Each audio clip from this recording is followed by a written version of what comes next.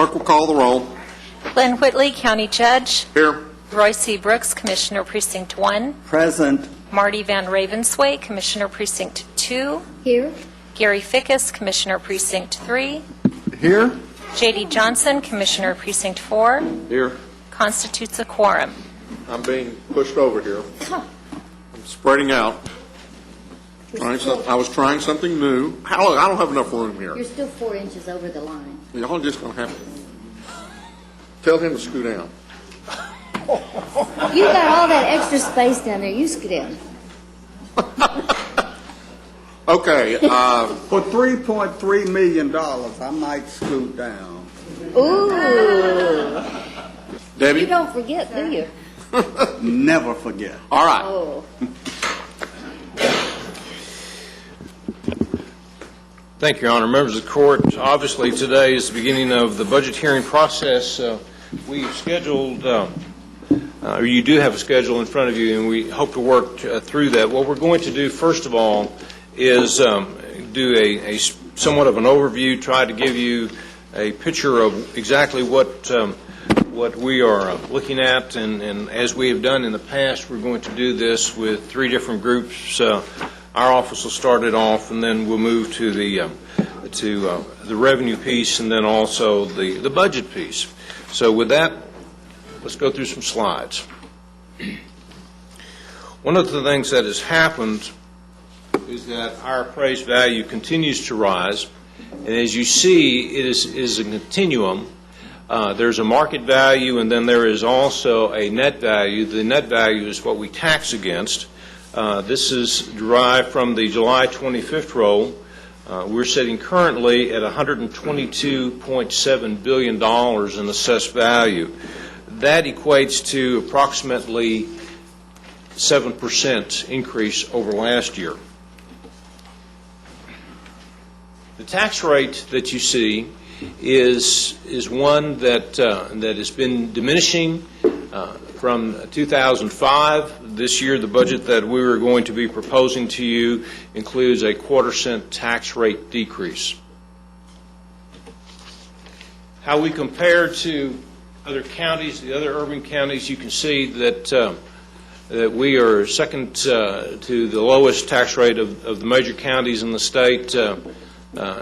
I believe that we're going to be closing the gap between Tarrant and Dallas County this fiscal year. Again, Dallas County has some pretty significant financial problems that they're dealing with.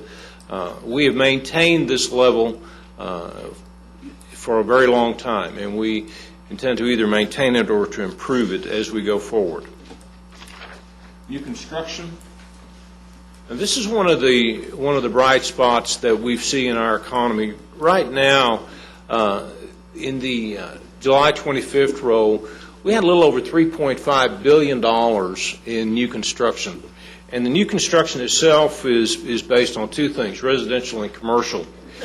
In 2008, we experienced a greater growth in the commercial new construction, which is a good sign because it means that the corporate world is doing well, that this area is a good place to have a business, to bring a business, and to expand a business. And those numbers we feel very, very comfortable with that particular growth. Of course, we believe that this growth here is going to increase actually somewhat because we will eventually tax off the September roll. And there are some properties that are still in dispute, and we use the most conservative numbers when we estimated both new construction and the growth in the AV. The average single-family home value, you can see it continues to increase. The difference between 2007 and 2008, 2007 was $142,935. That was the average value. That has increased in 2008 to $149,987. Okay, so that's 6,000. It is going to be 7,000 from 142 to 149. 142,900. 142,935 is 07, and 149,987. So 7. And Yes. so that, on an average home then, what we're talking about the increase would be approximately $18 to $19. Yes, yes, that's correct. And really, at our 22 cents, it's going to be it'll be less than that. About 40. 22 cents. 22 cents times the 70 would be about $15.40 That's correct. on the average home value. Trying to figure where the 22 cents is coming. Tax rate is 26. 264. 264. Yes. Okay, so it'd be about. That's what I need to say.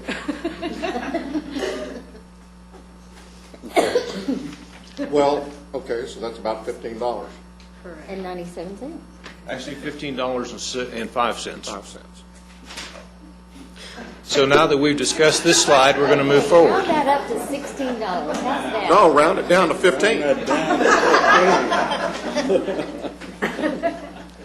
I'm just The glad. reason that I asked the question is because I was talking with KRLD on Friday, and he was looking at about a $25 is what he thought it was, and I think that's overall, but because of our average value, it's really only a $15 increase to on the average home.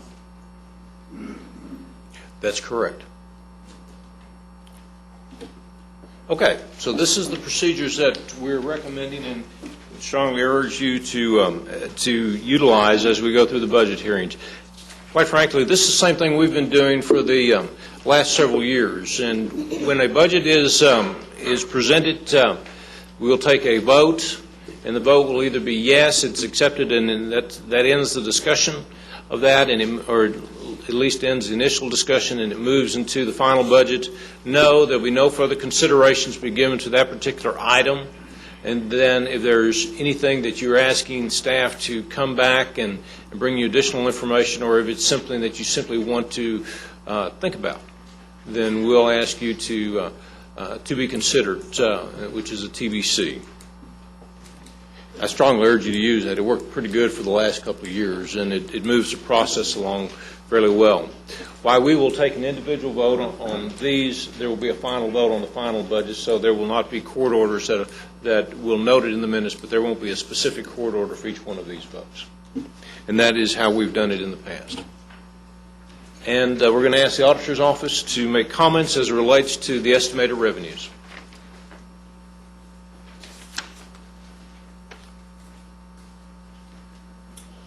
Thank you, GK and Commissioners. Let's see if I can get that. This page presents a comparison of our estimated revenues to the 07 actual and what we're projecting will actually occur in 08, and that's slightly different from budget. And then the next page compares the component increases to last year's budget. Essentially, what we... Let me ask you, when you say it's different than... So this is the projected amount of revenue is how much we expect we'll collect this year. That's going to be different from the budget, the estimated revenues. So we over-collect some elements and under-collect some other elements. So so when you look at those two numbers, there's a difference of about $18 million. And this doesn't include cash carry forward. When you go to the next slide, you see that the net change in the budget is about $5 million. So it sort of depends on which piece of it that you're looking at. The worksheet that we got from Debbie, does your revenues tie to her revenues? Yes. Yes. That's what I'm... Okay. And this is, and my only point is that this is comparing the budget to the 2008 budget to the estimated 2009, which is the foundation of the 2009 budget. And there were some things that were different. For instance, we might as well talk about investment income. We estimated at the beginning of the year a much higher amount of income than we actually received. So when you compare the two budgets, the revenue is much lower. When you go back to the other page, what's actual reflects what we actually gotten. So that may be overly confusing, so maybe I'll just back up and say, in general, we have attempted to estimate what the revenues will be primarily with collaboration with the fee offices as it pertains to their fees, and that is then tempered with the trend analysis. So if over the last several years there has been a predominant trend one way or another, then that's kind of the starting point that we target what next year's revenues will be if we historically have moved one way. This year, the economy being a little different, we looked at some of those things and compared. In some instances, the trend has dropped off a little bit, so it's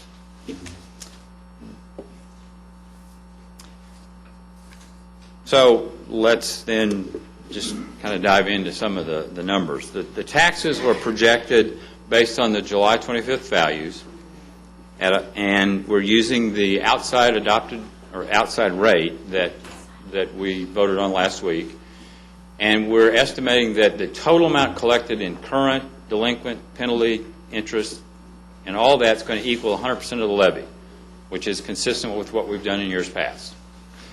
The only variable in that equation may be whatever happens to the roll between now and September. Historically, that number has gotten, the values have gotten a little higher as the values have come out of protest, but we shall wait and see how that develops in the next month or so. Fees, we're projecting about a 1.8% increase overall with all the offices. We have taken into effect the legislative changes. For instance, the JPs had a change in their fee structure part year this year, so we have annualized that trend. The other legislative piece that doesn't reflect in this combined is that the tax collections, the Commission on Tax Collections, statutorily has been moved, a portion of it, to the general fund. There's a schedule in the statutes on how that is divided between the Road and Bridge Fund and the general fund. So there is a higher percentage of that coming into the general fund and a lower percentage of that going into the Road and Bridge Fund this year. But so that's just a redistribution between the funds. Investment income is included in that all other line, and our projections are based on the interest rates staying about where they are for the rest of the year. Everything we're hearing is that we have reached near the bottom. Hopefully they'll be going up a little and we'll be in good shape there. And then the other element that shows up on this slide is the cash carry forward. And that's the area where we have eroded those values that we have normally carried into the next budget cycle. And part of that is because in years past we've over-collected revenues and we underspend our expenditures. Well, the over-collections of revenue was largely negated by the drop in the interest rates. So we didn't get that bump that we usually get on cash carry forward. So we're starting off about $12 million less than we would have, which offsets a big portion of the tax rate increase. Could you go back to the previous slide? I want to be sure I understood what you said. The 316 for taxes, you said that was based upon what we approved last week as our out? Mm-hmm. No. Oh, That's what I wanted to be sure. Based on 2.6. Okay. So that's based upon the Okay. 1/4 cent reduction. Yes, sir. Good. Okay. Now, at what point in time do you want us to ask questions about the revenue? Let's see, do we have anything else to go through on? I guess now would be as good a time as any. Okay, I'm again looking at the Excel worksheet that I have. You probably have it in paper form over there. I hope so. I'm sure if you don't, somebody's going to hear about it here pretty quick. The first, if I'm going down from the top of that on, Do we want to put that up? Or going to? it's line 28, it's going to be my first question. I'm going to take your slide IT presentation. Okay. No, it's actually, it's under the tab called revenues. Yeah.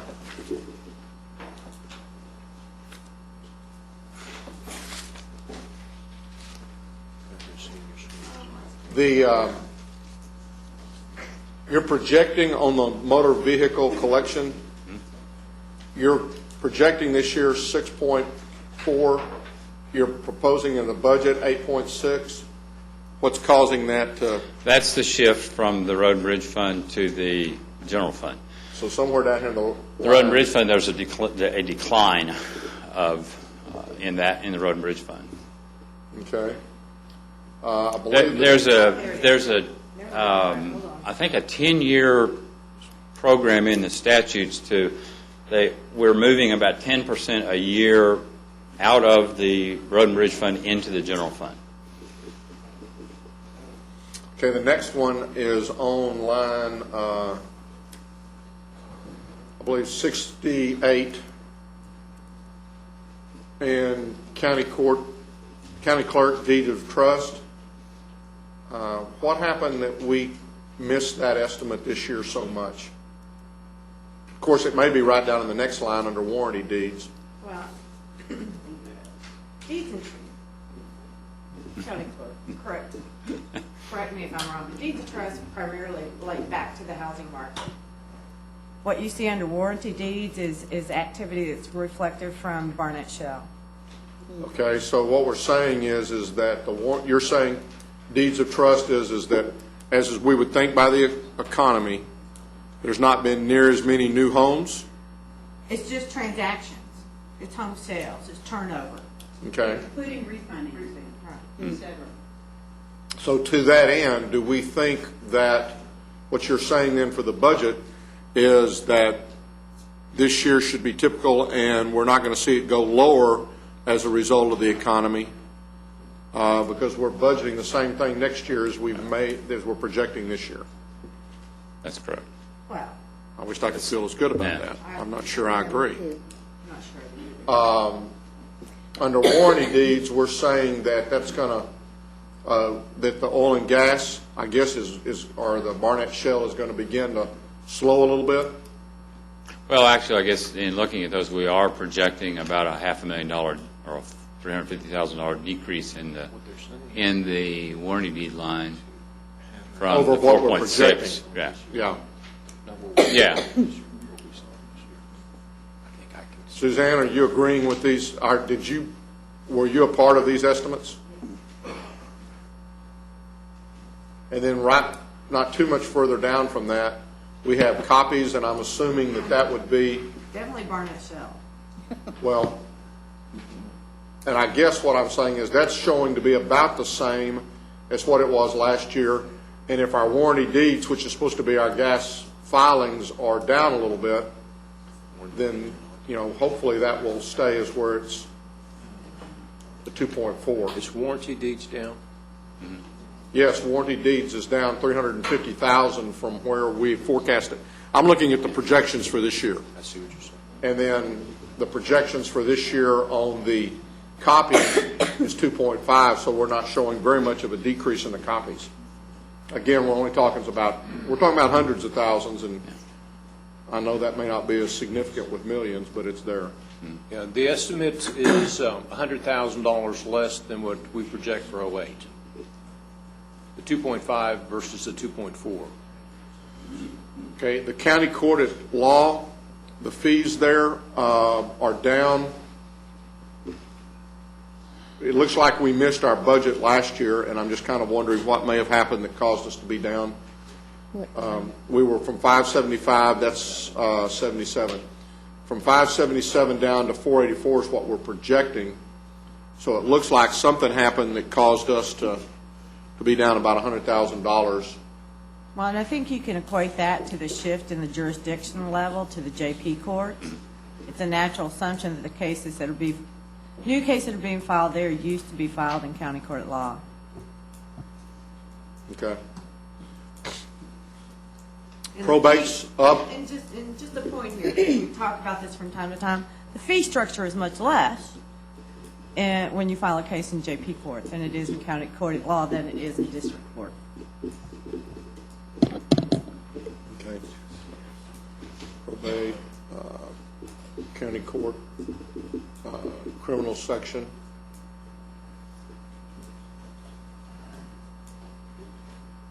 Misdemeanor conviction. We had nothing budgeted. We're projecting 112. So talk to me about what's going on that particular line. Let's see, was Why that, we had nothing budgeted for OA. Freddie, was that the one that the fee went away? So we got 112,000 from something that went away? And it's trailing off on, there's some run-in? See, it was bigger, much bigger than 7. Okay. So we'll continue to see some revenue, but it will be less. The next line is district attorneys, 118. Is that, well, what is that? I won't speculate. That one was based on just looking at the trend, the way things have gone for the last several years. It's Well, I guess the dropping off. question, though, is what happened? We're 100,000 down from what we had budgeted. What caused that? And then I guess we're moving it on further down this next year, trying to catch up. Yeah, I'm going to mark that one to Yeah. review. Okay? Okay. I need to look at that one closer, too. Les Craig? Okay. Okay.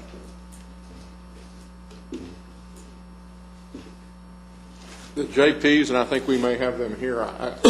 Again, part of my question always is the differences between the various courts, why, there's not a whole lot of difference. The only one that really just stands out is number 5 at 50,000, when all the rest of them are fairly close to, with one another. I mean, the caseload, you'll see it by the caseload is much smaller in JP5. Their number of staff is much, much smaller.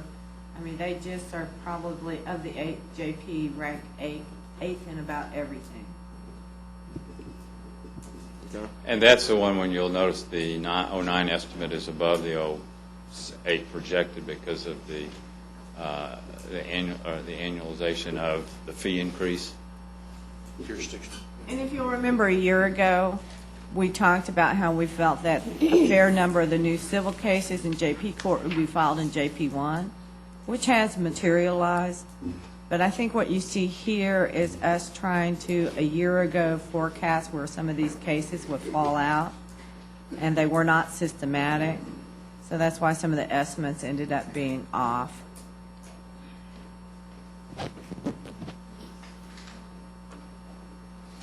And that fee increase went into effect in January. Okay, now, I guess one question, when we talk about it in terms of, you said it's much smaller, 5 has 3 people, 2 has 2 people, 3 has 2 people, so I'm going to want to explore that again a little bit more as we kind of get into that one.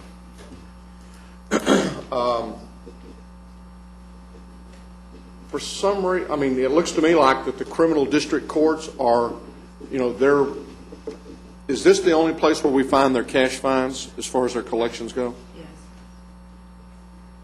And everybody is moving. We had talked at one point in time, and I think that 372nd, is that Judge Wish? It's Judge Wish, that's correct. And everybody else, I think, had kind of taken stock in that and is really beginning to move that up, because that seems to be higher than what it's been, and we were told that it would take over a period of time for that to happen. For some reason, I was thinking that the county criminal courts were much higher than what I'm seeing, but I guess obviously I just must have missed that one. Those are pretty much in line. Who is 10? It's Judge Sorrells. And is there a reason why he would be that much higher than? All the traffic cases, all the appeal traffic cases end up in his court. That's the only explanation I've got for that. Which one are you talking about? Well, his is 408 in revenue, and the others are, the next closest one to him, I guess, is 312. And of course, court number 5 is traditionally lower because the family violence cases are filed in that court. Okay.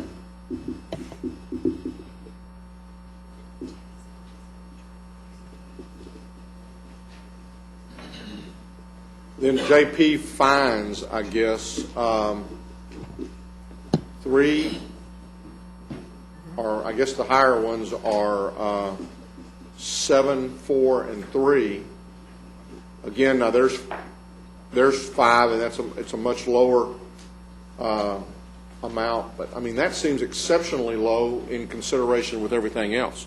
But is there something that JP hears that, or doesn't hear? Their precinct is all inner cities. The one you just mentioned have freeway miles that surround them, and DPS tickets, when they are written, are filed in JP court. So if you don't really have any highway miles, then the likelihood of having a great number of traffic tickets to deal with is, am I looking at fees or fines? That's fines. Fines, okay, That's correct. fines. Am I going to come across fees in a little bit? They were, Yeah. We Did I already passed miss it. the We already fees? have. It's up in the higher. Okay, I see. Well, I just glanced up and all of a sudden I couldn't read it. Yeah. Fines look like fees.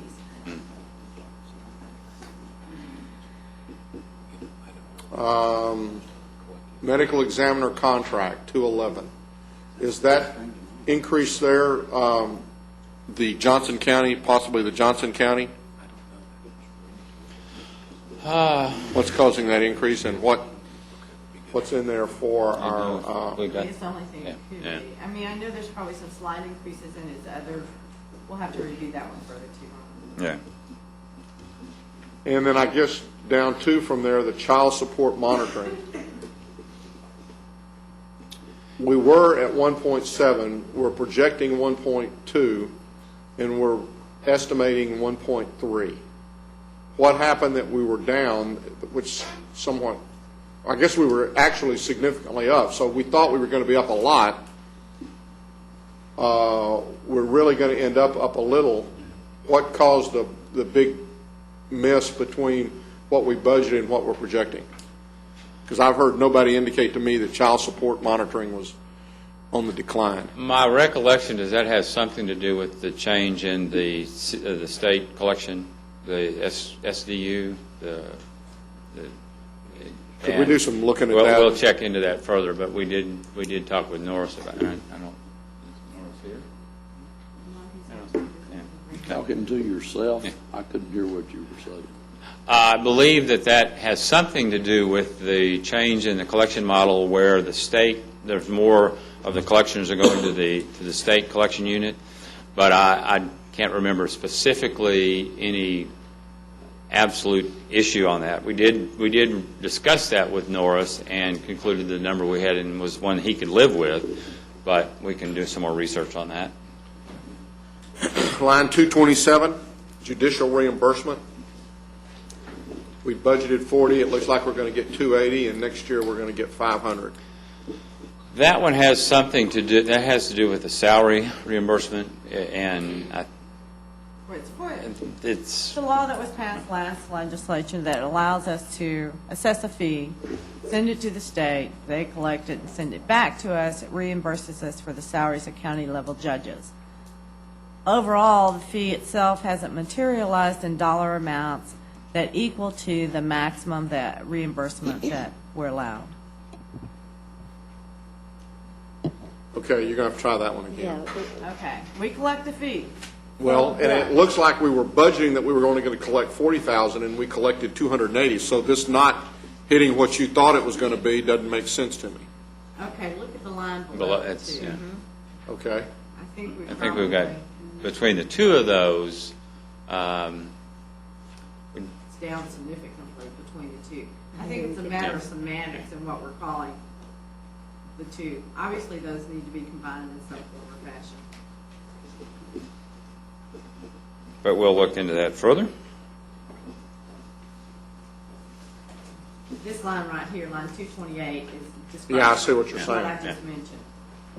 It looks like we're budgeting about what we are projected to collect this year when you add the two of those Yes. together. Yes.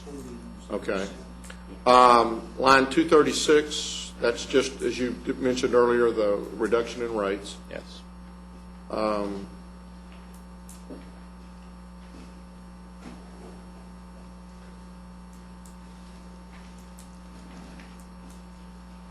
244, That's a little bit, that's, the reason I have that one, and then the county clerk. So collectively, I guess our bond forfeitures are going to be a little over 1.1, almost $1.2 million from all the courts. 1.175. Yeah. What's the difference between, on 257 and then 264, what's the difference between parking lot revenues and parking lot revenues non-tax? And why is the non-tax going up so significantly? Or why did we miss the budget? Is that where, the non-tax, is that where we took our employee garage and shouldn't be? Well, maybe it should. That I would be think the it's the thing. difference between employees Yeah, and paid parking.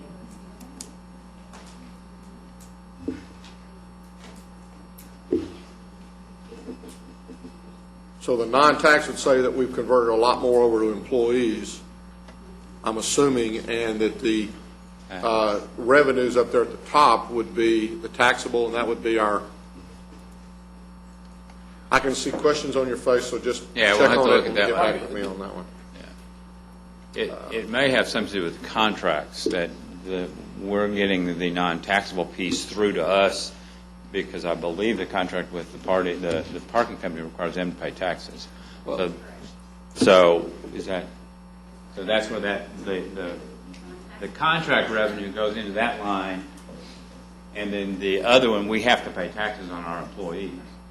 And so when we get the net money from the parking contractor, it's net of tax, so we don't pay tax on that, so we've got a different line item.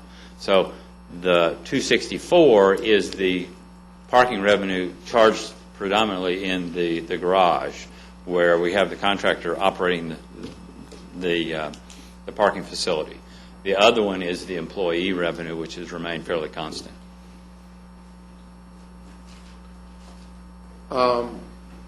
Scrap paper. I'm delighted at the prospect. It looks like we're not going to be selling near as much paper, which means we're not using it. What did we I think there was some discussion that there was a contract with somebody in Memphis, or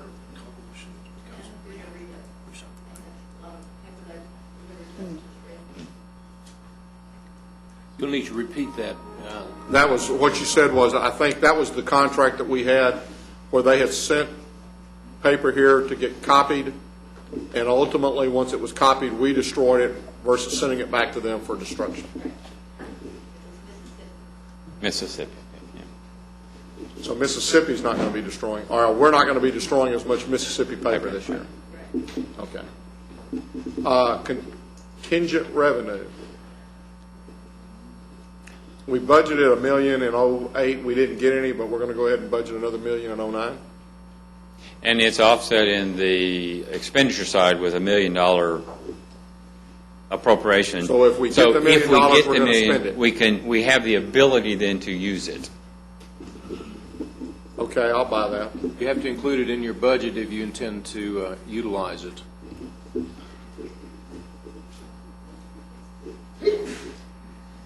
I could make several comments, none of which would be relevant to the proceedings. And part of that, I think, is because we do like to maintain a fairly solid hold on the reserves and the undesignated numbers. So if something were to occur, for instance, if we had a bunch of, some other... SCAP is a good example. Yeah. So SCAP comes in for, $300,000, and we're not sure if it's going to come in or not. We didn't put anything in the budget, but we've got a kind of a placeholder, so if it gets here and we do receive it, then we're not bound from using it. So instead of then taking money out of the reserves or the undesignated number, we can say, all right, we didn't anticipate this revenue item, and it did come through, so now we can spend what we didn't anticipate. Yeah, I know.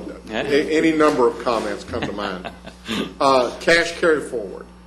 If I'm reading this right, we saw our cash carry forward, we're projecting that our cash carry forward is going to go up about $7 million this year at the end of fiscal year 2008, but we're estimating it to go down about 7 million.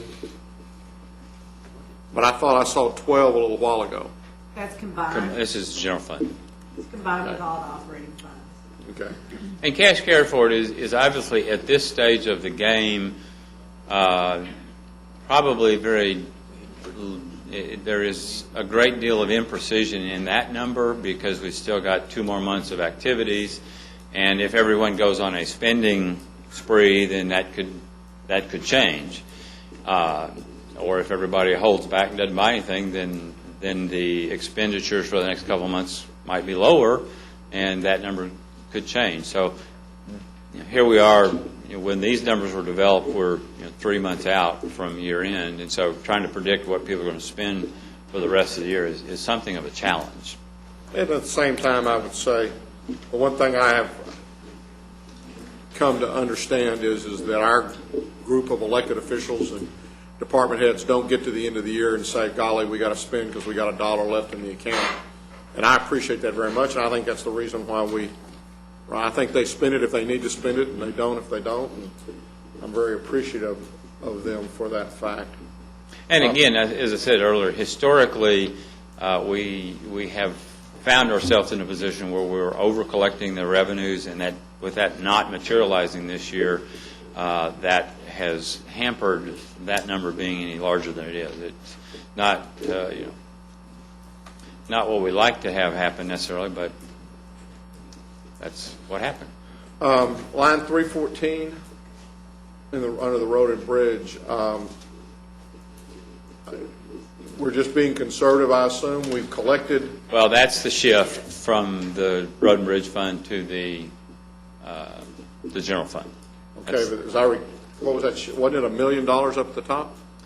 Yes, it's the So it wasn't we're a full we're shift, project- it was just a projecting partial a shift? very modest increase to the revenue in that line item overall, but the shift to the other fund is Hey, it was 2.2 million up there. of that. I think the million. Forgot now the number. Between the two lines, I have to remember the exact number. 2,278,000. So about $1 million. Yeah. I think we added $1 million overall. So that comparison again is to the 08. Is that actual or budget? It's 2 point. That's comparison to the budget. Right, 2.2. that's comparison to the budget. So we're going from 6.5 actual to 8.6. So that's Your a 2.2. projected is, It's similar. you might want to look Yeah. at that one again. Investment income again. I think that's it. Okay. I think there were 3 or 4 in there that we're going to look at, Yes. kind of bring back a little discussion about. Okay. Go back to your presentation. I think we're back to the budget now.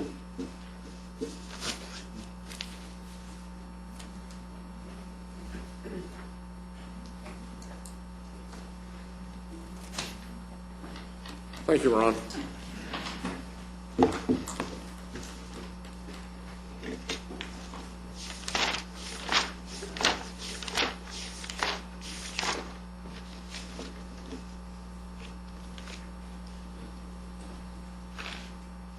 See, I took a few minutes to organize everything this morning. Now I don't know where they are.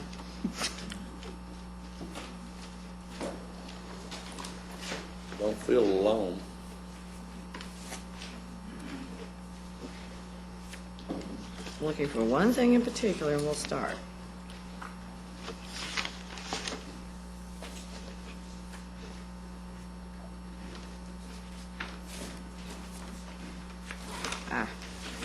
Okay.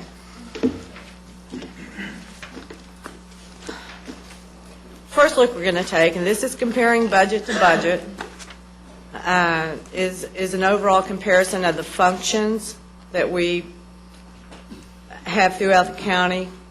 First of all, you can see there's moderate decreases in general administration. Public safety's up 4.6 6%. Now, part of that 4.6 million dollars. Part of that $4.6 million is because when it comes to step increases for law enforcement, it's already calculated into the salary projections, so it's included directly in their budgets. And that number itself hovers right under $2 million. It's 1.927. Buildings are up moderately, knowing what's going on with utilities. Judicial, 2.7%. I keep going in percent. $2.7 million. Community services, $619,000. Transportation, $6 million. Let's talk about that for just a second, please. Transportation overall, because the difference between transportation and how we treat cash carry forward in the general fund is transportation's cash goes back into funding their budgets. It was down significantly. In order to not have an additional heavy increase on the general fund for an operating transfer to the road and bridge fund, we are recommending that for one time only, and this is only available one time, is that we take $6 million worth of projected right-of-way needs and purchase that from the interest earnings that we have on the transportation bonds. That's a one-time shift, so keep that in your mind as we're dealing with departments and what their needs are and what we're looking forward to in FY 2010. So, I want to be sure I understand. We're taking $6 million that we've earned off interest off of our transportation bonds, Correct. and we're transferring that over to Road and Bridge, Out of road and bridge. out of Road and Bridge. To right away. What's for right-of-way, yes, sir. Okay. Debt service, as you know, as we started the bond program itself, we tried to maintain that debt service level at 0.0321, and by doing that, that adds $1.9 million to the debt service fund. Now, because we had some significant dollars amount of debt service that were paid off this year, next year, fiscal 09, we're able to sell approximately $112 million worth of bonds. That primarily it will complete the bonds that are outstanding for the jail. It'll complete the bonds for the medical examiner's office, and of course we've added some for civil courts building and a small amount for transportation. That bond sale is scheduled to happen later this month, and I believe the administrator's office had their meeting, their teleconference with Moody's and Standard & Poor's on Friday, so we'll be awaiting our ratings from them. Interfund transfer, $5.9 million difference. That really ties back solely to what we have available for our capital projects. If you'll remember, our cash carry forward after taking consideration what we truly have in undesignated and reserves, the balance of that we've used for one-time purchases, which is capital. And this year, since our cash is down, that means we have less funds available for capital for 2009. Undesignated contingency, that's obviously very minor. No change in actual reserves.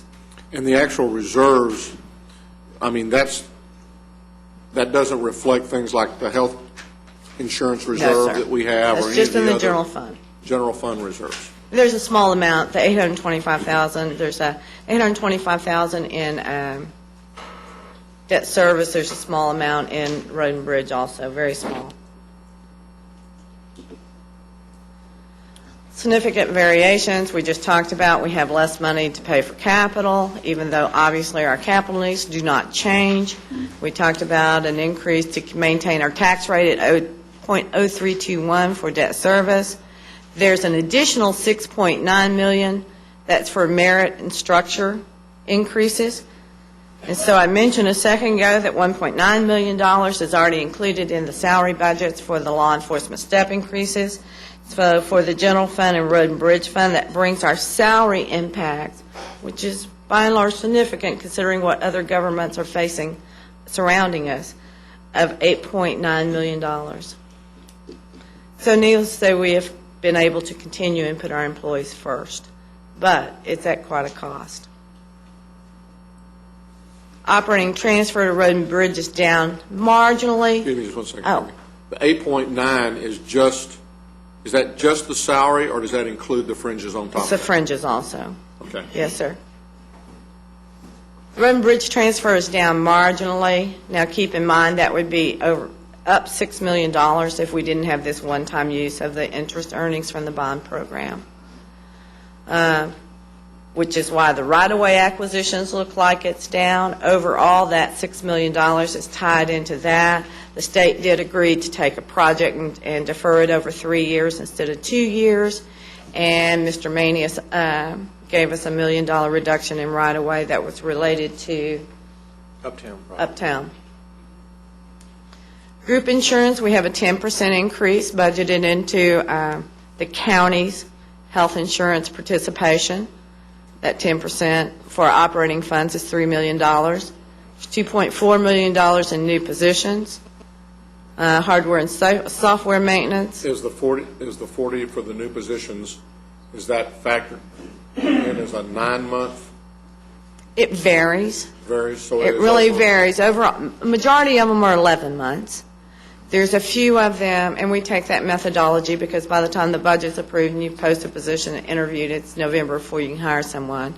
There are some that are in there that are 10 months because in the situation of juvenile, we've got a loss of federal funding that we're seeing an impact on, so we're shifting some positions from previously federally funded to the general fund. So those people are coming with the position, so they're 10-1. And my question probably should have been back up under the increases. The 6.9 for merit and structure adjustment. The structure we do we do that as of October 1? 10-1. 10-1. And the step increase. Well, a step increases if they're due. Yeah, and then the merit is done January 1? Correct. So part of what's in the 6.9 is a 9-month That's correct. reflection this year, which means it'll increase it the In next year. 10. That is absolutely correct. Council fees are up around $652,000. Of course, what we've been watching very, very carefully over the last 6 months is the dollar amount that we're spending on capital murder trials. We see more and more of them actually going to trial. Some of them, their costs have been quite significant. A couple, or at least one that comes to mind, was well over $300,000. Take that out of Alan's paycheck. Did we give you a raise? I didn't know it. Let me ask one other question, and this somewhat may pertain. It's my understanding that there's been some recent rulings on when we have to employ attorneys for the indigent Correct. that are bonded out. Correct. Have we had any indications, Clete, or about what that may end up? No, Your Honor, I think you'll know before we do. The Task Force on Indigent Defense is going to address that. Is it this week, Judge? Maybe it's not this week's meeting. Next week. It could be at one of the policy meetings, one of the policy committees. And of course, it'll be a little bit different for us because we don't do, centralized magistration. So our on-bond people are really our issue. But so I really don't know the amount of that yet. Okay. And Clete's been keeping us informed as they get information regarding that whole situation. Human Services, we've increased the rent and utility and other assistance items overall $300,000. Fuel, what a surprise. Now, actually, if you compare fuel budgets for FY09 compared to FY07, they've doubled. They've doubled. And Helen, did we pass out that information on take-home vehicles? On your podiums, you have some information that we've been collecting over the last few months regarding take-home vehicles. And we discuss that now, or we can hold that for later. In essence, what we've tried to do is identify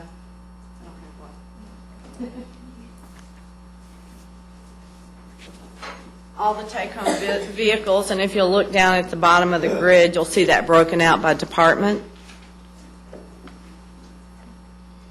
And we've looked at all of their addresses and tried to confirm, at least those that live out of the county, to make sure the addresses that we're looking at in the system are correct. Overall, we're putting around close to $1.4 million, $1.4 million miles on vehicles that are a result of commute. Thank you. I want to go back, and you're saying that those are commuting miles? These are people that have take-home vehicles, that's correct. That wasn't my question. Yes. To and from home, Okay. to and from home. From there, we took the cost of the fuel, using an average of 20 miles a gallon on the vehicles, which we think is very high. In other words, we don't think, based on the vehicles that we got, that we're getting 20 miles a gallon. We've looked at the number of oil changes those miles will require, the number of tires, and then the fact that if we're replacing vehicles every 100,000 miles approximately, then obviously we're replacing vehicles based on those commute miles overall. So bottom line is, based on our estimates and our projections, we're spending approximately $588,000 a year for employees that are assigned take-home vehicles. And we tried to give you some brief information looking at the employees that are living within Tarrant County and those that live outside of Tarrant County. Now keep in mind, someone can live a stone throw outside of Tarrant County and actually drive equal miles to someone that lives in Tarrant County, and they're still classified as being outside the county. And I think that we have at least two, there may be three, husband and wives, that are each assigned take-home vehicles that take two cars to the same residence.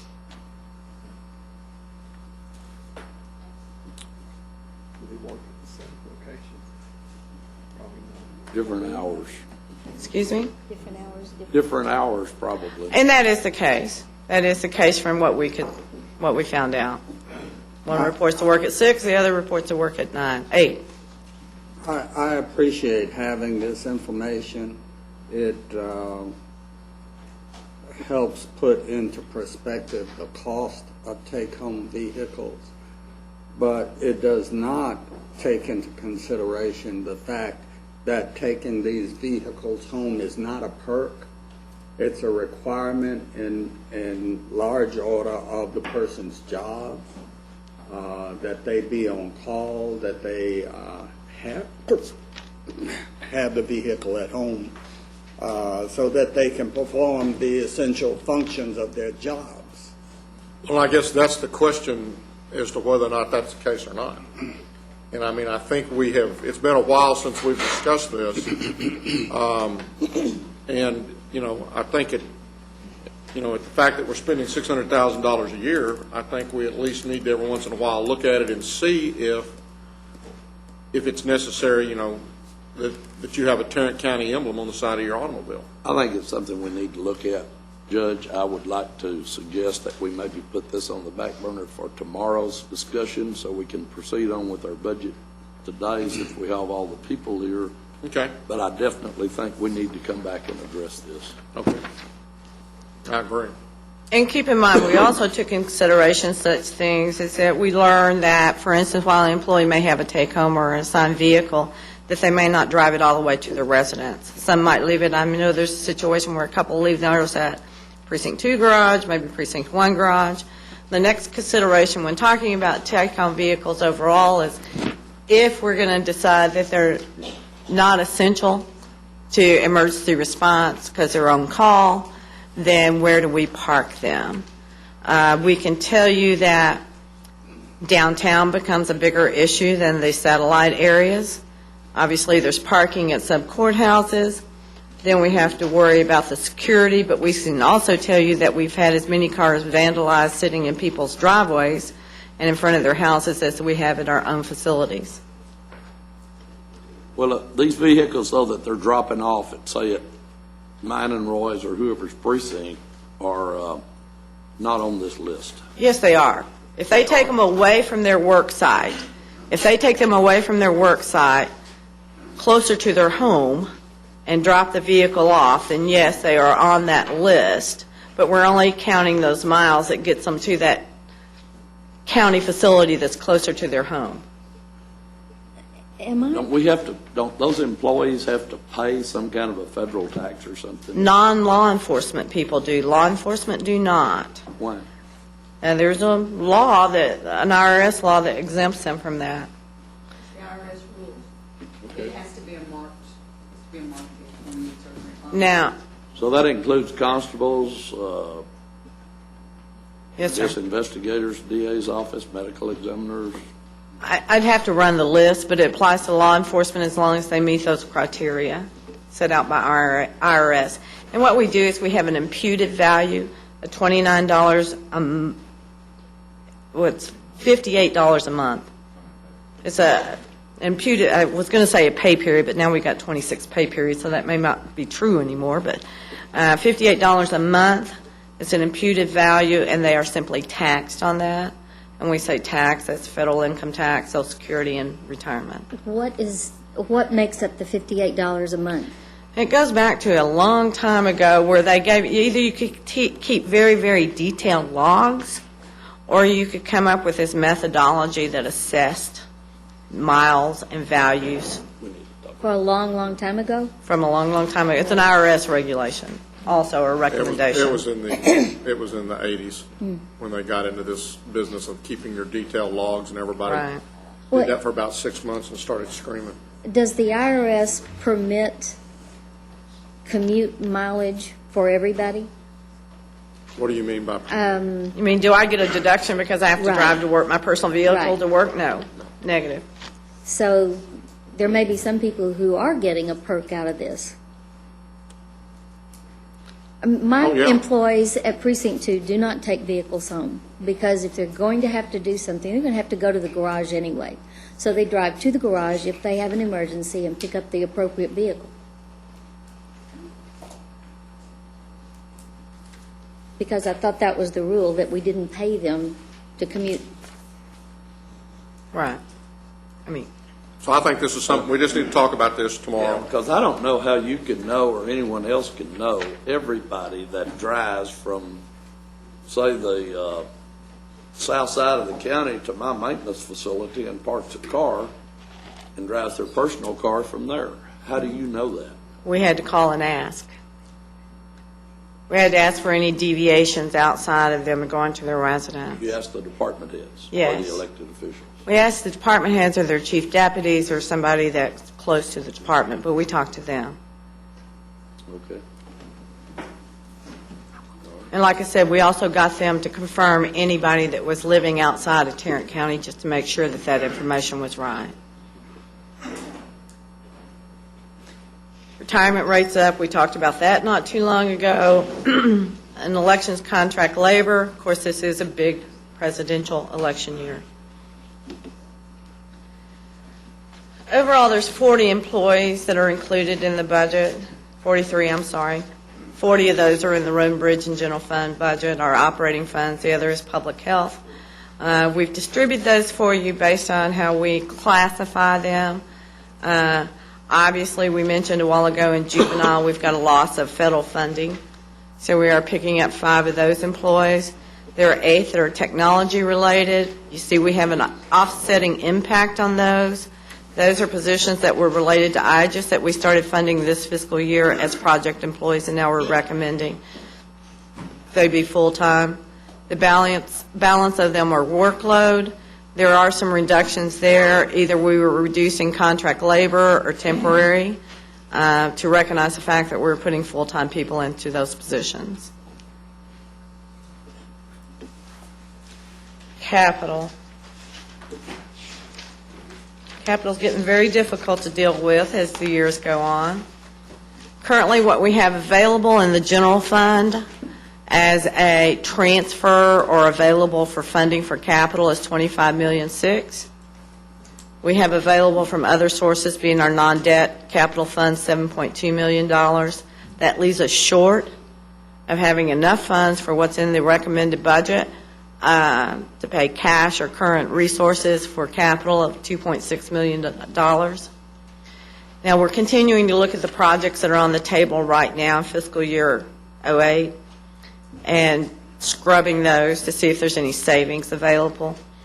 So hopefully we close the gap, assuming we don't add too much capital back as we go through the hearings.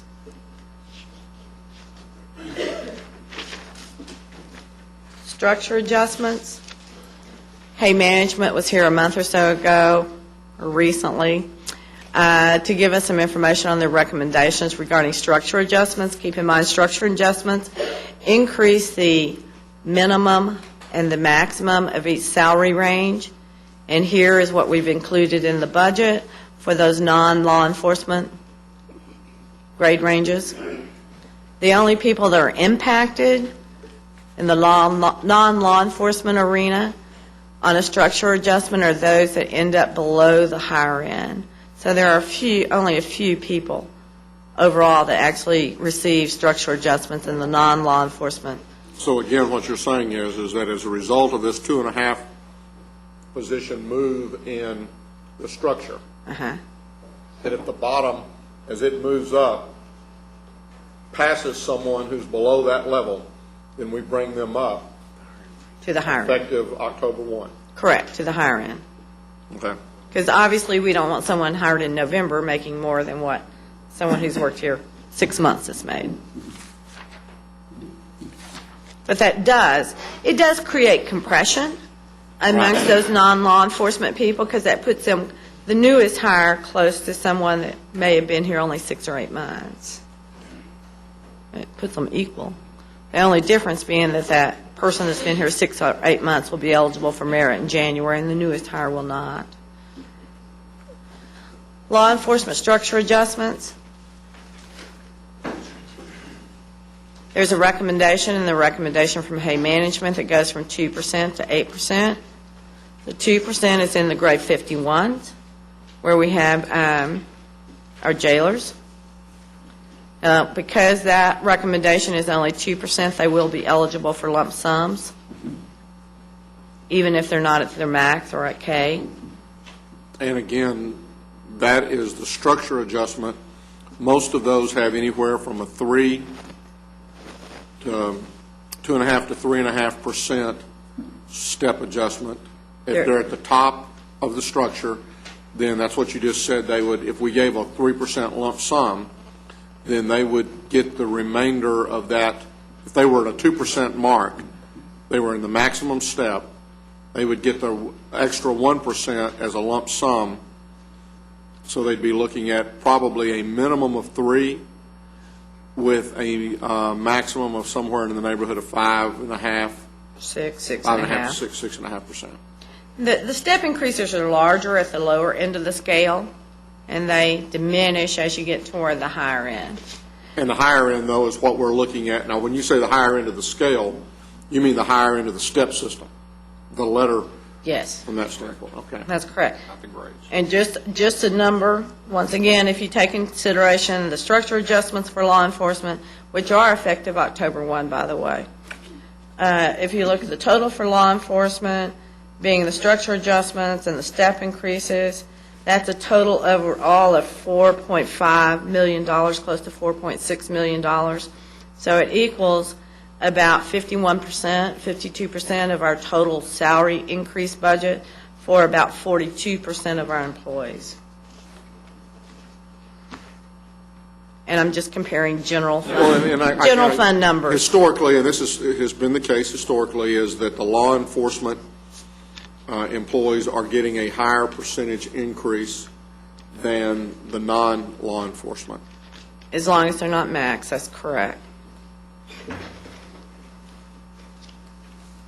And if they're max, then they're pretty getting much the same equal as- to everybody else. Right.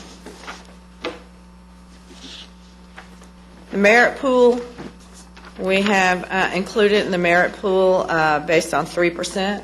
That's effective January 1st. Thought I heard my name, sorry. For unclassified employees, we've included 3%. Unclassified, the difference between them is that they do get that October 1st. Unclassified includes any ungraded positions such as elected officials, court coordinators, court reporters, project employees, and so forth. Proposed tax rate, we talked about this earlier. We've built the budget on a decrease of 1/4 cent, which hurt, but we did it. It's now recommended at or proposed at 2.64. You can see there what a penny and what a percentage of tax rate brings in overall based on our current levy that was received July 25th as certified. And of course, there for your viewing pleasure is our effective and our rollback tax rate. Overall, there was a little over $10.5 million worth of reductions from the budget. Obviously, we struggled a lot with capital. You can see the capital request started at $66 million, and there's 35 included in the budget. And that 35 still represents having to borrow about $3 million. That's correct.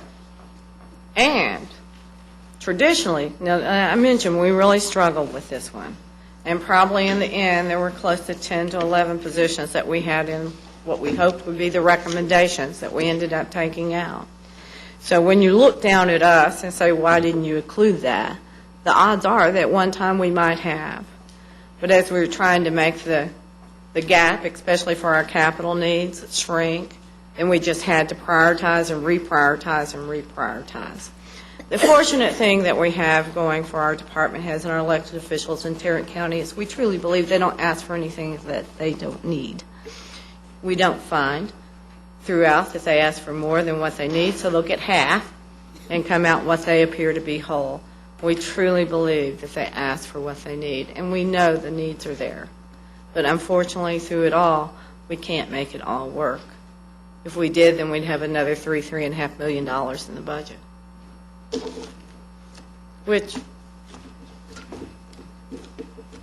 equals to, unfortunately, tax rate increase.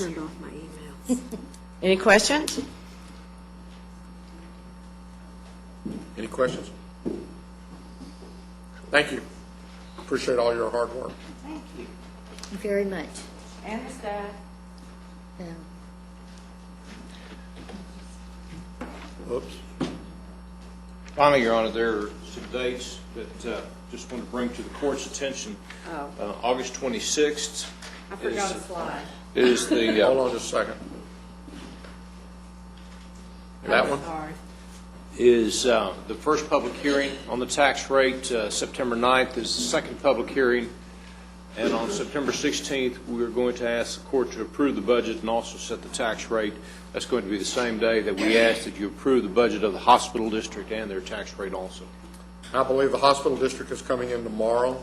Yes, yes. As part of a work session tomorrow, we're going to have the hospital district come in and basically talk about their budget. They met last week, and you might have seen some articles in the paper as it relates to that. They are recommending also a quarter-cent tax rate decrease, and I believe that they've increased their funding on critical projects, and we'll be talking about that tomorrow. Debbie, did you have something else? I had something else. Obviously, I didn't rehearse the end as much as I did the middle. One other thing we've been looking at for the last several months is a committee was appointed to work with the law enforcement groups to discuss some of their needs. So I have Ms. Worthy, Ms. Ann, she's going to do it, to talk about some of those issues. And let me emphasize that none of these have been included in the recommendations. Good morning. Good morning. Yes, as Debbie said, we did have a committee that was created to look at some of the issues that the Law Enforcement Association had proposed. This committee consisted of a representative of the court, HR, budget, GK, a constable's representative, a sheriff's department representative, and then there were two representatives from the Law Enforcement Association that participated in this committee. And the committee met, probably 4 or 5 times and discussed a variety of issues. One of the issues that was discussed was the concerns with the compression between the pay structures. They felt like the recommendations that came from the Hay group did make some movement towards those issues that they had concerns about. And one of the other issues that they brought up is they would like to see implemented certification pay for individuals that have certification above what is required for their position. There is a level of certifications for confinement personnel, and then there is a level of certifications for peace officers that range from basic to master's levels, and they wanted us to consider implementation of incentive pay for individuals that had certification above what was required. You see in front of you some cost estimates. The Sheriff's Department has provided us a list of the individuals and the levels of certification that all of our law enforcement employees have here at the county. We've gone through and matched those to the jobs, the position titles they have, to see which ones have certification above what is required, and put these cost estimates together for you.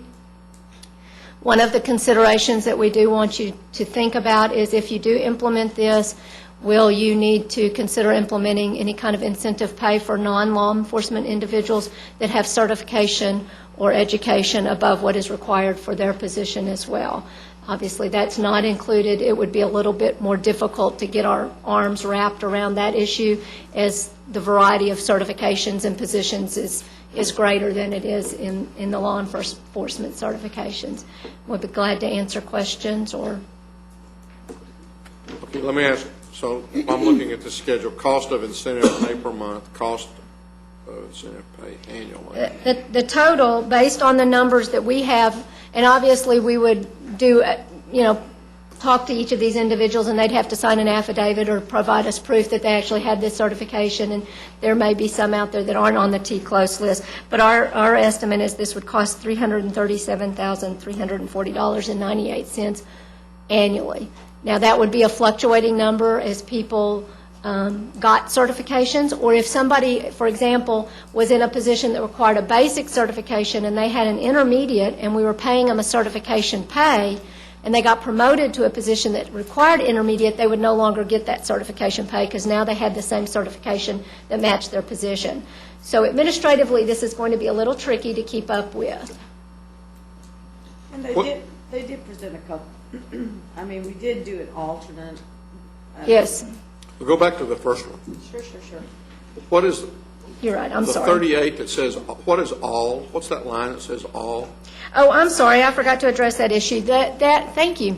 That is a field training officer. That was another certification that individuals get in the law enforcement area, and they believe that those are the individuals that take someone that's new in their position, whether they ride along, if it be out in the field in a patrol situation or in the jail, and they take that person and mentor them and train them for some number of weeks or months in order to get that person up to speed. And that's kind of above and beyond, and so that there is incentive pay in here for that as well. And that's a difficult number to come up with because, by and large, a field training officer will not be doing that job 2,080 hours a year. They'll only do it for a period of time that's necessary while they have someone under their guidance. Right. What we've done is identified approximately 38 individuals and assumed they would do it all year because we wanted to shoot for an outside number instead of too low. How many employees do we have in the Sheriff's Department? Well, Approximately. It's about 13. 1360, 1384. Actually, But not all of them are in, a position that would require certification.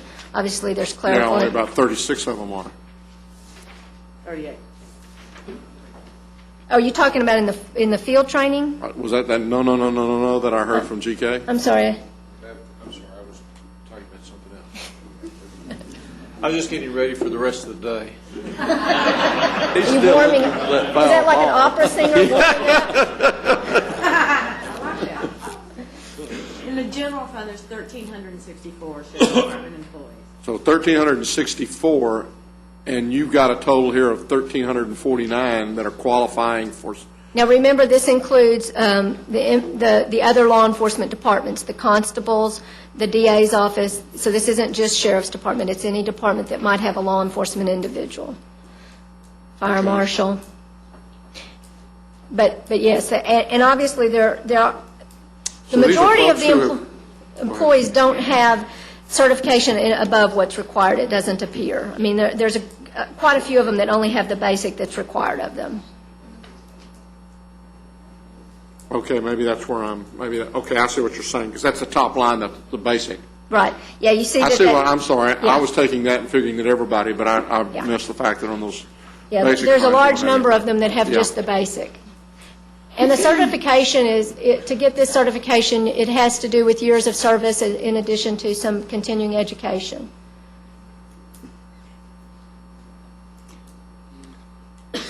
So This is a committee that you asked us to Right. take a look at last year, and we've met, like she said, several times, and this is a recommendation that came out of that committee.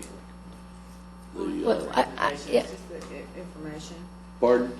Was this just information? Was this a recommendation from the committee? No, this Okay. is Just information. information of the request that was made. Okay, so I guess at this point in time, what I'd like to do is put this on the list of things for us to talk about after we've kind of gone through and see where we are and kind of go from there.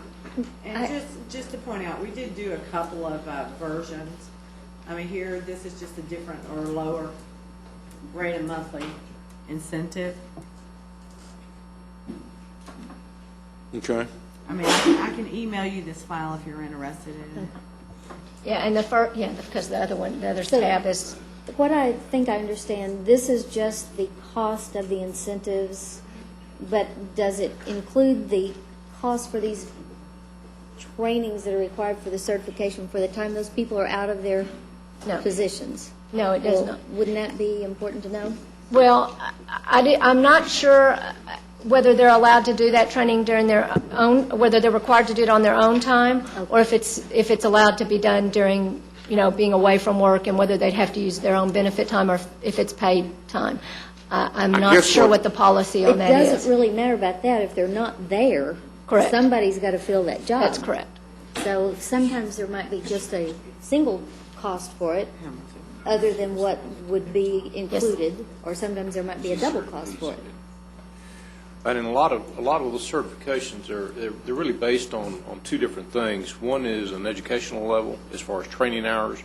Also, and a major element of that, though, is simply longevity, number of years of service. And I think as we listen to the information being presented that we found or we heard that it takes a great deal of time to actually get to that intermediate level because it does include some core courses that may be difficult to get from their natural 40 hours that are required every 2 years, 20 hours every 2 years. Someone help me. Law enforcement, 40 hours every 2 years. Through that natural training that's required to maintain their peace officer certification. So it takes them longer to get to that intermediate level, but the advanced level is pretty much obtained just through additional years of service. And I want to correct one thing I did say, that I gave you a cost estimate. There are two different alternates there. The original recommendation from the Law Enforcement Association was the $25, $50, and $75 incentive pay, and then we actually put one together that was a little bit less. So there are two alternates there for you to consider as well.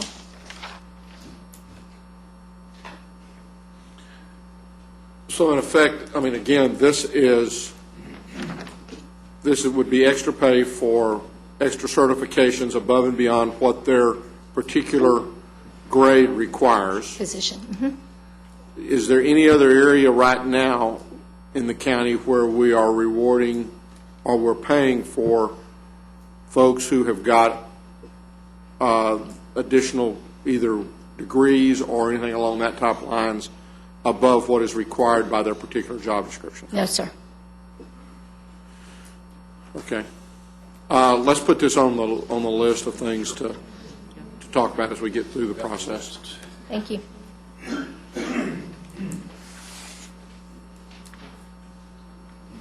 Mr. Manius, are we now, it looks like we're now at the point, so Yes. before we get started with this, why don't we take about a 5-minute break?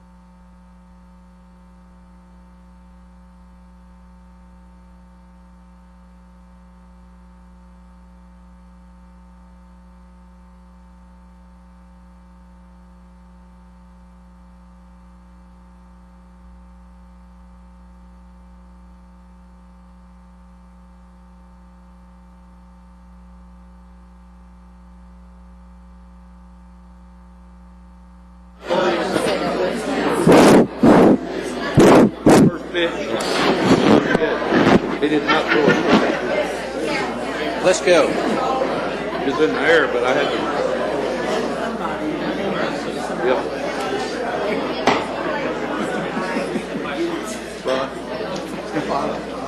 Yep. Your Honor, I think that we're about ready to start, and what we'll do, we'll simply go down the list that was provided to the court. The first one is the Sheriff's Department. Ms. Snyder. First one's the Sheriff's Department. If you'll notice, I'm sorry. Here.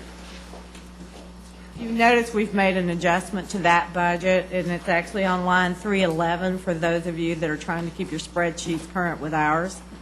The sheriff actually reprioritized a capital item for confinement, and we're adding Scott breathing compressor system, $30,000.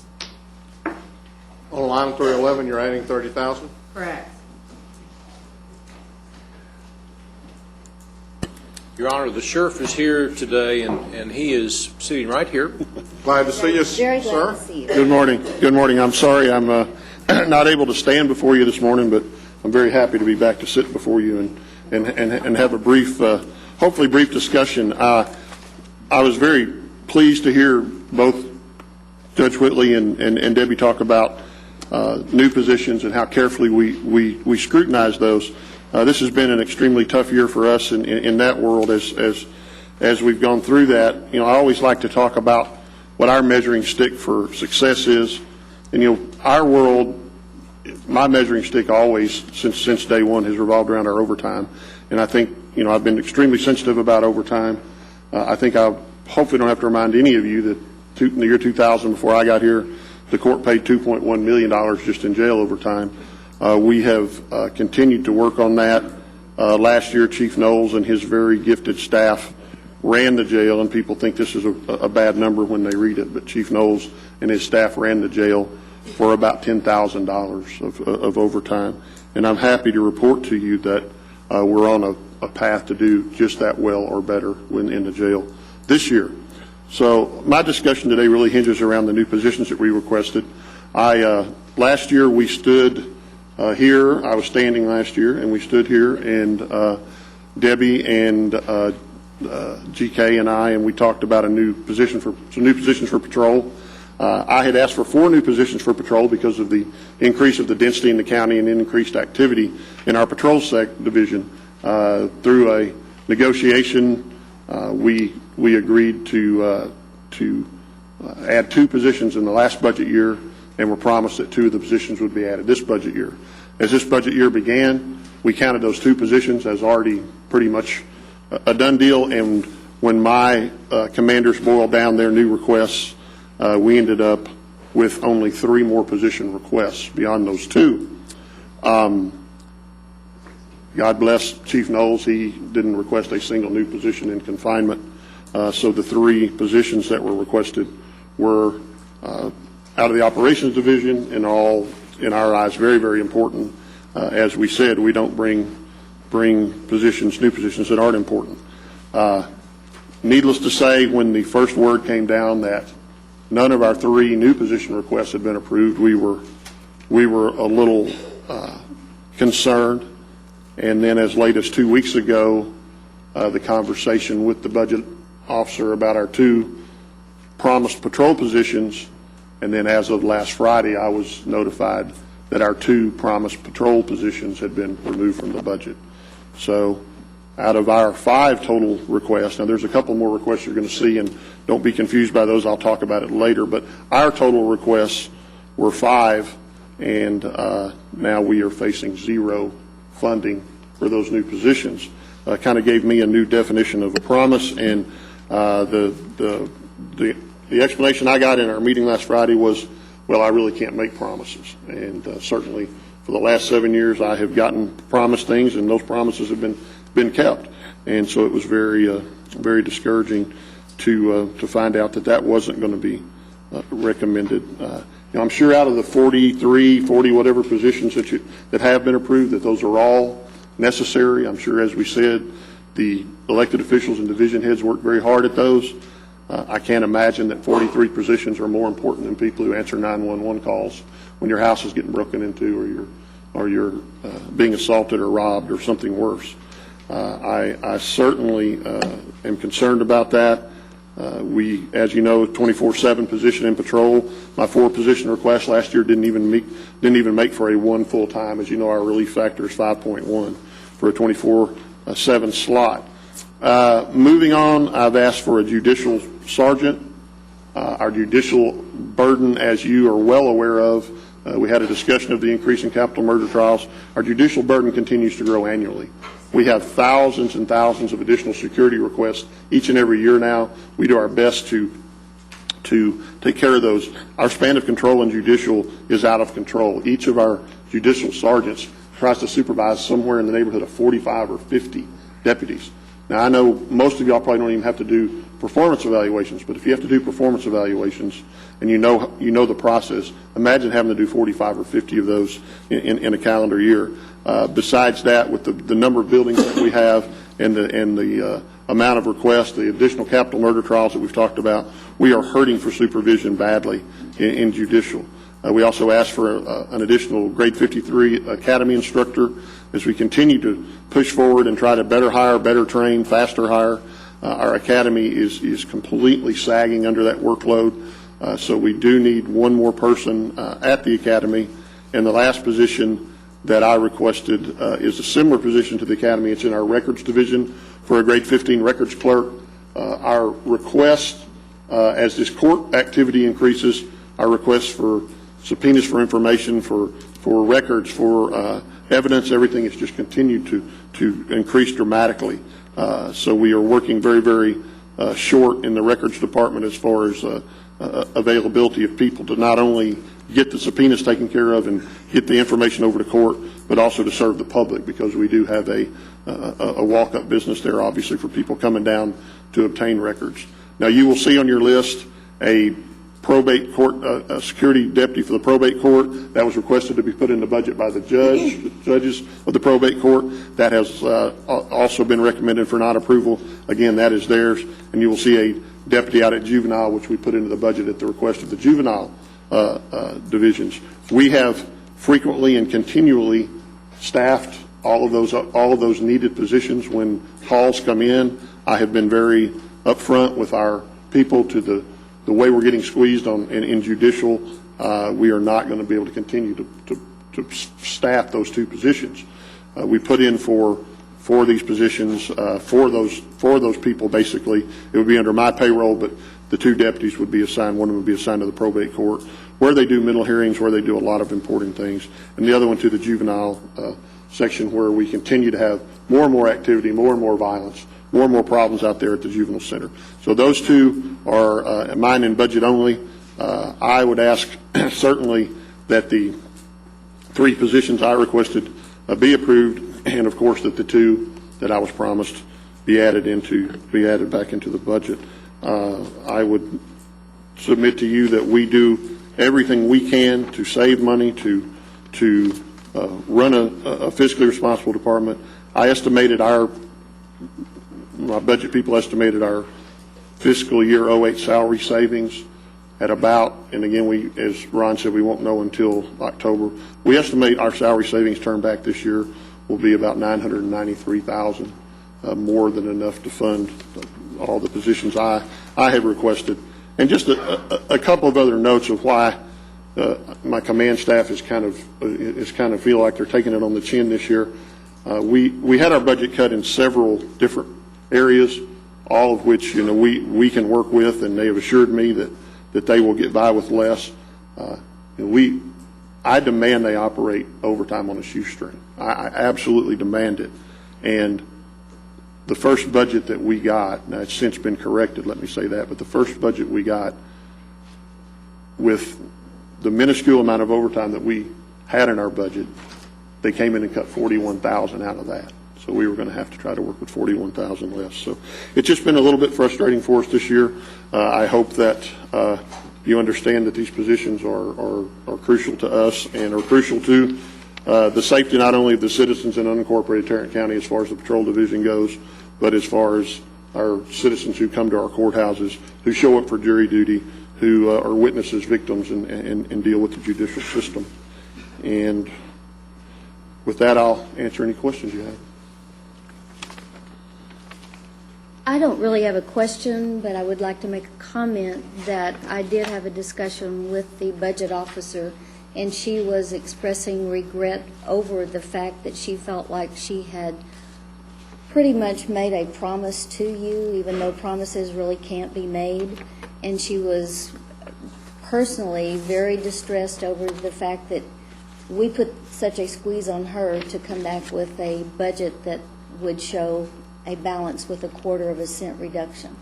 So while I understand your frustration, she's also frustrated. And she expressed that to me, Commissioner, and I certainly, this is not personal between her and I, and I've expressed that to her several times.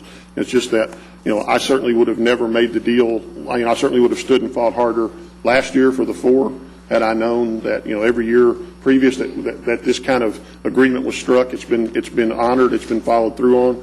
I certainly would, have fought harder for the 4. I mean, people are, as I've told you many times, the people continue to be horrified when I tell them we got 6 deputies patrolling 1 million square miles, and the amount of people that we have out there. Patrol is continuing to see the density in the county. You all work in the county, your areas. 5-acre lots that used to have 1 home, they've all subdivided, and now they have 40 homes. And it's just the density is increasing. Our calls are increasing. The deputies are far apart as it is. There's a tremendous amount of wait for backups in many occasions, and it's a tough world for them to live in. And I certainly last year would have pushed a lot harder if I'd have believed that was not going to come through for us this year. So again, out of the 40-something positions that were approved, my only comment about that is I'm disappointed that we couldn't find room for those as well. A couple budget items, and I just want an explanation, and I think I know what it is, but I'm going to let you tell me. Okay. So I know it'll be right. What's the difference between uniform allowance and clothing? Is clothing inmates or? The clothing allotment is a $300 lot share. You need to come up here. Yeah. She can stand up. I can't.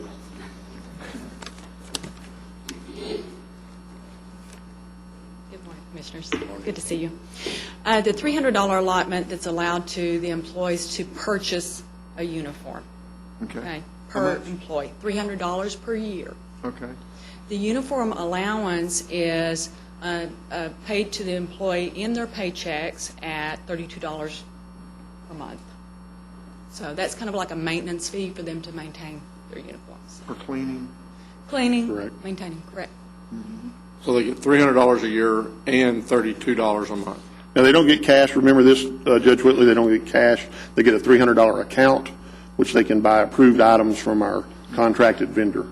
It's an account that renews annually every year for $300, so they can keep buying fresh uniforms, but it's not cash. They have to buy uniforms and items directly from the vendor. They don't have any way to go out and spend it. As you remember, when I got here, the uniform problem was widespread. People bought them different places. People bought them used. Our staff didn't look professional at all, and we have turned that completely around with the uniform allowance. So we are continuing to see the benefits of that. Don't leave. Don't leave, Sherry. Don't leave. Don't leave. Okay. How many employees don't get that allowance or don't require a uniform? Our clerical staff in general do not receive that allotment. No, so they wouldn't get a uniform allowance, so they get a clothing allowance? Well, no.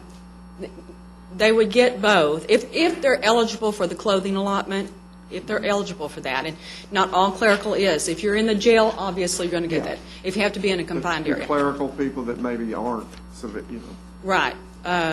Administrative, operational, we have a lot of clerical. Now, I don't have that exact number, but there is a great deal. I'm going to guess here, around 50, 60 that may not get that clothing allotment. So they would not get the uniform allowance either. So you get both or none? Correct. You got about $800,000 in the two combined. And that's It's a significant. And as the sheriff mentioned, the clothing allotment is an allotment, it's like a credit for them each year to renew their uniforms. Now, that doesn't mean that, and of course, attrition's going to play into that. We have attrition, yet you may have a new employee come on, they're going to have their uniforms. So, but not every employee is going to buy a complete new set of uniforms every year. They may just need pants, they may just need shirts, it just depends. A coat, a jacket. So the allotment is there for each employee. I mean, the only thing that kind of got my attention was it was about 800,000. I don't have the exact figure in front of me for both of them together. And looking at the total number of employees, you start figuring some of those people don't even wear uniforms, and then all of a sudden you're looking at a number that's between $500 and $1,000 a person. So, and maybe that's a correct, realistic number, but I just wanted some explanation on it. Right, and again, I'd have to say it has to do a lot with new hires, new employees, the constant new hires that we have to purchase uniforms. So the only people who are not required to wear uniform are the clerical who are not in confinement? Almost? No. Okay. No. We do have some clerical that are in some areas, specifically the warrants division. It really depends on where they're at. But, certainly we could get that list of individuals that aren't eligible to receive that. But there's a substantial amount that don't receive it. Investigators. Yeah. Investigators don't receive it. We don't have investigators with the uniforms. Do they get allowance?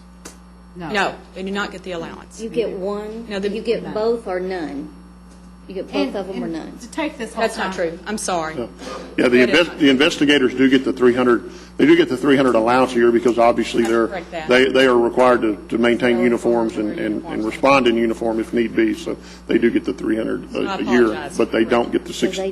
They don't get the maintenance fee, as we call it. Yeah, I was remiss in forgetting about the investigators, but there are some officers, law enforcement officers, are going to require uniforms for certain events, so How many those. investigators do we have?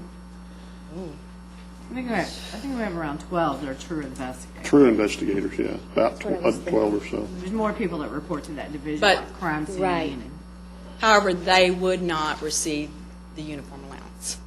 Now, to take this conversation back in time, when we were first approached with this situation of providing clothing, we approached Commissioners Court with the situation and said, okay, what path do we want to take? Do we want to eliminate the uniform allowance, which obviously the Sheriff's Department did not recommend, or do we want to continue with it and add this $300 allotment for each? And in the end, the court's decision was to keep both of them. But we did bring it up as, what path do we want to take? Now, again, Sheriff's Department are only people that are afforded this luxury of getting both of those. The constables, for instance, who obviously we staff primarily based on their civil workload measures. We do not give them a uniform allowance. We do have a small amount of clothing that we include in their budgets now because after 911, when we all changed our modes of operations, we brought the constables into the fold and said, you're part of our emergency response group. And in order to do that, we wanted to make sure that each of their employees had a uniform available for those particular situations. And let me say, the allowance certainly, or the $300 certainly sprang from our confinement personnel. You're talking about a grade 51 employee who, upon his first day of hire here, ends up going $500 or $600 in debt to work his first day here.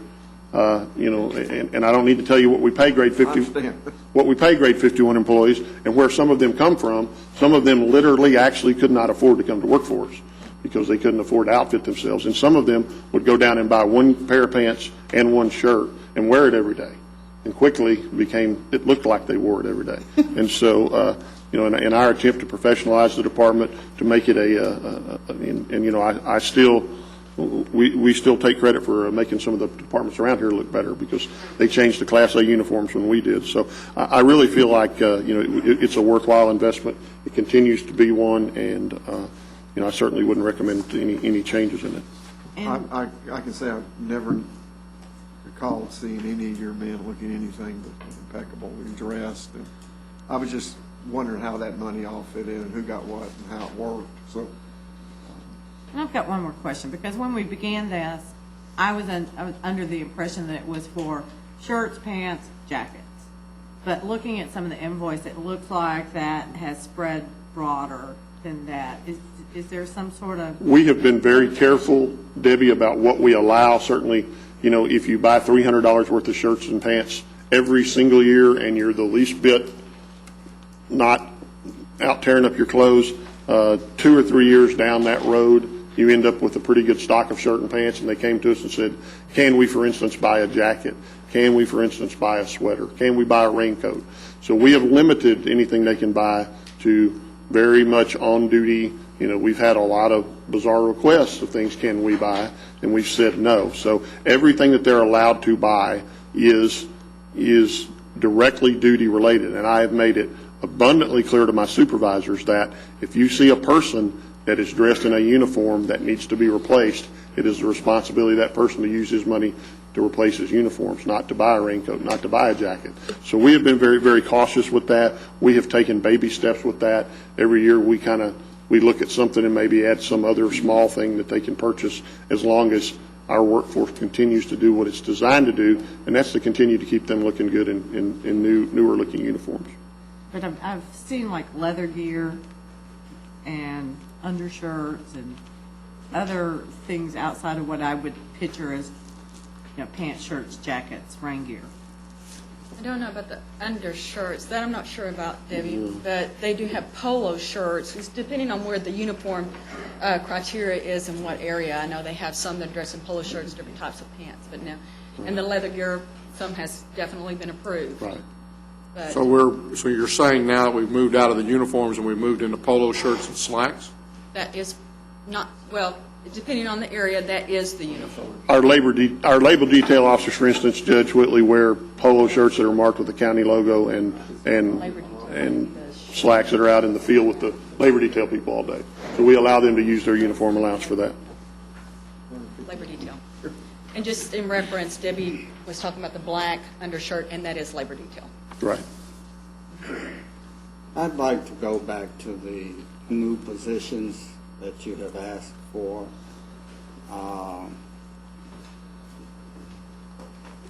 What would be your priority on those, 7 positions that you have asked for? Well, again, you know, the probate court and juvenile can argue their own for themselves on that.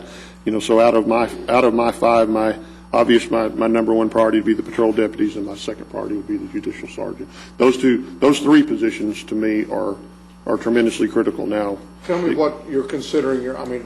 I've got 10 people that's got sheriff office out beside them.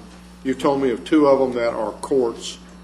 So There's 3 down there. There's 3 down there, Judge. If you see those inmate telephone deals, that was put in there as a contingency if we bought that whole system and program, which we've scrapped, so you can mark those 3 off your list. They were just on there where it says SO confinement. That was if we bought that whole new monitoring system that the DA wanted to put in, and we went and looked at it and scrapped that.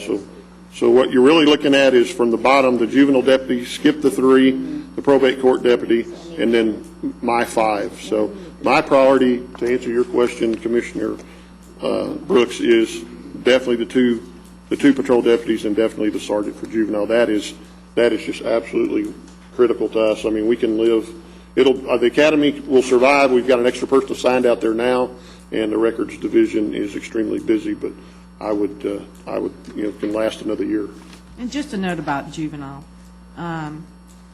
Juvenile was wrestling with a way to perfect their intake process, and of course, from an adult incarceration standpoint, we think of intake taking place inside a confined facility.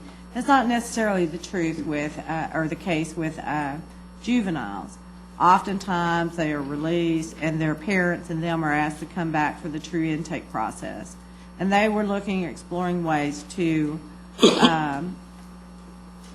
perform that intake process without putting a burden on the parents to take off work. So they're going to try to expand their intake process until 7 o'clock, Monday through Friday, and have a Saturday available. And we wrestled with the time frames and, when we're going to do that. So in the end, as we're testing this situation, Our ending recommendation, in talking also with juvenile, was that we would provide a temporary person from the sheriff's department to assist with that situation, and we did include that in their temporary salaries. Now, as far as In the bailiff- sheriff's salaries? Yes. Okay. Yes. As far as bailiffs go, I did look back, and we have added 8 bailiffs over the last 2 years. And we have had no reduction in their temporary salaries. That helps fill in the gap for absences and leaves for bailiffs in that division. I would like to try to accommodate the sheriff with the 2 patrol deputies and the sergeant position.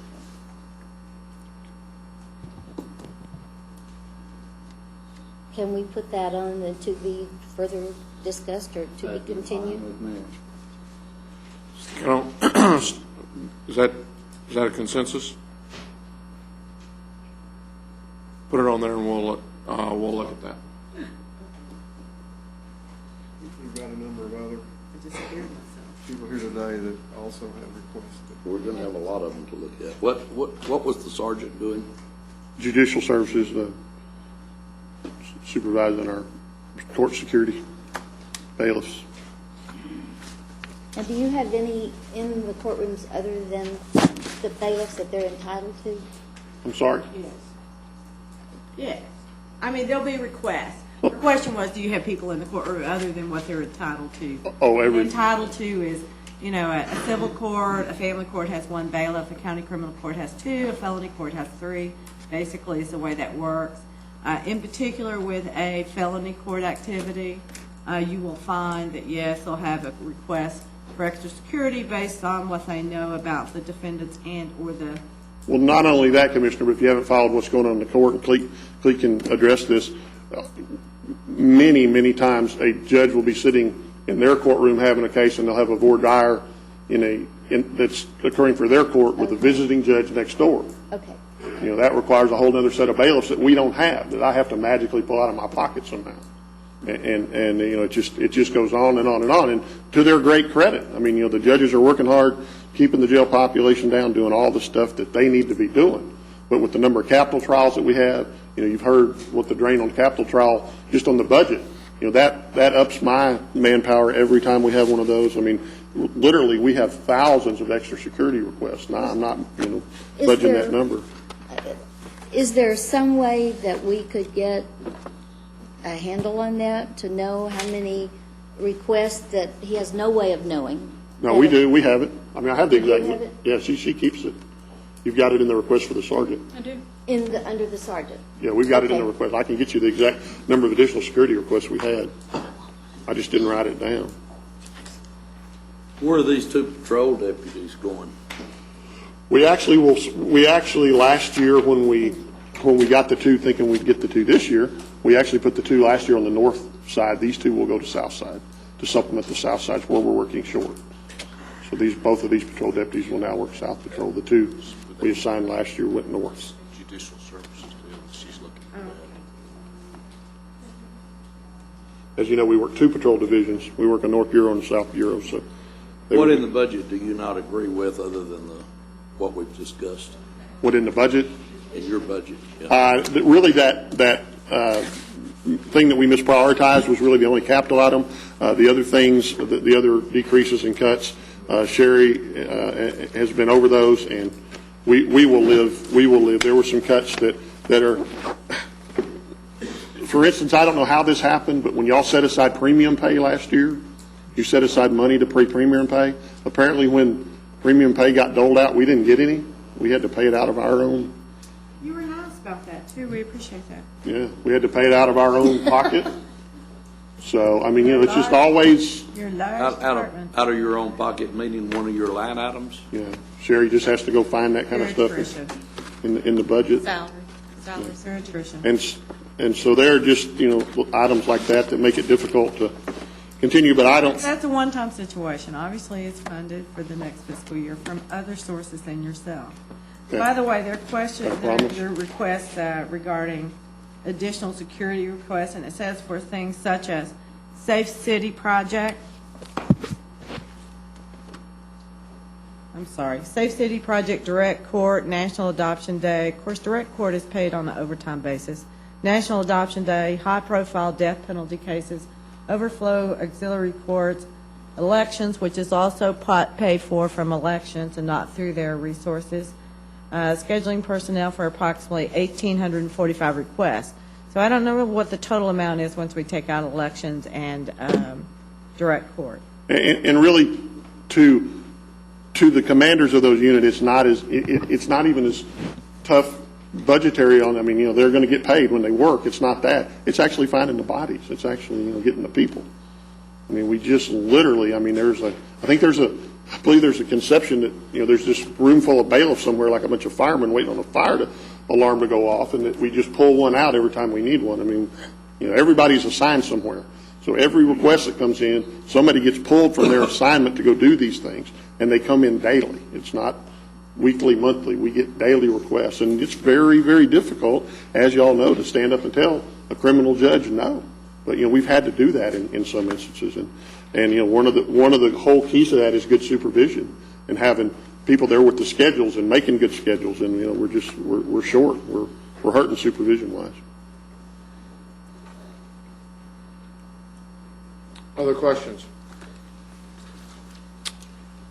So right now, it's the things that would most like to see would be the 2 patrol deputies and the judicial sergeant.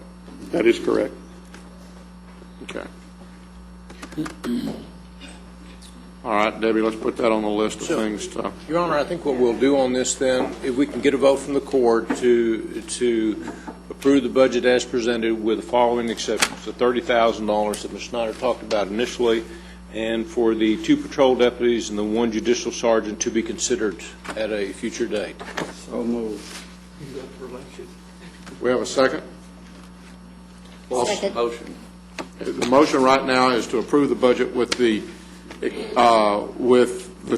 3 positions, the 2 patrol and the 1 judicial services, to be looked at a future time. And plus the $30,000 that We're Ms. Snyder... approving a $30,000 increase we recommend. Right, the capital. Is there a second? Yes, we have a second. Any other discussion? Please vote. Motion passes unanimously. Constable Precinct 1. Thank y'all very much. Thank you, Dee. Glad to see you back. Glad to be back, sir.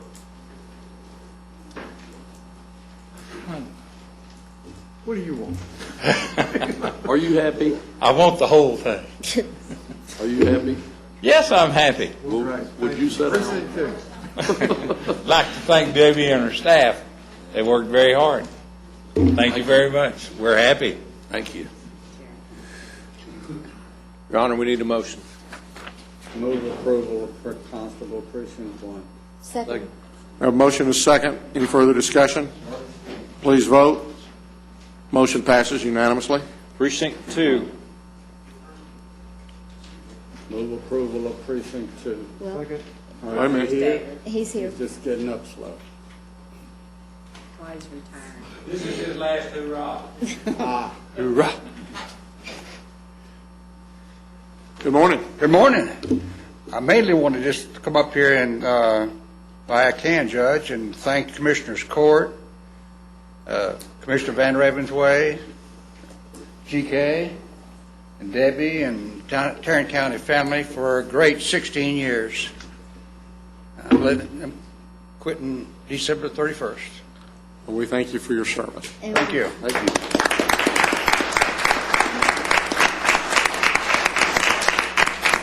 As far as the budget, all we've done was just doing business. Fuel, which was going sky high on us, and different things. Thank you. Thank you. Thank you very much. Constable-elect here? What? The constable-elect here? He had to leave. Lee, okay. Thank you, David. Do I have a motion? Move approval. Move for, okay. We already did that once, didn't we? Yeah, we did. Okay, and so we already, but we haven't voted. We've voted now. Motion approved unanimously. Precinct 3. Now, Constable 3 does include a recommendation from the position, as did Precinct 2. Yes, Precinct 2 did too. We have no disagreement with the recommended budget proposal. All right. Make a motion Move for to approve.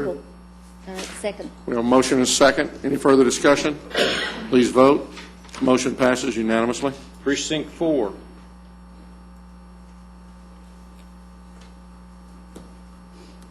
They had questioned the person that was cut out. Once again, sort of like the sheriff, they assumed they were going to get him this year. And Betsy, you made some observations. I don't know if you want to speak to their behalf or not.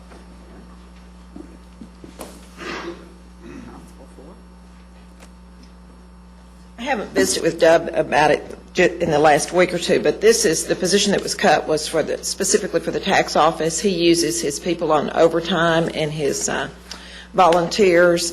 That particular office, as most of you know, is a very, very busy office and a very cash-intensive office. And it's in smaller quarters, and we have them lined out. J.D. can testify the fact that we have them lined out the door and down the hall nearly always. Dub's staff is very good about helping us, but we had asked him for some additional help on that.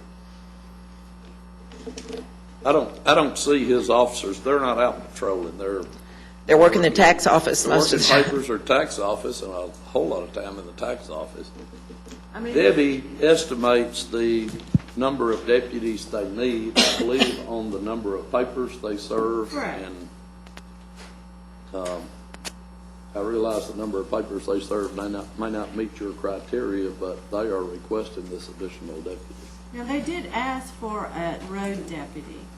A what? They did ask for a road deputy. I don't know any other way to describe it. A what?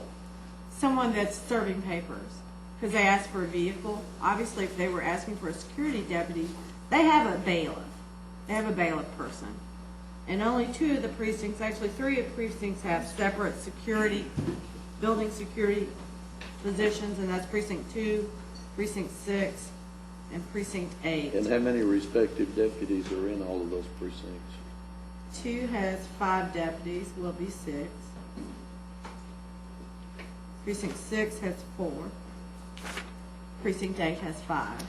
And several of those 4. were approved last year as tax office security. The full-time one for Arlington and Polly. They were building security. Building security, yeah. If he truly is asking for a building person, then there's more here than what is needed. Because they requested it equipped with other things. Well, I'm taking that back. They didn't ask for a car, it's a radio. I am so sorry. I misread my own information. I am so sorry. So what are they? So they need a person to stay in the building. Security. For security. That Above and doesn't beyond the need a bailiff. car. Above and beyond the bailiff. Okay, so my question, I guess along that lines would be, go back through the various positions and tell me how many people the other constables have? Can I open a file right quick? I'm sorry. Go right ahead. And I do apologize, Commissioner Johnson.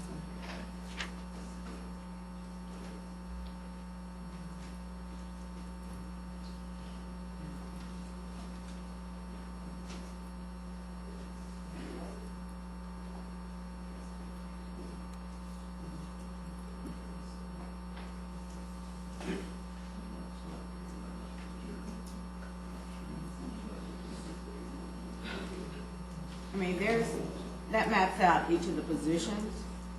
And this is as of FY08. It does not take into consideration what were added this fiscal year. And he's 4? They're 4. Okay.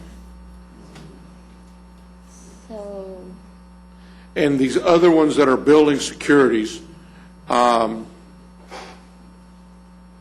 has 2? 2 has 2 has 1. Well, they have, well, I'm looking, I guess, bailiff and building security. Because I would assume in these other situations, the bailiff is also acting through the role of building security. And again, I understand, your busy part of the year is going to be either at the end of the month or it's going to be in that December, January, and June time frame. And, you know, to make things clear with the tax office, I mean, our point of reference, and of course you were at a sub-courthouse, but our point of reference, I think, is a lot different from the activity that we would see at the sub-courthouse. And with More the, consistent. particularly with Precinct 4's office, there's such a huge amount of new folks in that area that our business is steady with people bringing in new cars. Plus, we have a lot of car dealers out there now, too, that have bumped up, and a lot of people coming and going. So we really, while we see a peak the 1st, the 15th, and the 30th, and then obviously October to February, we're pretty stable out there most of the time now, just with new folks coming in and people retiring. We have a lot of people on installment agreements out there on property. It's very cash-intensive operation and very personnel-intensive. And I will support the concept that when it's crowded, it's more, the necessity is greater for Yes. security. We were very crowded in our Precinct 2 previous building, and it was very scary at times. Yes. And so I support the need for that. Until you get more space, you're kind of in an intensely needed The small, very crowded offices, the attitude Well, I know we're is fixing to much- expand that, we're expanding that courthouse. It's probably 3 years out, or 2 years out, which is it, 2 years, 2.5 years, something like that.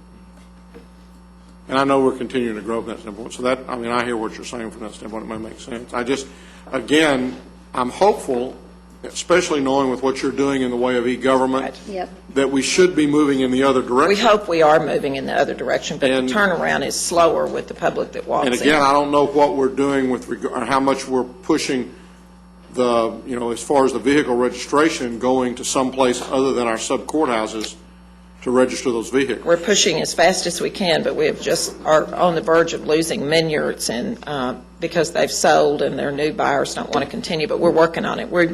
At one point we had 85 contract vendors to sell stickers, and we're going to be down to about 60 something. So if anybody has an in with Target or Walmart or one of those, let me know. We haven't been able to get in with them, but we're working on them. But we did do nearly 400,000 registrations online last year, and that's a big plus for us also.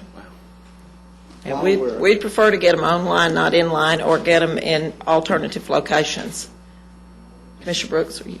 While we're on the subject of building security officers versus bailiffs, we've got a situation in Precinct 8 where the tax office is going to be completely in a building with just them and public health.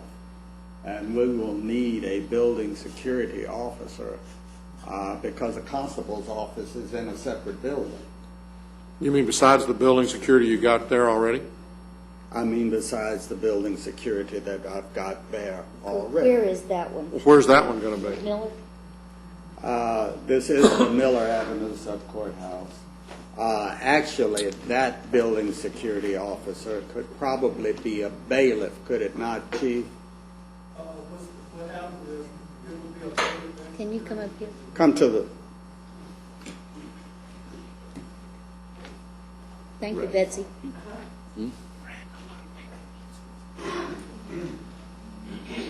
That deputy will be a bailiff and security for the new building, and right now we have the bailiff in the old building to cover WIC and the tax office at this time. WIC actually pays for temporary separately from that, but. That's 1 hour in the evening, Okay. but we've been covering in the daytime. Daytime, thank you, I'm Right. sorry. so And now- in that building is WIC, tax, and public health. Just by itself. So they need a building security officer in that situation. Then they don't have one now? No. At the WIC office, we left our bailiff over there, because we must cover that for the tax office and the WIC. In the new building, I've been pulling people off the street, or myself, as the bailiff and walk around the building.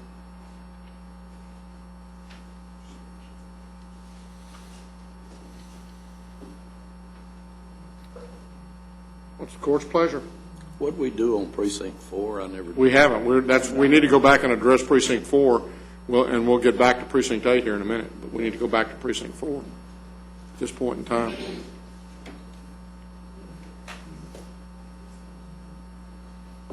Any recommendations at this point? I'm going to make a motion to approve Precinct 4's budget with one additional deputy. I'll second that one. We can't come back and talk about it again? I mean... Not if you approve this vote. All right. I mean, we can't put everything on the to be continued list. Well, Otherwise, you know we what? might as well go home and do it tomorrow. Maybe we should just go with the budget that was recommended because it balances. Well, I don't want to change the trend. If the court feels that you want to put all of these additional personnel on the to be discussed later list, I don't want to. I think, and maybe that's Commissioner Johnson, that may be a good point. What we're talking about, it seems like that the disagreements we're having are on additional personnel. And maybe, and what we're hearing as we're going along are those folks who really feel like they need that additional personnel. So if the court wouldn't mind, why don't we take those additional personnel requests and put them at the end so that we can look at and see really where we are at that point in time and get a good sense, because we have not approved any personnel up to this point. That's correct. Okay, I will withdraw my motion if Roy will. I will certainly withdraw. So let's go ahead and put the one additional. I'll move approval of the budget and placing this on the to be discussed later list. Thank you. I'll second that. Got a motion and a second. Any further discussion? Please vote. Motion passes unanimously. Precinct number 5. Sergio, Mr. DeLeon left. He said he had no issues. Move to approve the budget. Second. Have a motion and a second. Any further discussion?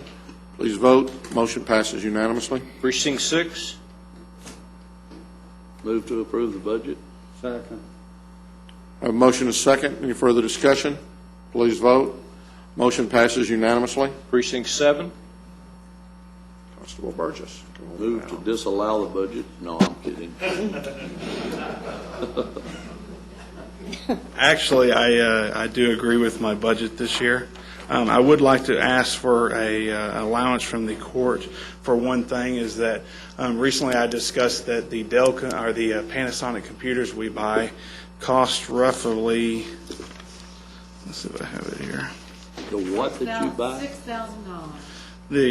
The Panasonic computers cost roughly $6,000, and we can purchase the Dell computers for roughly around $3,000 with the stands to equip the vehicles with. And according to the reviews on these computers, they're comparable to the Panasonics we currently use. They are feasible. They work in the same format. And what I would like to ask the court is the difference in the money I would save would be also close to roughly $15,000, $14,000 that I could add that to my temporary allowance and allow my budget, put my temporary bailiff position to remain for next year. And I put a graph together, if you wish to see it, kind of explaining some of our numbers in our office that can explain how, basically the way it's set right now is if we go through the fiscal year budget for next year as set, we will be over 240 papers a month than what we would be estimating serving. If I was to add the temporary money from what would be left over from the computers, I could actually put that in temporary and add that, and it would actually balance out with the new computers to what the county also requires. So I'm not asking for any extra money. I'm just asking for allowance to move the money that I can save on computers. And I would like to also be the test to see if these Dell computers, which cost less for the county, are feasible and will work. We've been using Dells for a while. We've been using a lower version Dell, but Dell does also make a tough book style computer. That's what I was going to ask yes. you. Is this the comparable? Yes, it is. Yes, it is. And so I would like the court to ask that consideration that I'm able to purchase the Dell computers and move that money to the bailiff position, but also we use our bailiff in a joined collective building security and bailiff.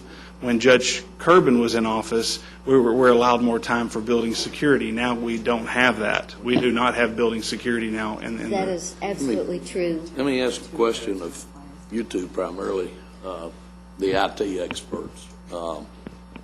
If Dale is cheaper and it does the same thing, why are we not doing that all over the county?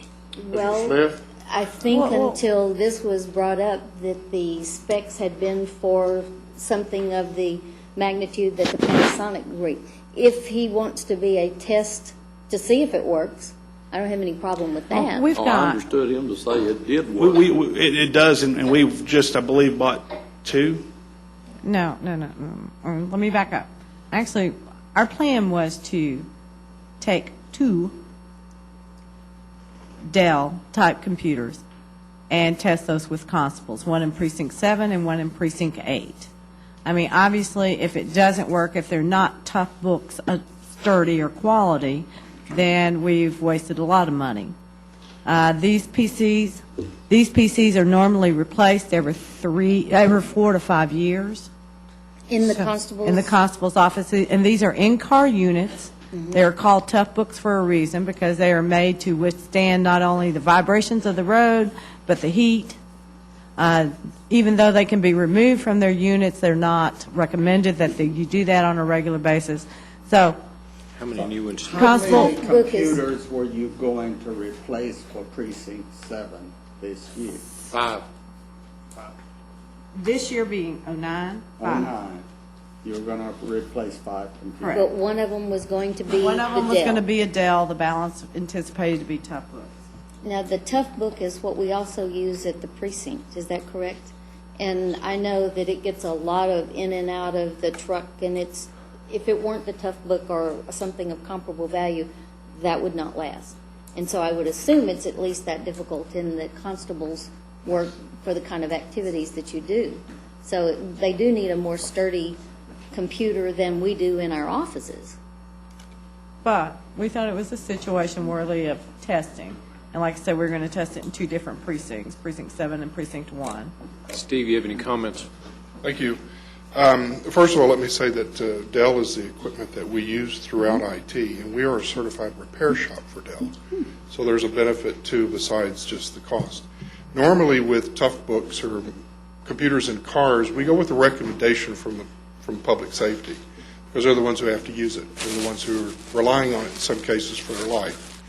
So in this case, if the constable wishes to be a test site, there is an advantage from price and from support from our standpoint. So again, the question though, Steve, goes back to whether or not we want to do all of them at the same time, or whether we want to do a lesser amount from a pilot standpoint. If you normally do a pilot, how many do you normally do in order to validate your test? Well, we could do it with 1, but normally we do it with 3 or 4 to get a cross-section from the type of use that it gets.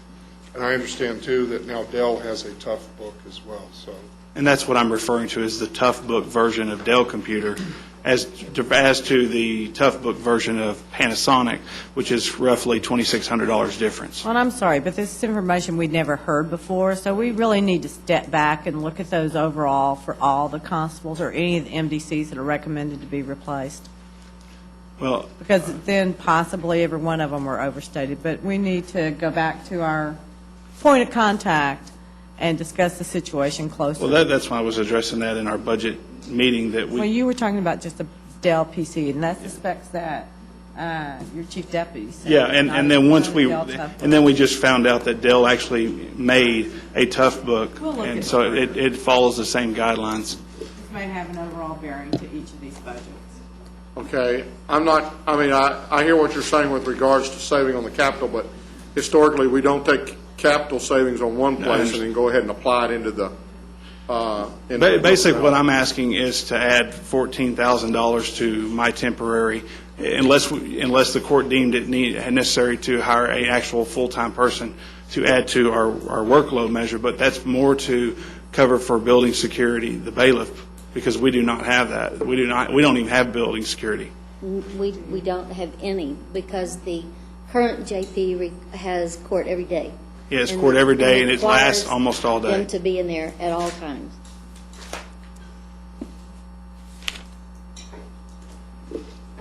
And the building is getting busier all the time. We have more people in the open area than I ever assumed we'd have.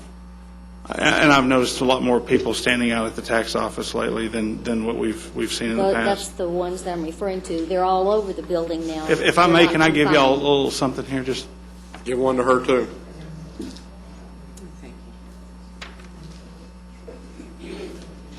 And GK might want to have one.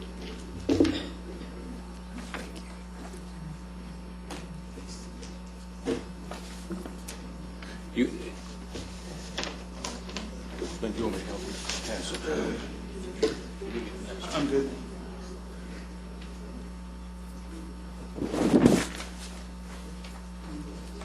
Thank you.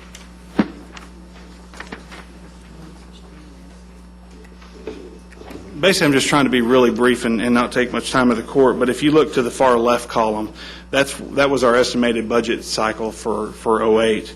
And you'll see that that difference in paper load is about 315 papers a month is what we're serving in difference.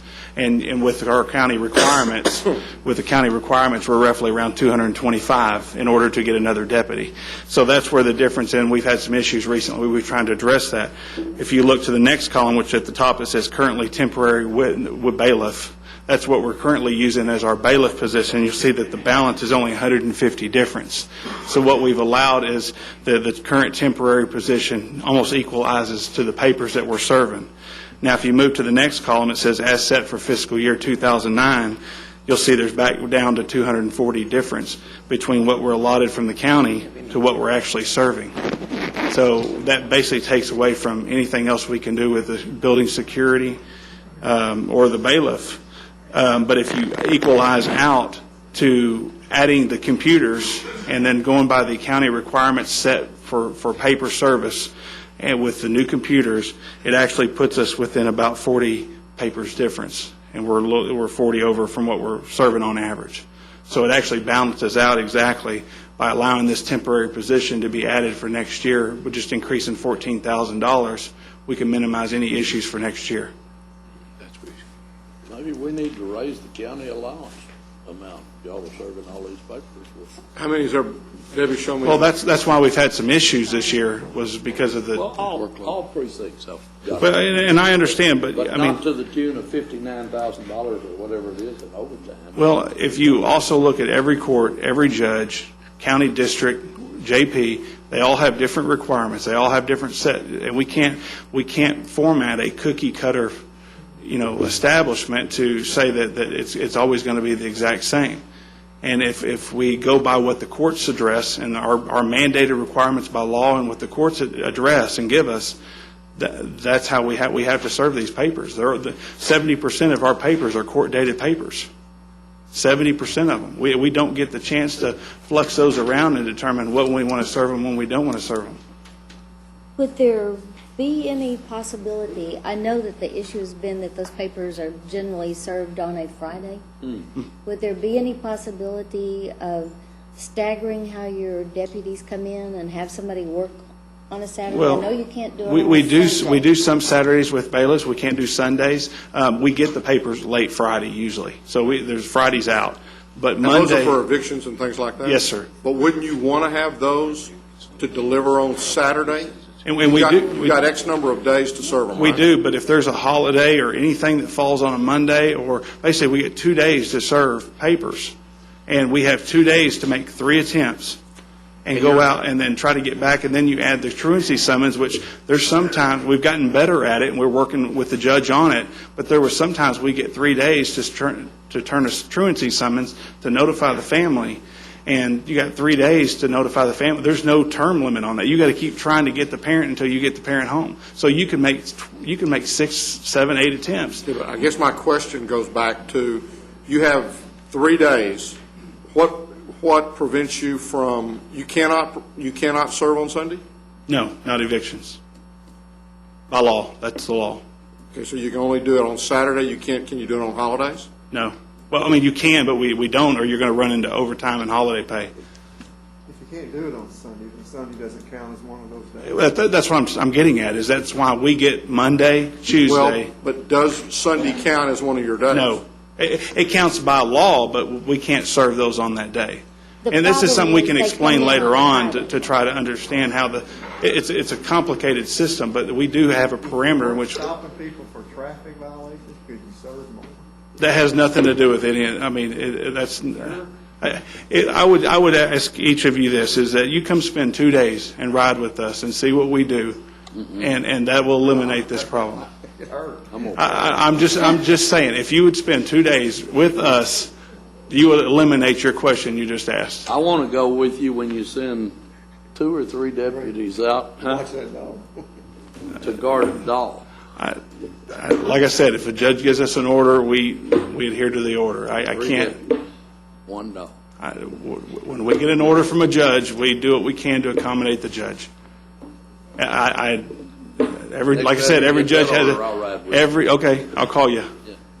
We won't go on that. And to include, if we get a child where we're having to take a child from a family member, we sometimes have to take 2 or 3 deputies of that. No, I'm strictly talking about watching a dog. Okay.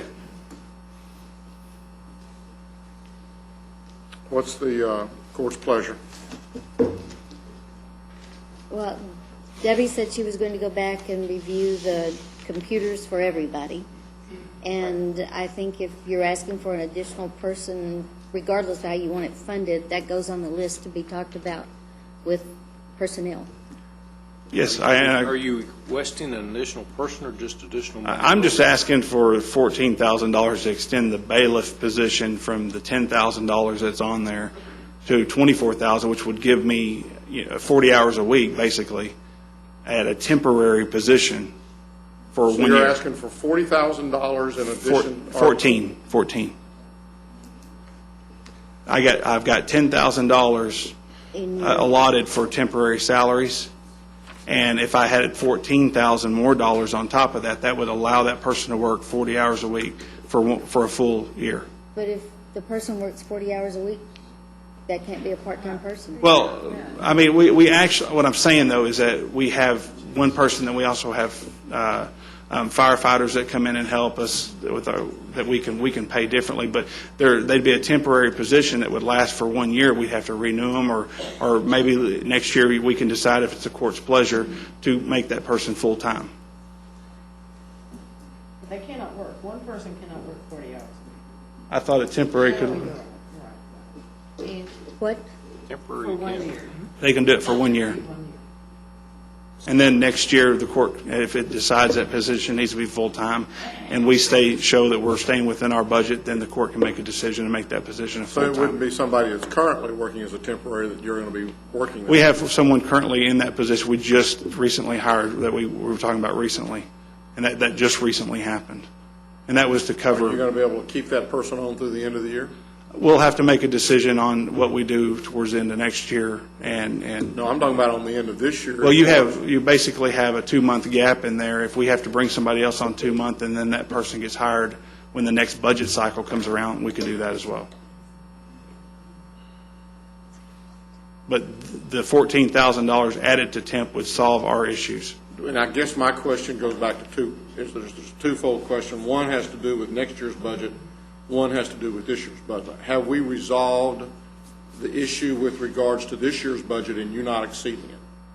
I have not, we have not discussed all that, but what I'm trying to do is resolve the issue to know that also in the future we have no problems. And if that means including taking off money off my overtime salary to commit to the extra to the temporary position, I can do that without running the overtime.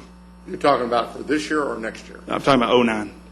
Okay, so you're saying that if you would give up the $15,000 of overtime recommended for next year's budget, if we'd move that up to temporary so that you'd have the temporary position? That's better than where we're at now. And you're committed. I'm making a commitment to do that. But, I mean, there's going to be occasional that, depending on whatever happens, that you may have a very small amount of overtime. If we follow the numbers that I've got here, we're going to be right in parameters of what we need to have. And there won't be an issue of overtime anyway.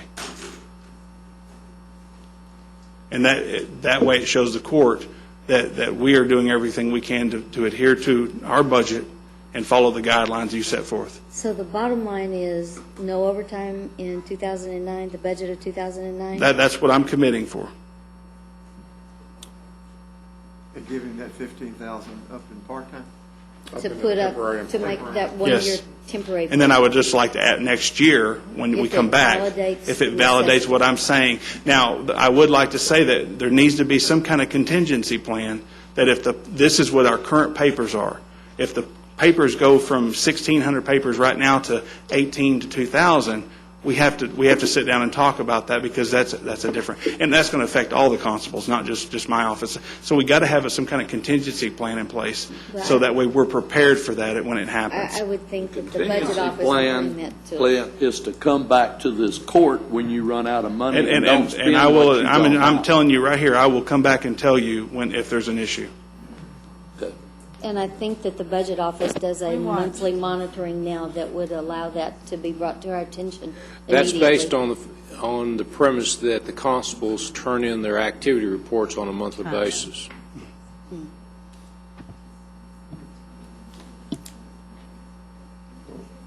I could certainly support taking the overtime salary out, putting it. I can too. Do I hear a motion to that No, effect? you work out your radio, your in-car computers, and if we save money on that, that's good for the county overall, because we'll save money in maybe other areas too. All right, so I will move that we transfer the 15,000 in overtime to be combined with the temp money to fund one temporary employee for a year. Thank you. And that this $15,000 be added to the proposed budget. It's No. not added. It's No, not added. we're just transferring. Yeah, it is. We're moving the It was overtime. taken out, wasn't it, Debbie? No. No, I just put that in there. If it's under that column K, I just, Was it in there before? no, sir, I just did No, that. that's, okay. Okay. She was just moving the So I have a overtime. motion. Move the money. Second. She didn't add money. Okay, we have a motion and a second. Any further discussion? Please vote. Motion passes unanimously. Thank you. Thank you. Precinct But you 8? need to get your business this year settled with somebody, personnel and Debbie. We have, HR is ready to develop the layoff, and we've communicated with the constable as far as that initial recommendation that the court had, and so we have been working on that. Okay. And just an FYI, this last pay period, they did post no overtime. Good. Right. Precinct 8? We satisfied with the budget. Move for approval. Second. Except that we still have the issue of the building security deputy. Is the constable saying he believes he can work it for this year? No, we been wanting, y'all just told me that y'all gonna put that on hold. Yeah, I've got To that on. discuss that in Right. our overall budget, people. Right. Yeah. That's the only issue we have. As long as it's on the to be considered list, that's fine. Any other discussion? Please vote. Motion passes unanimously. Thank you. Medical examiner. Is Dr. Kirwanning not here today? He's not here. For the first time in my 22 years, Wow. Dr. Kirwanning is happy, and I'm tickled to death. He's one of the best medical examiners in the world, but I move approval of his budget as submitted. Have a motion and a second. Any further discussion? Please vote. Motion passes unanimously. Fire marshal. He must be happy. Move approval of the fire marshal's budget as presented. Second. Have a motion and a second. Any further discussion? Please vote. Motion passes unanimously. CSCD. They're okay. Move for approval. Second. Motion and second. Any further discussion? Please vote. Motion passes unanimously. Pretrial. Michelle Brown is here, but she's indicated that they have no issues with their budget. Move approval. And since she's agreed to sit back down, then I'm assuming that she agrees with what Debbie says. Any further discussion? Please vote. Motion passes unanimously. Juvenile. Oh, here he comes. You're not happy. Just I start- expected David, no, I just expected start David to say the shaking same your thing. head, yes. I On behalf of Juvenile Services and Judge Boyd, we're fine with our budgets. Move for approval. Second. We have a motion and a second. That's for both of them, juvenile services and 23rd District Court. All those, motion passes unanimously. Public health. Public health? Public health is present also, but they have indicated that they have no issues with their budget. Move approval. Second. We have a motion and a second. Please vote. Motion passes unanimously. Human services. Mr. Smith has been here, but we also have noticed that they have no Move approval. issues. Second. We have a motion and a second. Any discussion? Please vote. Motion passes unanimously. Child protective services. This one ain't going to go fast. We got to get our presents. Judge, Commissioners, Bruce Capehart, CPS Board Member. Just a few quick comments. We have an increase in our budget this year, mostly due to whatever the state and the federal levels are doing. The biggest part of our increase is due to the fact that the county-funded portion has risen from 63.89% to 68.329%.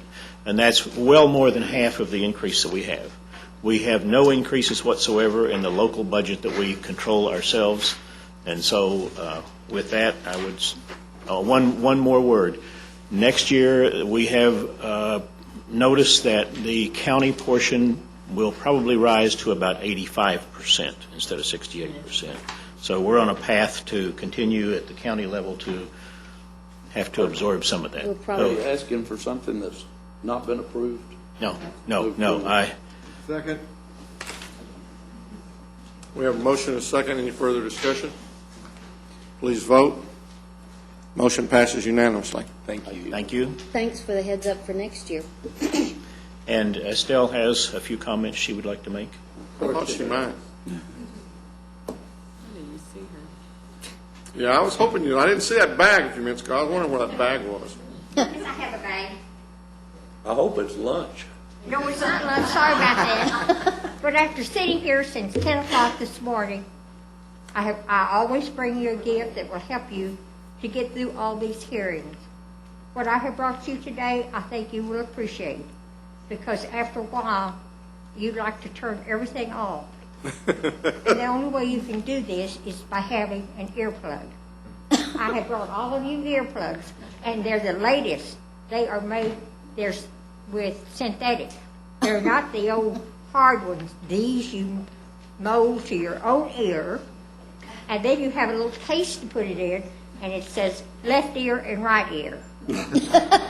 So you can figure out, as you mold them to your ear, you can do that. And most importantly, you got them to us before the district clerk's budget. We appreciate our budget very greatly. Thank you. We really do. I thought you were going to have boy and girl bags. Have what? I thought you were going to have boy and girl bags. Well, I think I should have given you earlier. But I hope She you doesn't all- listen anyway, so.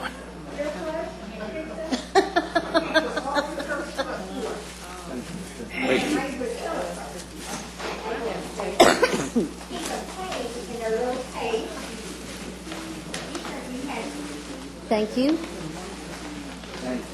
Thank you. How do you use those with our hearing aids? I don't understand. You can turn your hearing aid off. Do you have any both in them? Oh, yeah. Oh, okay. Well, He's covered. you're covered. He can always use the excuse he can't hear us. Thank you. Thank you. Appreciate everything you do for us. Thank you, Estelle. Did we approve that budget? Yes. Yes, we Yes, you did. did. I didn't come up to you. I wasn't, You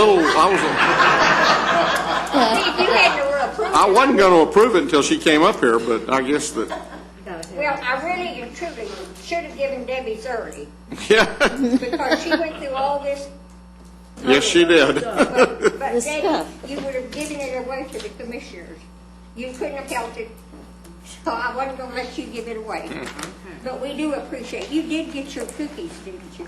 Yes, we got the second, we didn't get those full big ones. No, but the next day you got them. We got some. Okay, thank you. Public assistance.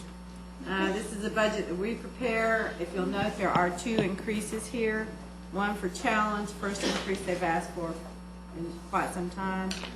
And the other is from the Black Historical and Genealogical Society, and if I understand the request correctly, this is a one-time request that has to do with their archives. But what are they going to do? And they're renovating. They're renovating. They have secured a location and they're renovating. I don't see that amount on my screen. I Right do. there. $46,500. It's $50,000. 50,000. It's an increase of 46,500. But we're recommending that. Move approval. Second. We have a motion and a second, but you don't know exactly what or where, I mean, where are they moving to? Oh, I probably have that in my documentation. You want me to find that? Remind me what CAP is? What? CAPP? It is a public assistance program that's countywide, but the city gets the grant. Okay, it's that one. Yeah, it used to be called something else. Yeah. And in fact, it's not called CAP now. I think it's called Community Resource Partners or something. Something like that, Commissioner, yes. Sounds like CAP.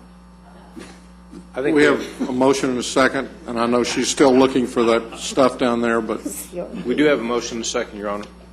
any other discussion? Please vote. Motion passes unanimously. I Agri-Life. can tell you that the new facility is on the corner of Humboldt and Yeah. something. Good morning. We appreciate the support. I'm sorry? Do you like your budget? Yes, sir. Move approval. Second. We have a motion and a second. Any further discussion? Please vote. Motion passes unanimously. Veterans. Thank you. Thank you for all y'all do, too. Veterans. You must like it. Oh, I'm sorry. They had no issues. Move for approval? Second. Have a motion and a second. Any further discussion? Please vote. Motion passes unanimously. Historical Commission. Move for approval? Second. We have a motion and a second. Any further discussion? Please vote. Motion passes unanimously. Resource Connection. They're present, Ms. Ketchum present, but she has no issues. Move approval. Second. We have a motion and a second. Any further discussion? The capital expenditures that we have under that, is that being paid for out of our revenue from our lease bonus? We're talking Resource Connection? Yeah? That's what we decided we were going to use that money for. What we have in their budget will be provided through their own operating funds. There are other larger items that'll come out of their oil and gas resources. And we'll present those at a later time. What line number is that, please? I'm sorry, it's a separate tab, Commissioner. But it's Thank not you. coming out of All right. general fund. No, sir, it's not. None of it. No, sir. It comes out of their resource account. Any other discussion? Please vote. Motion passes unanimously. Your Honor, we're at a point where we're at the civil, or at the judicial. It's 12 o'clock. We do have lunch for you. Let me ask if we could do one thing. I see the DA's office back here anxiously waiting, and so we can get their bodies back in the courtroom, could we at least hear theirs? Hopefully there won't be too much to it, according to Mr. Kirk. I don't know, I see a bunch of angst on Alan's face. Face. That's Alan's face. Do y'all want to go ahead and go at this point in time? Are you happy with your budget? See you after lunch, then.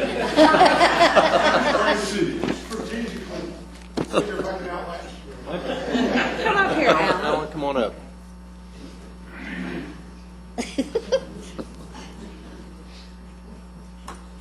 They're going to give us money back, I think. Yeah, right. Actually, we are okay with our budget. Ms. Snyder is an expert on kind of what I call budgetary keyhole surgery, and she's taken almost everything else out. There is one item on behalf of Mr. Shannon, who can't be with us today because he's at the State Bar legislative meeting. There was an item for an increase in part-time salary Okay, hold on just one second. Where are we at? What line? What line? I'm sorry, I stopped paying attention to Yes. it. Not implying that anybody else did. I'm sorry. It looks like it's at about line 2198. Yeah, 21, but I think what we're really talking about is in, Greg, where? Okay, criminal. What? So it's in, on line 2299, This or is thereabout. such a minor item, I hate to delay lunch over it, except for the fact that, Well, you may not going to be delaying lunch over no, I have that feeling. Mr. Shannon had requested $65 an hour for each of the part-time white-collar crime investigators. They're presently paid $55. The reasoning for that $65 figure is this.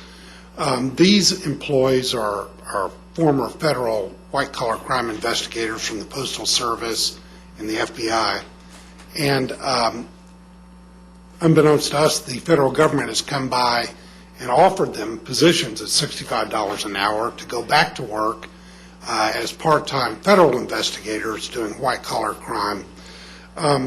So the difference is going to be about $28,000 a year between what we request and what Ms. Snyder has agreed to recommended in the budget. I would point out to you, however, that Mr. Shannon has a pretty good argument here in that last year, the Federal Border Initiative, where we handle federal crimes that are sent over to us on behalf of the FBI, we handle them in the state courts. We sent them $207,000 in bills, and of course they prorate out how much money they have. And they paid Tarrant County back $104,000, I think, for last year, and that's these individuals. This year, the first two quarters that go from March to October, went from March of 2008 to October. We have sent them now a bill for another $185,000. We're expecting about another $100,000 from the federal government for handling those cases. In addition to those cases, there's about 32 other white-collar crimes that have been referred to us for state prosecution and disposition. So actually, these two individuals have accounted for over $200,000 in revenue from the federal government for handling their overflow white-collar crime, which nowadays for the federal government is about all of the white-collar crimes since they have abandoned ship, more or less.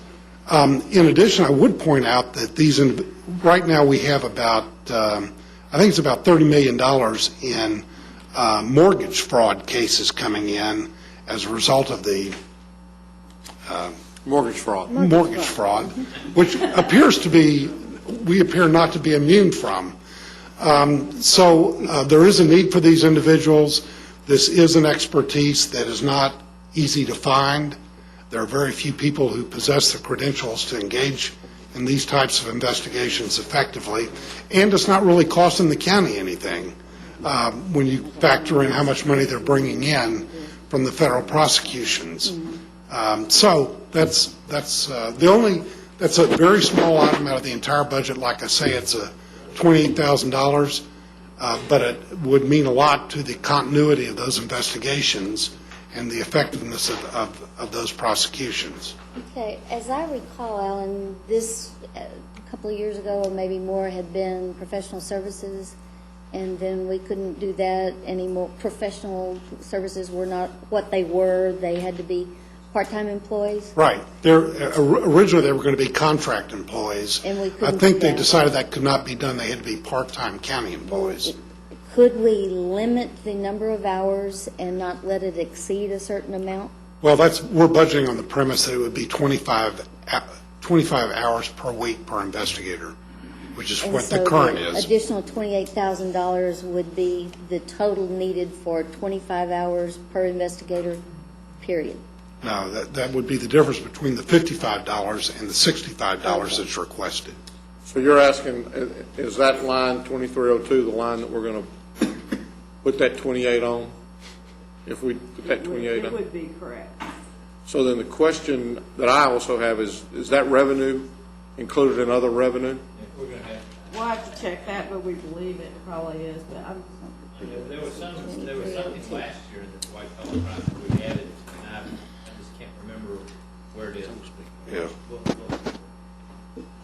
So you're asking for $28,000 more?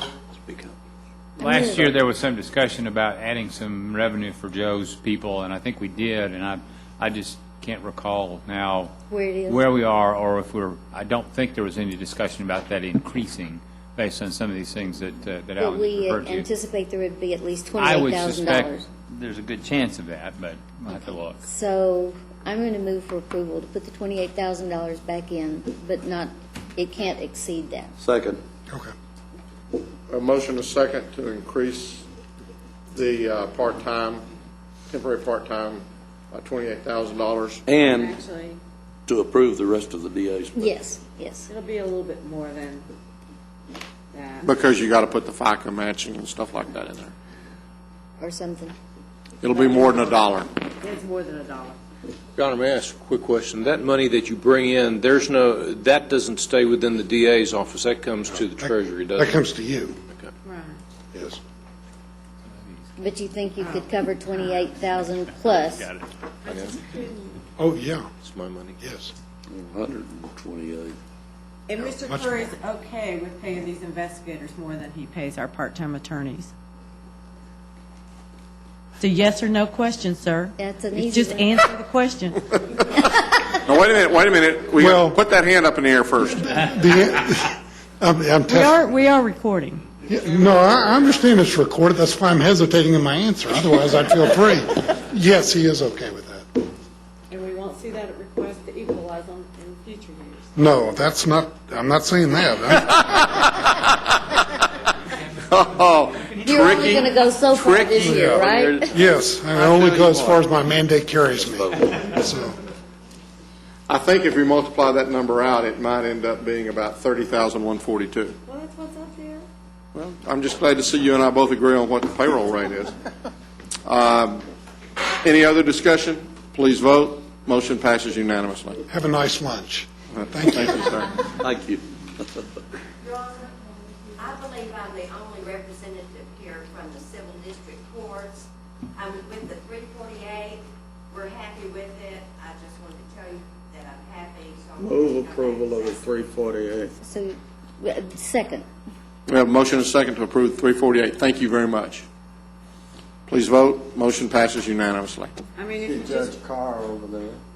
if you just want to, I mean, I got indications for sure from the 17th District Court.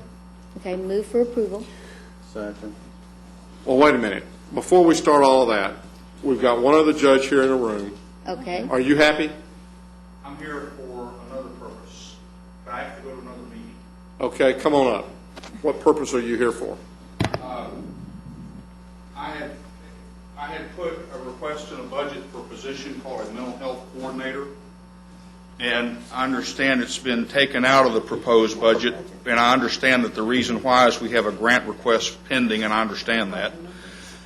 But I do want to emphasize the importance of the position because we're now up to 4 mental health programs. We have a forensic unit, diversion court, the TCAT program, an outpatient competency restoration program that just started. We're also adding a residential mental health facility. A lot of this is in partnership with MHMR. We have, and I'll just give 2 examples of cost savings because I just was notified that you all were about to wrap up, so I just bulleted over here. When we send people to have their competency restored to the state hospital, which we'll continue to do, they get restored. We don't necessarily always know when they're coming back, so they end up sitting in our jail several days. This person would stay on top of that. When we also commit people to the hospital, they have to have forced medication hearings, or sometimes there's an arrangement if we'll drop our charges. Then without sending them back to Tarrant County, so we don't have to go back and get them, they will do the hearing locally, but they want us to pay for the court costs, so somebody still has to go through the records and verify that this is, because I don't know who all these people are. and we don't have any staff to do this. And so basically, we have My Little Mental Health Court program, which is the only identifiable courthouse program that deals with mental health. But we've become the de facto clearinghouse for all things mental. And so we've got all this incoming fire, and I need a counter fire asset, to use an artillery expression, since that is my past. But that's so I understand, but I think this position is vitally important. It'll either be a cost neutral or a negligible cost, because we're sending about 125 people a year to the state hospital, so there's a lot of traffic back and forth.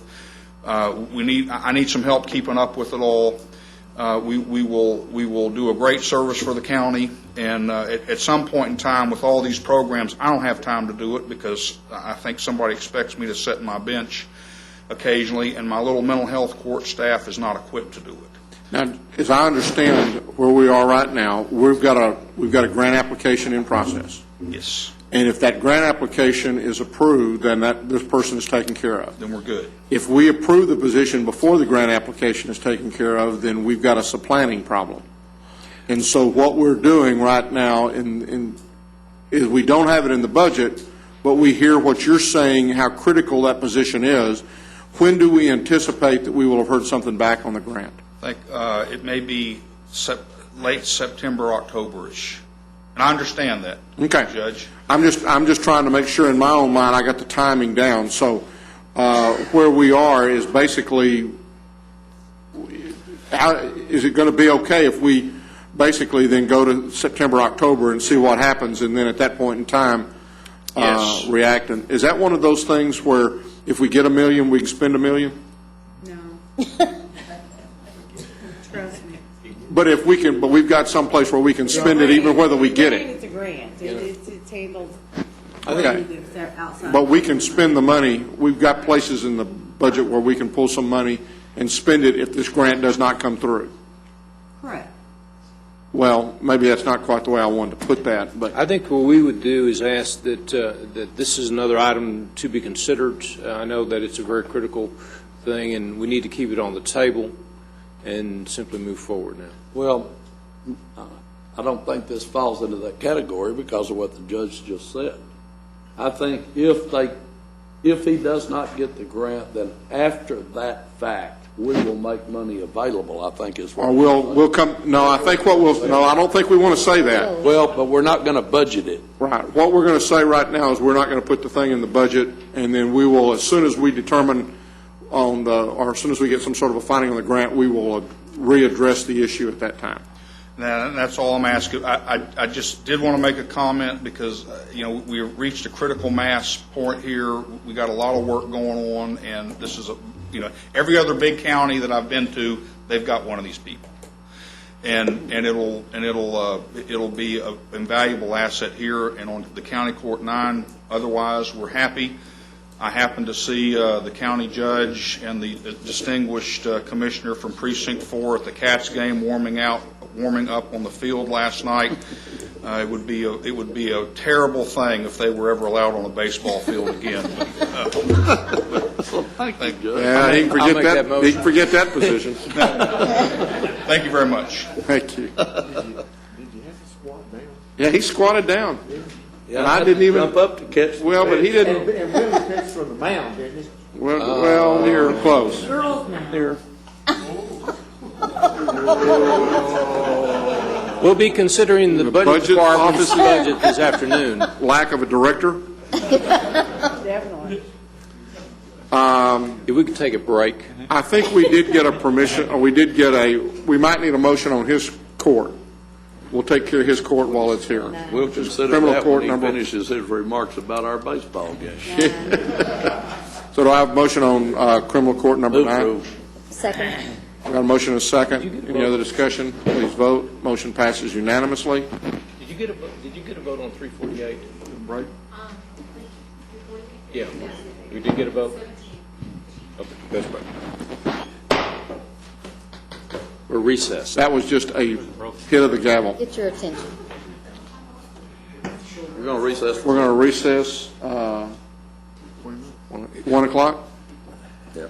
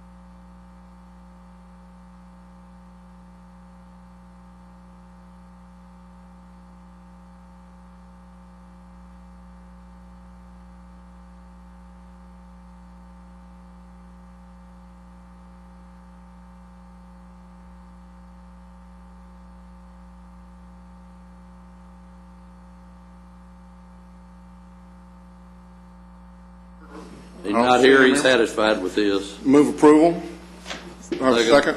Second. A motion and a second to approve. Being no, please vote. Motion passes unanimously. Next, Mr. Mayes.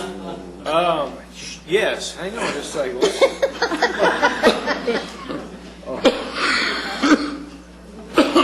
I like, okay, civil courts. We'll start with the 17th. Who indicated they were okay? Let me ask you a question, Your Honor, if I might, please. Are there any civil courts that were not satisfied with the budget that was recommended? Nothing I'm aware of.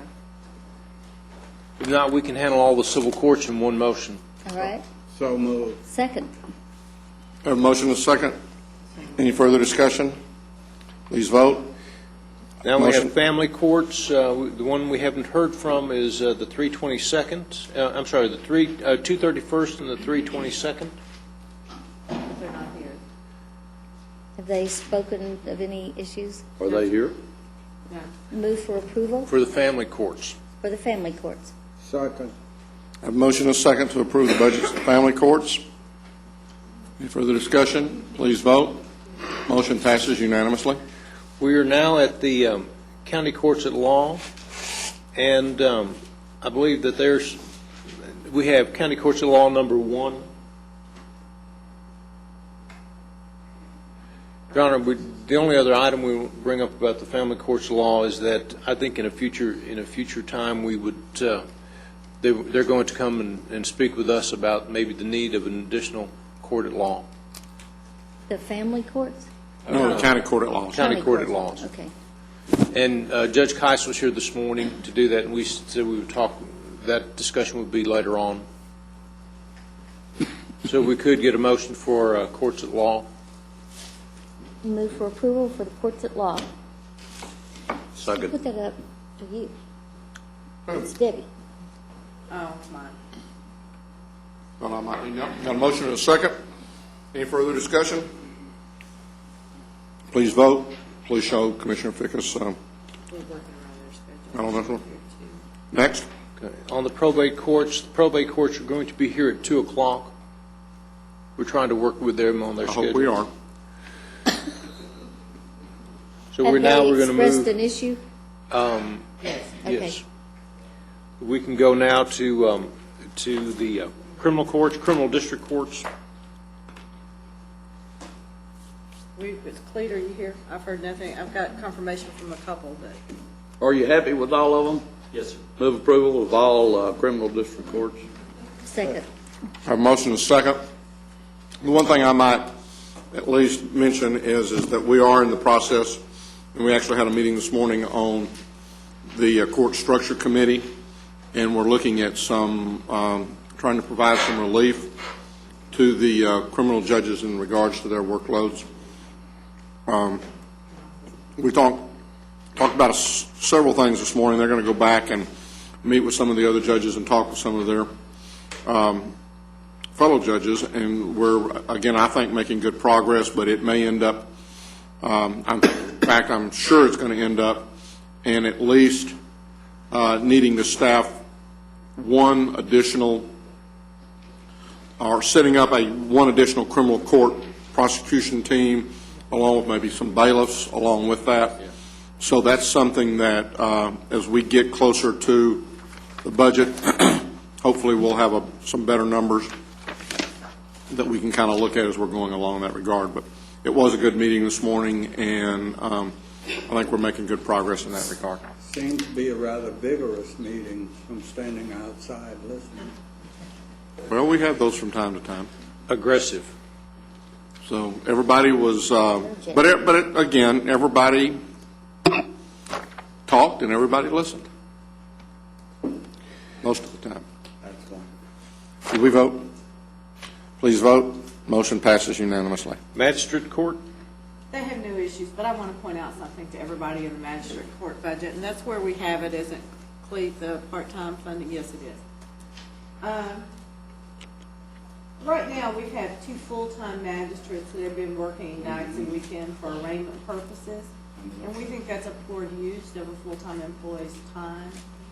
So we've allowed some temporary funds in this particular budget, so we can now use part-time people to do those nights and weekend arrangements, which is a very limited amount of time, so that frees up our full-time magistrate to take care of other business that's necessary during the working hours of the courts. What line item is that? Where are we in our? It's a magistrate court budget. Oh, line item, you said. Hold on, sir.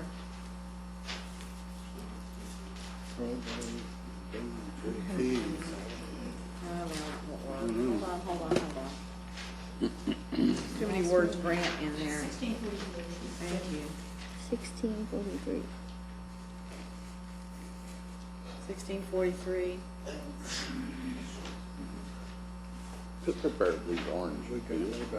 So is that where you're talking about the professional services number? Correct. Our office did. Okay. Clayton, do you have any? Well, and just to, I think also in that same number is included some additional help for The court reporters. For the court reporters. The court reporter for this court is, or this function is actually just on a contract basis. It's not a full-time employee. and they're picking more juries now, so they need more. Okay, did we need a motion and a second for this budget? So moved. Second. We have a motion and a second. Any questions? Please vote. Motion passes unanimously. Criminal court support. That magistrate request that you just approved, that's one of a couple of measures that we asked for this time to help us with increasing the number of dispositions. This court and the budget officers have been very supportive in the past of our various plans to increase the number of dispositions that we're doing, and those efforts have been successful. One thing that we asked for that's not recommended this time is, actually we've asked for it a couple of times, and that's a briefing attorney for the judges. All the other large counties have similar positions. In fact, they all have several positions in this area. And it's another thing that we think could free up the judges to spend more time focused on those things that go on in the courtroom. One area that they have to direct their attention to when they come in are the writs of habeas corpus, which are totally the responsibility of the criminal district judges, but we do get some help right now from the appellate division of the district attorney's office, but that's a bit of a conflict. There's always new situations that come up, areas of the law that need to be briefed, and this is our request. We feel that it'll help, it'll be one more tool that we can put in the judge's toolbox to help dispose of cases. If we could, I guess our request really would be to get this on the to-be-considered list if possible. Where is this on the budget anywhere? Well, it's in, I guess it's in your budget, but in Cleet's budget in 4125. But 7. 4129, yeah. Wait a minute. I see two requests. So which one is it in? It's this top pink one. 2.5, I'm sorry. Pink one. I don't see anything pink. Position. Oh, you're Okay, talking. I'm looking at the new position. And I'm looking at my computer. Right. It's this one right I don't here. see anything pink. Oh, It's on line purple. 66. On the new position list. Okay, it's not any color. But now, where is it in the, Which budget is it? It's in Mr. McAllister's, and it's on line, it's part of line 1661. well, if that's part of line 1661, there's not much left for that other one. Well, it wasn't the same caliber of position. 1661 under what? On the hearing order with totals. With total, all right. No, So that 127,000, you're saying 120 of that, Well, that's just the salary 115, I part. think. The 115 of it then. The FICA and retirement and group insurance are in the other line items. That's why I was focusing you to this new position Okay. record here. The total cost, salary and benefits is $128.46, with another $1,745 in capital. Okay, so what I need for you to reconcile mental health advocate, which I'm assuming is what we heard right before lunch, Right, is the one right below that. correct. So is the reason, those two numbers, the two salary numbers add up to 170. On your hearing total number, we're looking at 127. Is that because of the proration? No, sir, it's because on this new position list, it has all the fringe benefits on it too. When you're looking at just that new position line on your departmental budgets, it just includes the raw salary. So you got to look at another Okay. 35% for Okay. fringes. Okay. I know it's very confusing, I understand that too. Why don't you put those two at least in those considerations Yeah. for us to look at? The mental health advocate and the briefing attorney. Right. Is that the same mental health thing we heard earlier? Yes. Yes. That's kind of what I've been doing on this new position list. If I turn it, is that- If you put it in pink, that means we're going to look at it again? Right. That's purple. Well, okay, it's purple up there, it's pink down here. Yellow's still yellow. Anything else? No, sir, thank you. I need a motion on that criminal court support. Second. I have a motion and a second. Any further discussion? Please vote. Motion passes unanimously. Grand jury? Cleat, nothing? Cleat. Move approval. Second. I have a motion and a second. Any further discussion? Please vote. Motion passes unanimously. Criminal attorney appointment? Cleat. Move approval. Yeah, Cleat. Second. I have a motion and a second. Any further discussion? County criminal. Please vote. Motion passes unanimously. County criminal courts? To the best of our knowledge, there's no issues. We could get a motion on all of them at one time. So moved. Second. We have a motion and a second. Any further discussion? Please vote. Motion passes unanimously. Justices of the peace. Precinct 1. Greetings. How are you? Doing fine, sir. And I will say I'm also happy to be back as a county employee. I had served 2 years ago under Sheriff Lon Evans and made my way back to the city of Fort Worth, retired there, and now I'm back and very fortunate to be the judge in JP Precinct 1 Court, and glad to be back at the county again. Welcome. And I'm here today, first off, to say thank you to Debbie and for what you all do, but I'm also asking that you consider funding for one additional clerk for my court, which was what I had proposed in my budget. I had given you a few charts. There's a couple charts that you'll see that are colorful, but the one on the front, Justice of the Peace Court, cases filed fiscal year 2008, and I'll try to make my case here. Let me say first, when I came to this court, I had a considerable backlog, and there were a number of issues that I began to try to explore to find avenues to resolve those things. And throughout this, I've tried to come up with what I believe are some innovative programs that we're doing in the court.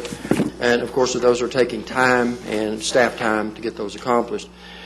But during the last budget process, when you all approved 2 employees for me, I believe that was as a result of being grossly understaffed previously. And I literally had to run employees home at 4:30 because they had become so accustomed to doing the work and getting it done. I mean, great county employees, but of course, that wasn't where they needed to be. But at the time that we did the last budget request and your approval, we were averaging about, and I'm going to focus on one thing here at this point, is this total civil cases, particularly justice court cases that are filed. We were having about 200 or so of those justice court cases average a month. And since that time period, when the jurisdictional, this was prior to the jurisdictional limit increase to $5,000, my court was inching its way up, and we began to see 500 of those a month. And we continue to see high numbers in the overall civil filings in my court. I appear to be the favorite court for filings in justice court cases, and overall, if you look at the if you look at the sheet there, the percentage of overall civil cases that are filed in all the AJP courts, I have almost 25% of those that are filed in my court out of AJP courts. And the overall numbers of civil cases broken down, or let me say not broken down, but they account for small claims cases, evictions cases, and the other civil, which are justice court cases. Those combined, my numbers are about, once again, about 25% of the overall total of all the JP courts. The area that I'm most hard hit, and the area that demands the greatest personnel time and hours and commitment, is in the justice court suit filing. That is where my numbers have increased tremendously. I don't know if it's because I'm downtown, I'm an attorney, I don't know what it is, but they seem to like filing in my court. I've tried everything I can do to try to address the numbers. I've implemented a number of programs, as I said earlier. One that I have, I believe it's the only one in the state of its kind.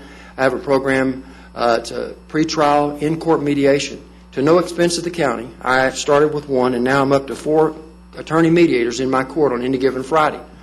Traditionally, a judge in any court, especially in the JP courts, was fortunate to be able to dispose of maybe 12 to 20 civil filings, justice court filings, in a given week. Just on Friday mornings, because of the staff that I have there, and also with the assistance from these attorney mediators, I'm able to dispose of 60 to 100 cases just in a morning and an early afternoon. So my percentage of case disposition has really grown, and I think the attorneys there are seeing how quickly, and is also any litigant, not just the attorneys, but anyone who files a civil suit is able to see that we are fast track. Where I was at one time facing 1.5 to 2 years on some cases I was hearing now, I'm probably hearing most of those within 90 days or a little bit later, trying to stay on fast track with that. But it's created a volume of paperwork. Civil suits, just like the other county courts of law or district courts, they come with all the bells and whistles of every rule. And unlike the small claims cases, they're a lot more complicated, and it puts quite a demand on my court staff. I'd like to have, and I don't believe I've gotten there yet, I believe this one person will help me, but I'd like to have a court coordinator that can actually be a coordinator in my court and help me with the day-to-day business, instead of having to devote time to issues related to the demand that's been placed on my court. And with that, I'd entertain any questions. I guess your cases seem to be in about the same proportion as 7 now, except like you were just talking about with regards to the civil cases. Debbie, what was your reasoning on this? Well, we spent a very long period of time wrestling with the JPs, trying to slice and dice at them and look at them every particular way we could, mainly because we understand that there's a difference in the complexity of the types of cases. A civil case is going to require more paperwork because more and more attorneys are actually filing those cases than, say, a Class C misdemeanor ticket. So in the end, we did fund 2 positions for JP1, not so much because of their recognized backlog, because I don't think we knew that there was a backlog until Judge Swearingen came into office, but primarily because all the other JPs also supported the fact that they felt like once the jurisdiction level changed, that an inordinate number of the cases would be filed there. So we took their word for it. We knew that we felt like there would be a good number of civil cases filed and be filed in Precinct 1, so we funded those 2 employees. Last year. Well, Current year, FYOA. But even with that said, my numbers are 3 times the justice court filings. Mine's 3 times what the other courts are that are closest to me. And I really don't have an answer. I will tell you once again, though, that I've tried everything I can do to try to be innovative and to get these cases moved through as quickly as possible. And it's not just the attorneys. Once again, it's the volume of work. It's all the initial filings and everything that goes on, hearings and such that go on prior to a trial, and then all the post-trial discovery and everything else that's related to collection on judgments. It's very time-consuming, and it's just not as simple. It's not as simplistic as a Class C misdemeanor. And I will grant that.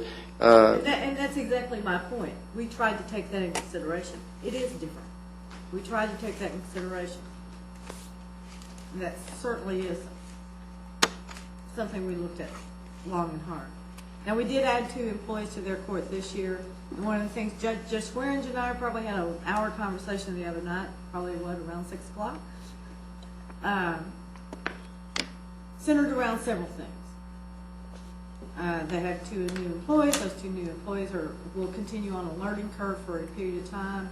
One of those employees is actually a part-time employee right now because they didn't have the experience necessary to move into the full-time position, but they will in the coming year.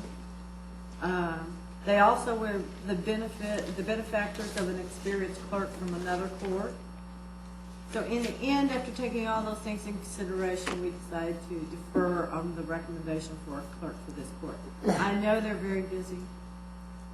We certainly know that. We recognize that. And we're also hoping when we implement the new JP system that the JP courts as a whole will pick up some efficiencies there. And we're probably 2 years away from that, on that, Steve? 18 months? Because if there's one system that is lacking in efficiency and effectiveness, it is the JP system. As everyone would say standing here, but I assure you this is the fact, being a cop for 30-plus years, I know the value of a dollar and I stretch as far as I can. I would not be standing here if I did not need this person, I assure you. Well, and we appreciate that. The unfortunate thing is we've got a lot of people standing there, and I think more to come. I think it's one of those that we just need to put that on the list and see where we are when we get through. This is not a good thing. It's not pretty. And decide, kind of, as we look at our personnel. Well, Judge Swartz has been talking to me for 6-8 months about this, that he needs help. And I certainly understand his concerns. He covers a large area of precinct, commissioner's precinct, and but we do get the opportunity to visit occasionally. He's a very sincere judge and a very sincere person. It was a passionate conversation. Well, and I try not, unfortunately because of circumstance, but also because of my personality, I try not to just follow the status quo. Processing the cases and everything that I had is just not the way I do business. But when I consider the workload and all that, I have to be innovative and do what I can do, and I'm stretching my staff beyond what I believe they're capable of doing. And I need this person. Please hear me. I mean, I understand what you're saying, and I'm not saying that we won't end up doing that. But everybody who stood before us has said they really need that person. And I guess, so when you go out and campaign in your next election, you're going to say you're ready to raise the tax rates because you need one more person. Because that's what you ask us to do when we try to live within or cut the tax rate. Everybody up here wants to cut the tax rate. That means somebody isn't going to get what they want. Or we're not going to cut the tax rate. So that's the difficult part of what we're up here trying to decide. And if we give everybody the positions that they want, then either some other folks are going to have to not get positions, or we're going to have to not cut the tax rate. I have a point also, please. I said briefly earlier that county court law fees are filing fees are less than a district court, and that a JP court, I don't think my mic's working. It is. A JP court is the least expensive of them all. Well, we're approaching the legislative session, and we probably need to take a long look at the fees behind each of these courts. Now, obviously, it's an uphill battle because, by and large, JP courts are still perceived as the people's court, where you can go without an attorney. Even though as the civil jurisdiction has increased over the years, more and more attorneys are filing civil cases in those courts. And when you have an attorney filing a case, they will tend to load you up with paperwork, motions and so forth. We need to look at from a legislative standpoint. Well, let's put that one on the list of things to look at from that standpoint. Were all of the other items okay? Yes, sir. Absolutely. Okay. Thank you. You realize that we're not taking any action on any staff positions today? Right. And also understand, I'm not about raising taxes for anybody. I'm a strong conservative person. Well, and that's what I mean, everybody who comes up here is also that. I don't know about that, but I am. I'll be glad to let you talk with the sheriff or talk with anybody else. I don't need to. But who likewise thinks they're that's the point. I tell you, I feel like, at least when I came in here, I'm kind of like, I guess the best analogy, I'm a guy that's expected to cook Kincaid's hamburgers with McDonald's patties, and I don't want to do that. All right? Thank you. We waited 40 minutes. That's right, Kincaid's hamburgers were not, well. You had one of those last night. Yeah, it took me 45 minutes to get it. Do I have a motion on the remainder part of the budget? Move approval. Second. A motion is second. Any further discussion? Please vote. Motion passes unanimously. Just a point of clarification, the clerk we're going to put on the to be considered list? Yes. With all the other personnel. JP2? I did talk with Judge Davis this morning, and she said she was very pleased with her budget and that she just wanted to thank us again for all the stuff that we did to work with the JPs and with the other elected officials. Second. Have a motion and a second. Any further discussion? Please vote. Motion passes unanimously. JP3? He's not here. Second. Move approval of the current budget. So they're happy. Y'all are happy. Wait. On 3. Three's happy too. 3. No. No? Oh. 3 has issues, but he couldn't make it today. What are his issues? Well. What are his issues? I believe it's regarding a new position. Okay, we have a motion and a second to approve. Any further discussion?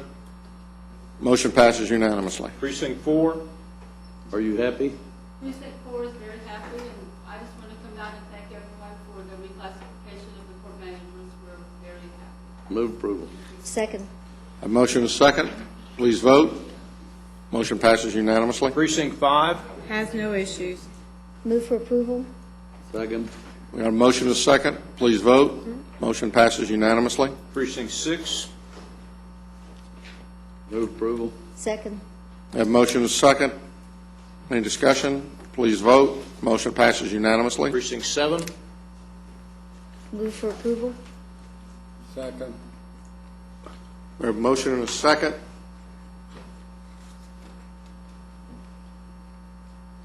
Oh, I've kind of lost track again, I'm sorry. I'm trying to catch up here too.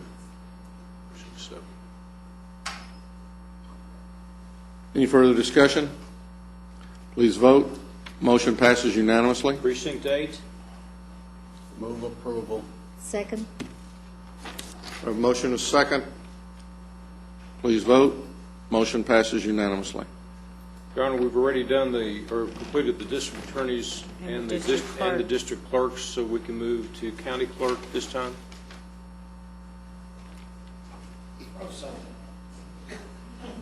Any problems with county clerk? Only problems are we listening to? Political speeches are out. Okay, I just want to make you aware of an issue. Our paper costs are going up this year due to the county going green, and I fully support the county going green, but I just want to make you aware paper costs are doubling in my department. Now this year, because of the Barnett Shale research, we will bring in about $1.5 million just in copy sales. Just in what? Copy sales. How much do you charge for $1 a that? page $1 per page. statute, $1 a page. So that's why we're so busy across the street. But we're going to spend about $20,000 in just to buy paper this year. So next year that'll be equivalent to $40,000. And so if copy requests continue to increase and paper costs continue to go up, we're not sure that the money allocated in my supply budget will be sufficient. Budget office did increase it slightly, but we're not sure if it's enough. But we're going to try to make it work and seek some creative ways to reduce postage costs. I'm in communication with the DA to see about some things if I can legally do what I'd like to do to reduce my cost. So if we can pick up the slack, we plan to do that. But just want to make you aware, I may be back at some point asking to increase my supply budget. Is there any possibility of increasing the charge for per page copy? No, that's Until set the by legislature does statute. something? Correct. And you said there was how much on that? $1 million? A I thought you million said five. $1.5 million, but I'm showing 2.4 million. Well, that's, if you include certified cost, if a person wants a document certified, we can charge $5 extra. So the figures I gave you is just simply the copies, without the certification. Okay, any other questions? No, I'm We good. understand that we can't let the county clerk run out of paper. Right. I've heard rumor to that effect. And we did talk about some creative moves on postage. And if those materialize, we believe we'll be okay. If they don't, then we'll be back. Okay, Mayor, motion? so move. Second. Motion is second. Any further discussion? Motion passes unanimously. Would anybody potentially like to bring up the district clerk's budget for reconsideration? Did he ask for it to be reconsidered? Are you okay? I didn't even hear that you did it. You snooze, you lose, Bubba. At about 1:03, we passed your budget because there was no one here to say anything other than we agreed. If you would like to come up, I'm going to put the wax in my liberal ear. My conservative ear is going to remain open. I'm going to move that we reconsider Mr. Wilder's budget. I second that. Need a vote on this. Motion passes unanimously. Bless you. We saved you again, Tom. I appreciate that. Somebody needs to. Well, I'm sorry to have to come up and debate, but here I be, and I brought the obligatory 20 copies. Is this, We were told we were supposed to bring. is this a Okay, now, Debbie, do you have any, Yeah, okay, we're going to reduce that. before we get started, before he gets started, talk to us, Debbie. Okay. Our recommendation included 2 new positions for the district clerk's office. This is one of the areas where when we had to go back to try to get the budget closer to being balanced, that we did remove one of our original recommendations. We originally had 3. We ended up with 2. Okay. Now, as I'm telling you that, we made an adjustment to their temporary salaries so to recognize the fact that we're recommending full-time positions. Our adjustment of about $50,000 to their temporary salaries did take into consideration that we were funding 3. So we should have restored $15,000 of the temporary salaries when we only recommended 2 of those positions. Steve, we need one more of those up here. Okay, so you're saying add 15,000 more to the temporary right now, is what you're recommending? Correct. Okay. Okay, Tom, now you're up. Thank you, Judge. What you have before you is what I emailed to you late last week. So I think probably some of you have had an opportunity to look at that. If I might, if I could start with one of the charts that is there, the candlestick chart, or what I call the candlestick chart, which tracks the number of cases filed plus the number of employees that we've added in the courts beginning with the year 2000. I would respectfully point out to the court that in 3 of those years we added 0, including last year. In one of those years, 2001, we added 2 because of the creation of the 396th District Court, which was a new court created, a criminal court created by the legislature. That was Judge Gallagher. And 2 is the minimum staffing that we can run a court with.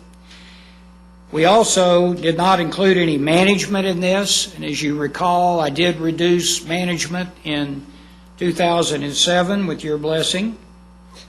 And I probably made a mistake last year by telling staff that I did not wish to come up and ask for new help,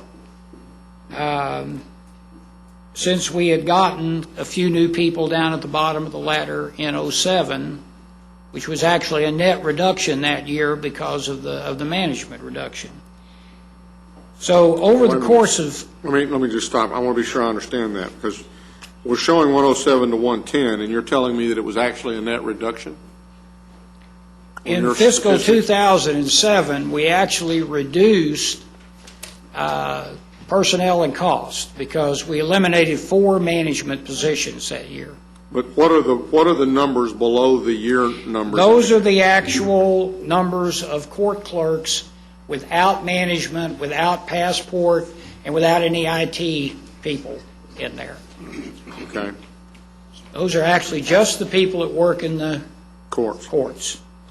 So we have only added 10 people over that period of time, which is a 10% increase off the base in 2000, but we've had a 36.4% increase in court cases. Now, the one question that I would ask, is 2000 not a low year as opposed to, if you go back before that, isn't that 44 the lowest year? No. In a long time? No. That was the beginning of the spike in So you're court saying cases. that prior to 2000, those were lower numbers? Absolutely. In fact, I sent... Well, I know, sent you but that was one of the questions that was brought up in one of our other meetings, was the fact that 2000 was actually a low year, and that if you looked at Not in overall cases, Judge. When I came into office, we had, and I've got it right here. For instance, in '97, we had 42,666. Let's see if I've got anything. Well, for instance, in '96, let's see.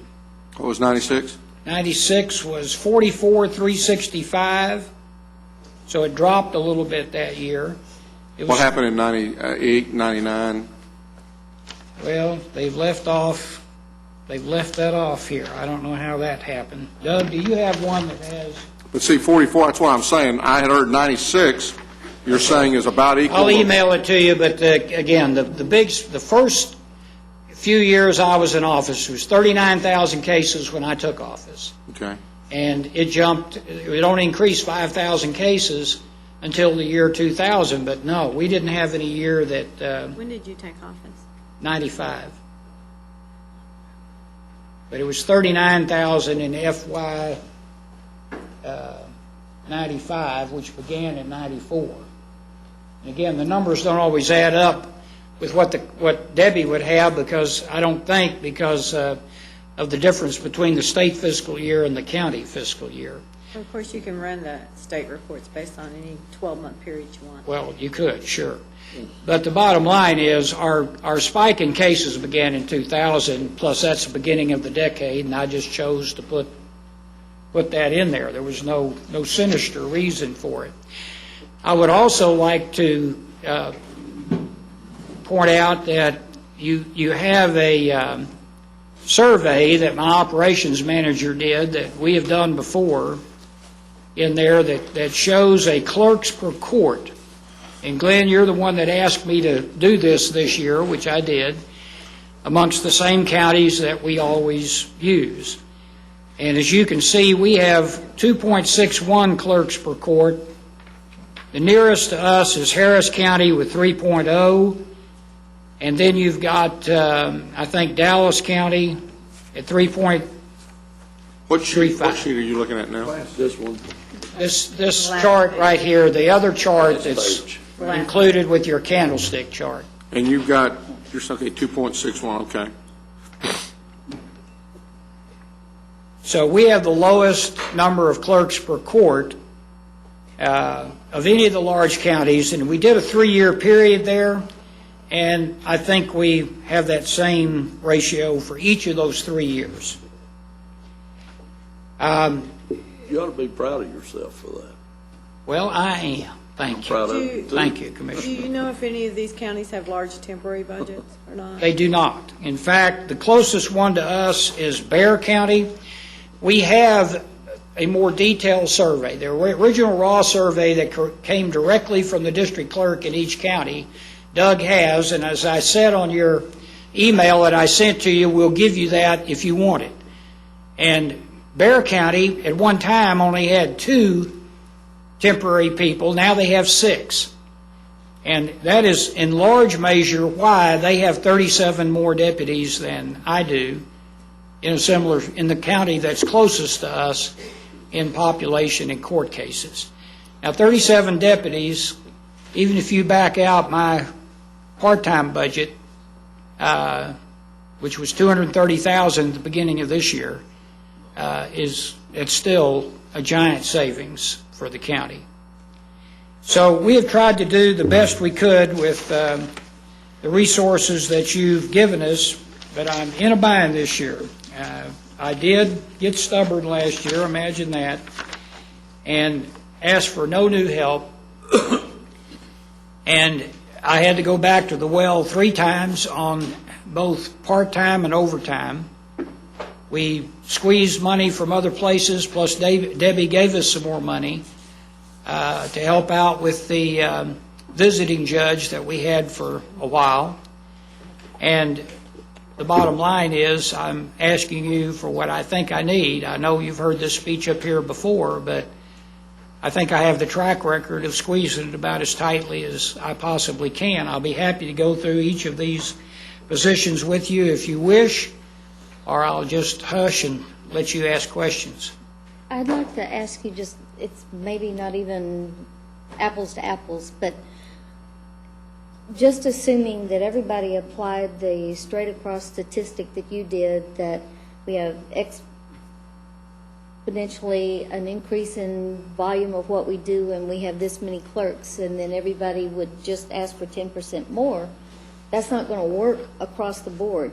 So are you doing everything exactly the same way you were doing in 2000? There's not been any Oh, no. changes? No, we've learned, for one thing, my part-time budget has increased quite a bit since 2000. Somewhere back in there, at one time, we only had a $50,000 part-time budget. Weren't we using the part-time people for the records No, management? originally, we were using them in the courts, Well, and we still recently, use them in the courts. We do use them in the courts. Absolutely. In fact, we would not have gotten through this year without our law school students that are working up in the criminal courts, because they can do just about darn near as good as our regular clerks. And then if you look at I would have had to have asked for a new accounting person last year for sure, had I not found those accounting majors, Glenn, that you and I talked about last year. They have been a godsend, to say the least. We pay them a little more. We pay them $9 an hour, but they're worth every nickel of it, given the extra reconciliations that we do now with credit card payments and so forth, not to mention the sort of back office operation we do on SB 1863 collections.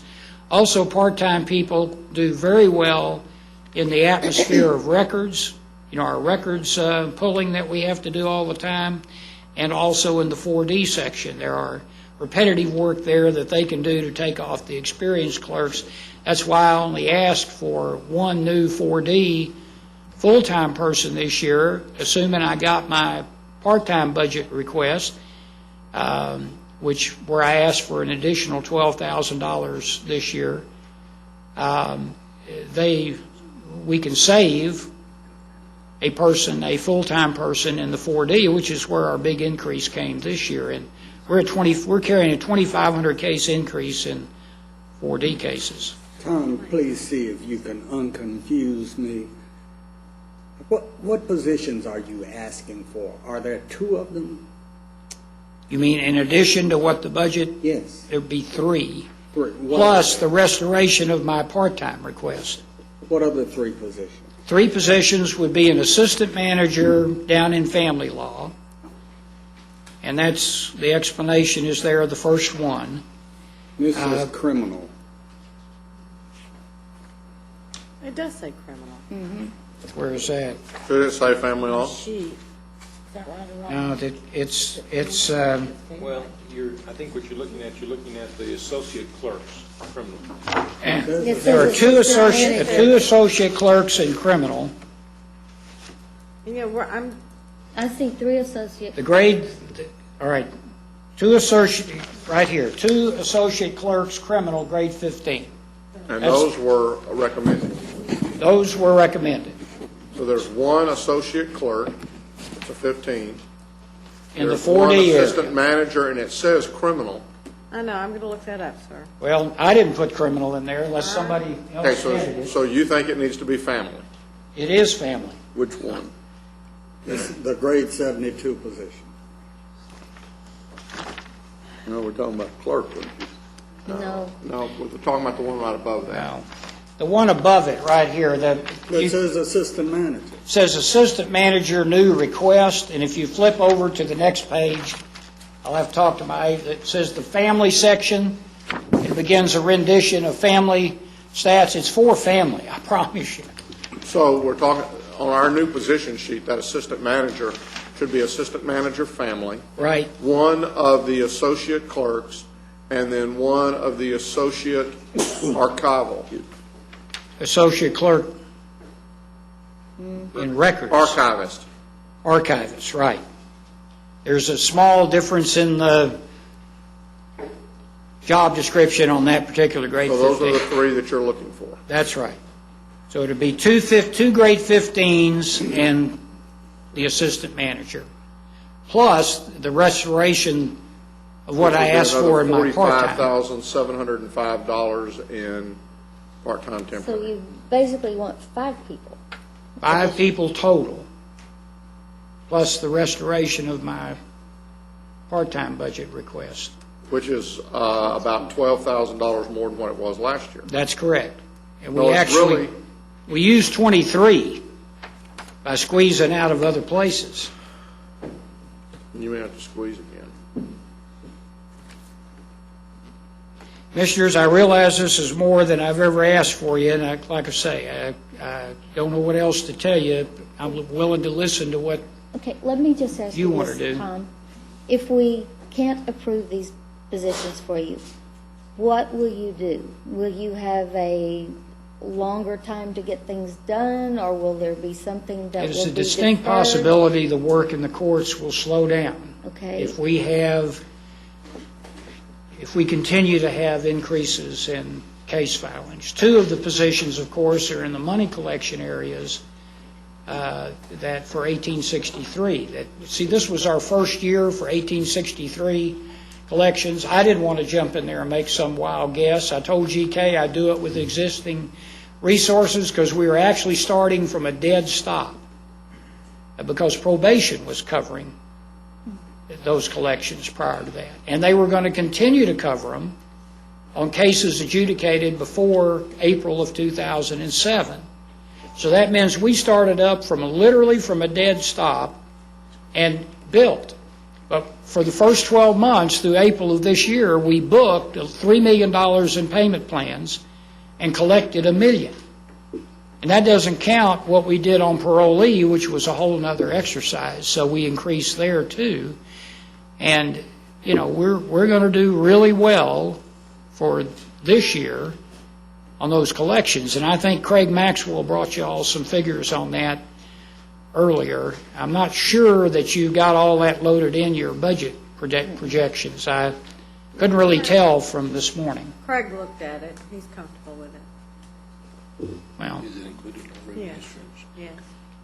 but see, remember, some of that money is not in my revenue stream. It's in the judges. Remember, I've got the big end of the overhead to collect money, but the revenue doesn't really show up in my revenue stream. So, but we certainly have presented these to the Criminal Justice Coordinating Committee,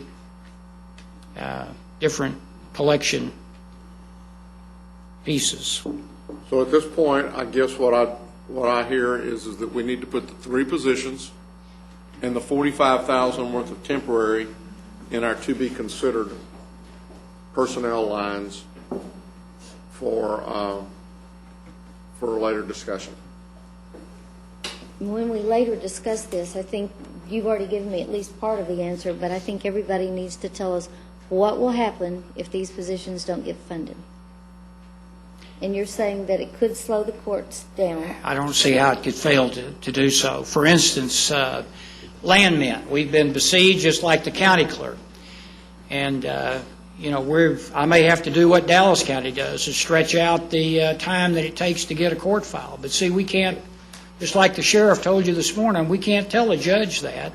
I mean, I can give you one judge's name that threatened to put the Dallas County District Clerk in jail if he didn't deliver a file on the same day, because he called me about it. And they want them that day. They want them when they want them, which is... And who's going to get the file if he's in jail? If I'm in jail? Yeah. You, maybe. I probably call you and beg for help. Okay. But again, the other thing I would like to get on record, if you don't mind, there's been a great deal of talk about adding courts. We haven't done that this year. This does not count anything for any new additional courts. It depends on what kind of courts you add. As I put in that email, if you do something with a visiting judge type of arrangement similar to what you had earlier and with the 4D master, I can cover that at a lot lower cost than I can if you add an elected court. But as always, I'll try to do the best I can with what you give me. Well, if we were to add an elected court, it would not, I don't anticipate it would be until September of '09. So it'd be next year's budget. Fine. So, again, I can probably... You're talking about a district court? We can't add a district court, can we? No, I'm talking about if the legislature were to choose to give us one. What if you got your part-time help back? What does that do for you? You got two people, and they take away your part-time money, so you basically gain nothing. You get your part-time help back. Well, that would certainly be better than what I've got walking in here today. Commissioners, if it would help you, and I know you've got a bunch of other departments up here begging for resources. I'll give up, if I could get my part-time money back to the amount that I asked for this year, and one additional full-time employee over the two that was in the budget. I'll give up the one grade 15 in records because I hopefully can cover that with part-time money. And the overtime. Debbie did give me an additional $10,000 in overtime that I requested because we burned up a bunch of overtime this year. And I'll leave off the assistant manager position, even though my managers are I can feel in my back here, they're going to have to put in extra hours just like they're doing now. And I'm going to probably try not to get myself in a position where I have to come in and ask for a chunk at one time, because it doesn't appear to work. Well, I would support taking that as under consideration. Okay. I will support taking it under consideration if you will answer this question for me. And that is, would you be here asking for 5 positions this year if you hadn't eliminated 4 last year? That has absolutely nothing to do with it. Those were top-tier management positions, and you see the 3 top-tier managers. The managers are pushing you, and they're the managers have nothing to do with it, Roy. Every one of these positions is way below that. We did not touch the assistant manager level at all. And we eliminated 4 top-tier managers that, we had a college professor even weighed in on that. So, okay, we've got a motion, or we need a motion with regards any to... chance I could get you to vote on what I offered there and be settled with We're it? going to put it in our We're not doing anyone else, and we're not about to open that floodgate. So what we're considering is 2 grade 15s and $45,000 dollars is going to be put on the pink list? Yes. And we're approving the rest of his budget, not so moved. Wait. Wait a minute. Wait. Oh. No. Restoring the part-time money and adding one position. We're not going to talk about adding any positions. Well, I thought it We was could put the 215 45 we're adding. Back in. He already We has could put the- 215. He has the- two. It's it was the restore the budget, you're right. It was restore the budget and 115, One additional person. one additional person in addition to the He two. was going to forfeit. And the 45 or whatever $1,000. Right. Correct. But we were So going that's what's going to be considered. And what we're looking for now is the approval of the budget as it's recommended. That was with- my motion. Yes. Is there a second? Second. I have a motion and a second. Any further discussion? Please vote. Motion passes unanimously. One grade 15 and 45. Yeah, one grade 15 and 45. On the consider One list. additional. In addition to that 15 that we already put back in. When did we put it back in? Debbie told us that at the very beginning. Oh, okay. Thank you. Thank you. So how many, I believe we have our probate courts. Yes, they're here now.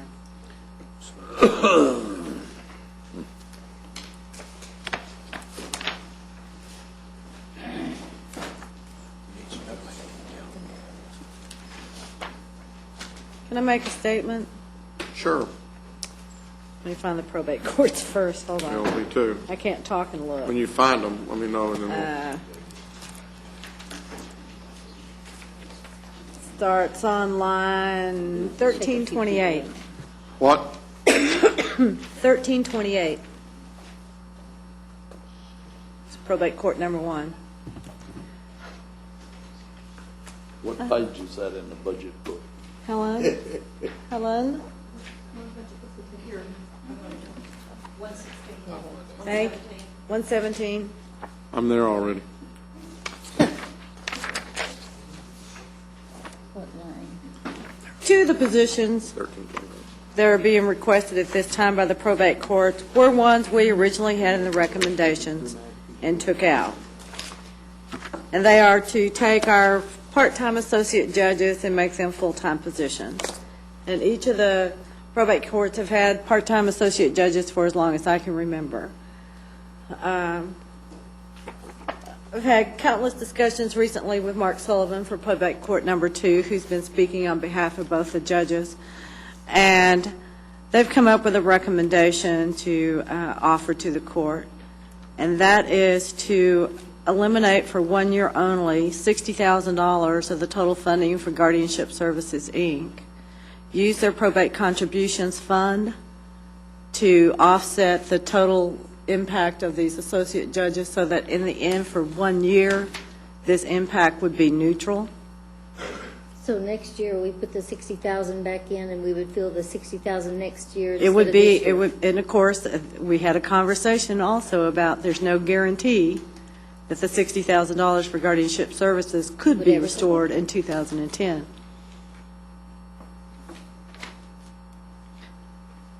I mean, the impact to add these two positions, now, we did increase the funding, part of our recommendation was to increase this funding for the associate judges, but still not to full-time. So the overall additional impact above and beyond where we are right now is close to $200,000 between the two courts. Okay, come on up and try to explain what you just said. I'm Mark Sullivan. I'm Judge King's court administrator. What we're trying to do is, we've been holding the line for many, many years, trying to avoid having to get a third probate court. If you look at the handout that we have, you are well aware of the Karen County population growth. Case filings are both courts are going up and up and up with every case. Third chart is the mental medication hearings, and these are just by Court 1.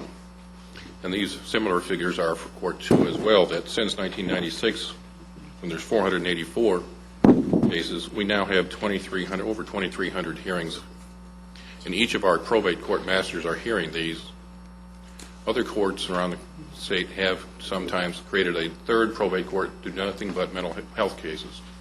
We have gotten the services of experienced attorneys who have to have the same qualifications as the probate court judges to fill these positions as the masters. as Judge Furcher will tell you, he had a lengthy trial last year that required his master and associate judge to come in and fill in and handle his regular docket while he was in trial for many, many weeks. There comes a tipping point where the person that has the qualifications to fill this position part-time we need him more, so we have to have more time for his work for us. You can't keep a practice going. It's just not possible to do it. We've held off and tried to do this in an effort to not have another court. Our position is just our supervised cases are going up. Everybody's got the same questions, how we're going to handle all these cases. The cases pending in each court continue to rise. For the fiscal impact, we're trying to minimize that, but we've held off as long as we can. We right now have money in our probate contributions fund, which is funds that are dedicated specifically for the use of the statutory probate courts. And we're able to take that money, contribute it towards half the salary, about $75,000 for the $76,000 as a half the cost of what the position would normally cost for this year. Draw those funds down. This will eliminate pretty much any extra money that Judge Furcher will have. We have a few extra because we were going to do some renovations to our courtroom. But our primary goal right now is to get these associate judges moved from part-time to full-time the same way that the family courts have court masters, associate judges, and allow us to handle the increased growth, particularly in the mental health cases, and not have to come back and ask for a third court at a cost of $1.3 to $1.4 million for staff, facilities, extra personnel with the clerk's office. The impact on GSI is unfortunate, but at the same time, they received over $488,000 in last year's budget. This year, there are funds available through another $20 fee that was started last year. That fund has got over $46,000 in it. It's anticipated that by the time the payment is made to GSI in January of next year, that fund that is dedicated for the support of guardianship services will more than replace the $60,000 that is not going to be coming out of our probate contributions fund, so that they should have probably somewhere between $10,000 and $15,000 above the $60,000 that would normally come to them from the probate contributions fund. Let me make a statement right quick, Mark. That is true.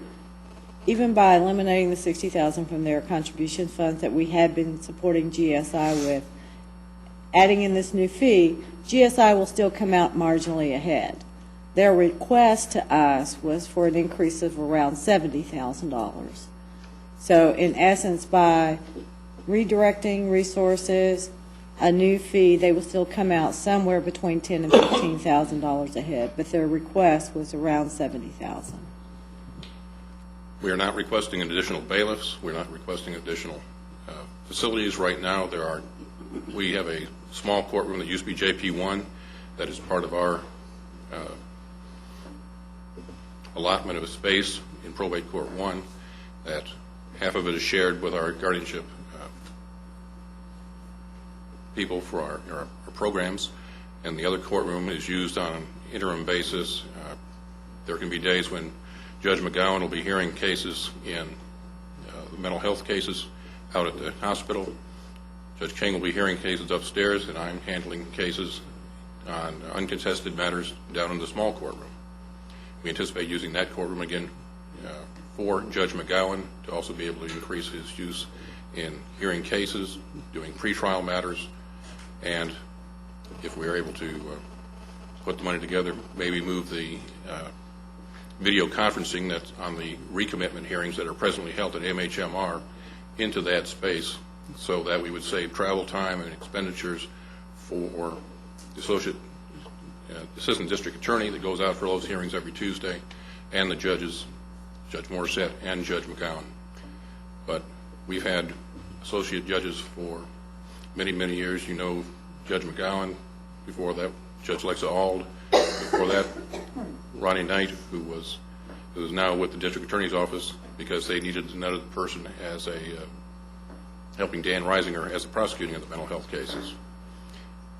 That's been our goal all along, to hold the line as much as we can, but if we had a crystal ball, we probably would have come sooner, but nobody knew exactly how bad things were going to get. But we've reached the point where we need more of their time. It's just not fair to ask them to do more and basically, try to maintain a practice anymore. I'd like to turn it over to Judge Virgil. I'll only ask one question, Judge Virgil, as you come forward, and it's more as of Debbie. The $60,000 we're talking about reducing guardianship services by, that's not shown on your sheets right now. No, sir.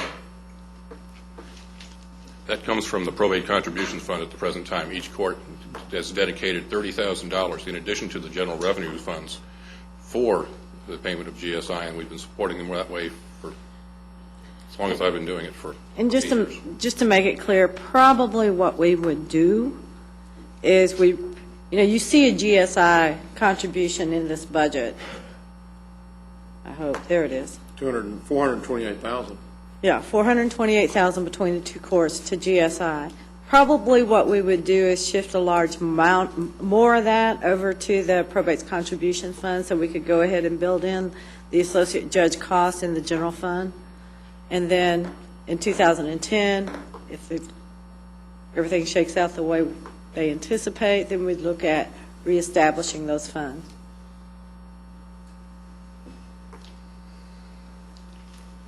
I'd just like to make a few quick points. So when probate court number 2 was created in the legislature in the spring of 1981, it was created because Tarrant County, one probate court could no longer handle the caseload in Tarrant County.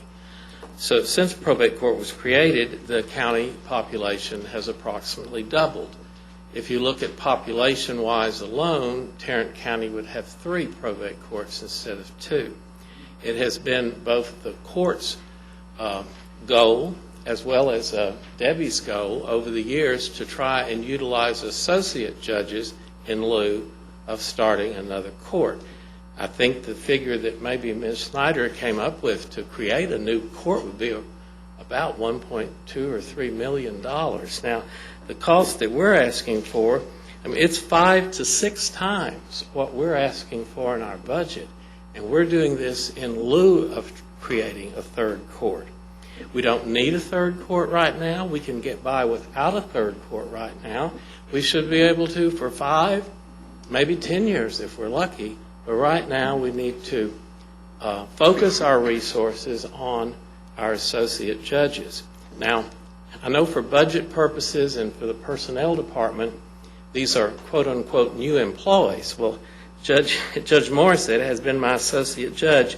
He was sworn in on November 14, 2003, and so the probate bar and the citizens of Tarrant County and the Arlington Bar Barbecue and all the other things that honor judges, honor him as an associate judge of probate court number 2. Now, he was only hired to do mental health cases and recommitment cases and occasionally sit in for me. He gets paid for about a day and a half a week. And that's all. And so over the years, because of his dedication and his concern about our docket, he spent far more hours than that and far many more days in our court. Last fall, I had a 7-week medical malpractice case, which consumed me and my courtroom. Now, we had scheduled regular hearings to probate wills, to create guardianships, a will contest, every kind of case that we normally have. For that 7 weeks would have all had to be reset into the future, producing a huge clog. But Judge Morissette, without any additional pay, came to the courthouse every day and took over my docket for 7 weeks. He presided over 190 trials and hearings and requested no additional pay. So we think it's kind of a misnomer and unfair to characterize this as a new position to be filled. We want to expand the hours, and the way to expand them is to full-time. And I also believe we're the only department asking for a part-time employee to be made full-time that is willing to pay for and contribute to that salary. Twice the legislature has seen fit to order that a portion of the probate court filing fee be set aside in a fund to be used for, quote unquote, the betterment of statutory probate courts in metropolitan areas. The legislature recognizes that in metropolitan areas there is a huge need for the services of probate courts, for guardianships, for probative wills, for contests, for ancillary lawsuits, for mental health hearings. And so they've created these funds, and we have discretion. And yes, in the past we thought that, and I exercise my discretion two ways. I have a guardianship auditor who's paid from these funds, and all the rest of mine go to guardianship services. But the time has come for me to refocus what my court needs, and what we need is a full-time associate judge. And so, as Debbie's got the numbers, but by taking our funds over which we have control and dedicating them to the salary of the associate judge and moving some figures around, we can get our two judges made to be full-time employees. Now, I just want to add that the family law courts, I believe, have 7 associate judges, and to my knowledge, they have always been full-time. I don't know that they ever had part-time. That's correct. Now, the juvenile has 3 associate judges. Correct. They may have had some part-time judges in the past. I don't know, but they're all full-time. So we've been self-limiting. The legislature gave us associate judges in 1999, and I didn't even hire one until 2003, and then only part-time. So you have to give us some credit that both courts have been self-budgeting, self-limiting, and that we have elected to do what's best for our courts and the citizens who use them through a part-time judicial employee. And the time has come. It's not premature. The time is now, and I respectfully ask that you allow us to make these part-time employees full-time. And you're indicating that by doing this, you feel like that we're still 5 to 10 years away from needing another probate court? Well, you won't hear me come ask for one. I can promise you that. No, seriously. That's how we will avoid it. And we do have 2 courtrooms now on the first floor during my my 7-week trial. And by the way, Judge King and I both have these medical malpractice and other long trials. They're always looming out there, and fortunately, all of mine, or most of mine, had settled, but they don't always settle, and we do have always face the possibility of having our docket derailed with one of these long litigations. But we have 2 courtrooms on the first floor, and during that time, Judge Morissette used both a small courtroom on the northern side and then the large courtroom that Judge Catterton used to use. So we have the space.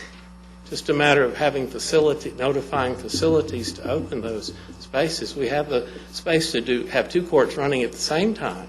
So we're not talking about Judge Morissette there to sit for me when I'm on vacation or ill, which he, of course, does. But we'll be running 2 dockets. Any more questions? We did review the courtroom space with facilities right after we met with the probate courts, and David, right? And he's correct. I think there's a small courtroom space on the first floor that will suit the needs for probate 2's associate judge.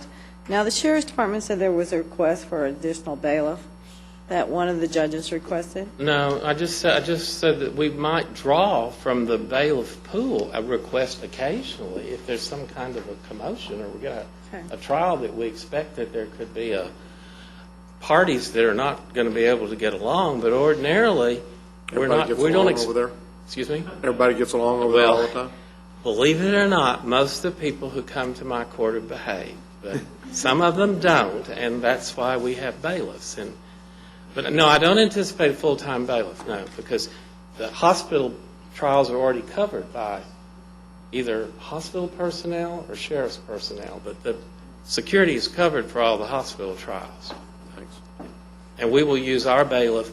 We will schedule so that if there is something in which he needs a bailiff, I will be doing pre-trials in my office and vice versa. We can work with one bailiff. Now, occasionally, it's true, if we both get in trials and there could be potential trouble, we're going to have to call on them, a couple of times a year. The associate judges themselves, when they're holding their activities, will not need an assigned bailiff. No, we're not asking for that.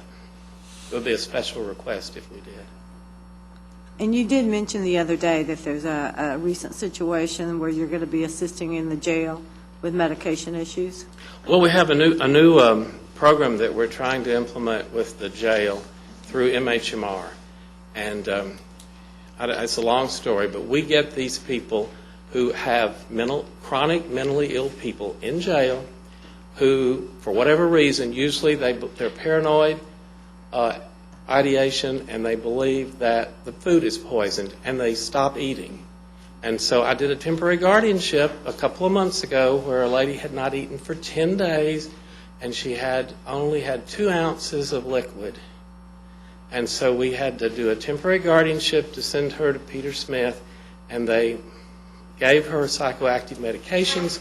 She started eating again, and then once the medications wore off, the paranoid ideations came back, and she didn't want to eat anymore. There's been 2 or 3. That's been the most egregious, if you will, but there have been several others since. What we want to try and do is get in and see if we can't have only a probate judge can do it, and we've been working with MHMR, and the plan would be that the associate probate judge would go to the jail, probably on Tuesday afternoon, and they would hold hearings for a certain clientele, and these are felony inmates, because misdemeanor cases can usually be referred to the mental health docket at Trinity Springs. But if it's a felony, that person can't be sent through the probate mental health court. He or she must wait to stand trial in the criminal district court.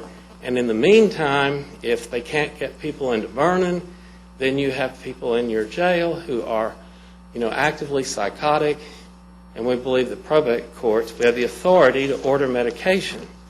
And so we're trying to coordinate a plan to do that. That'd be yet another duty that our associate judges are certainly willing to undertake, but have not done yet. Questions and/or thoughts? Motions?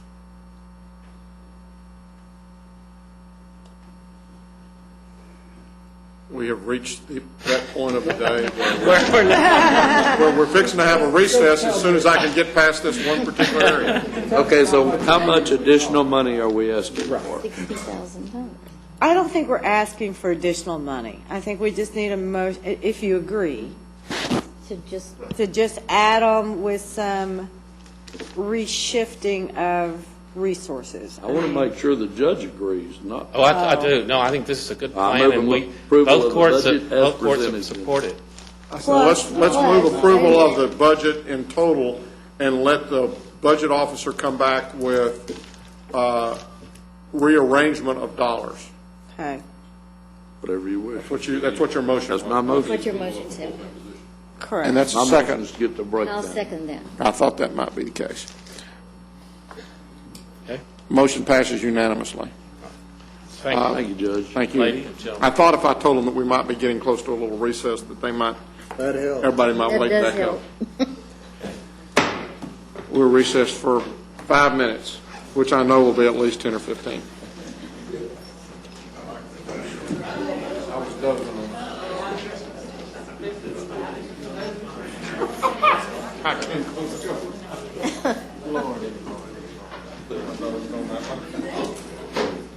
What's this pink bat doing, Miles?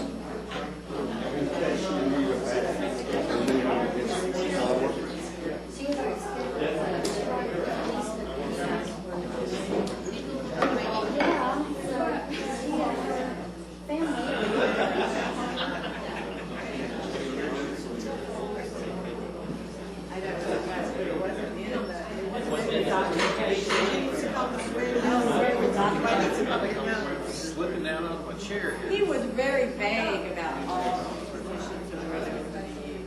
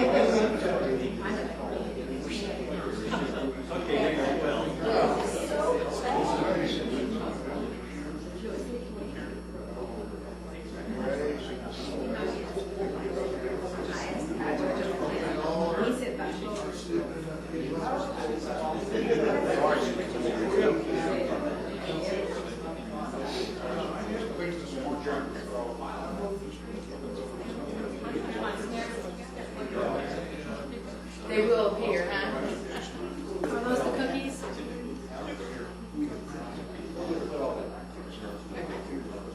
You reverse that role to represent your He's got his arms raised.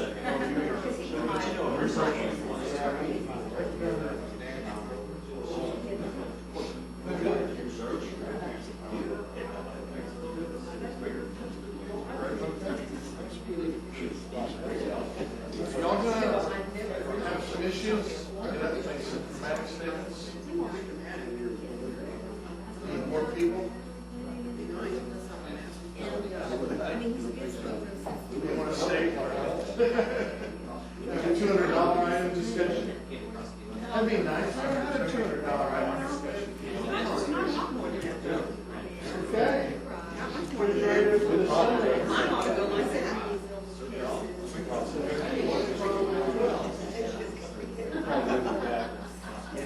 Well, you can ask for teenage signing up. No, I need some more temporary.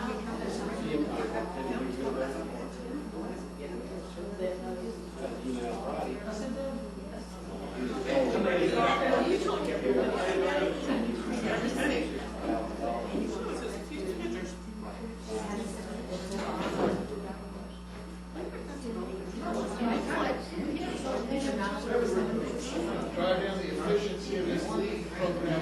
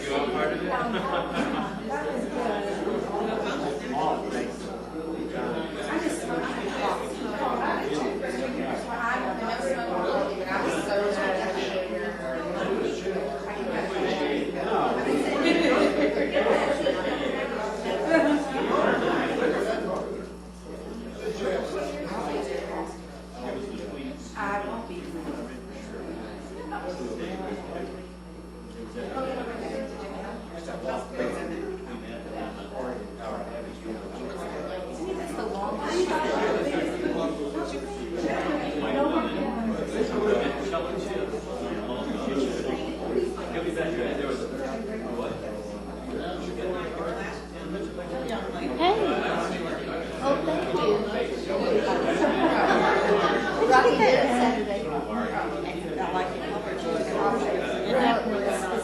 Always does right. It's just that I'm not mistaken. Oh, well, it'll look better if it gets used to not being flattened out. Well, thanks for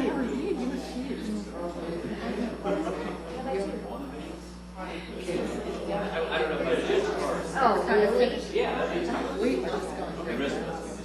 Good. You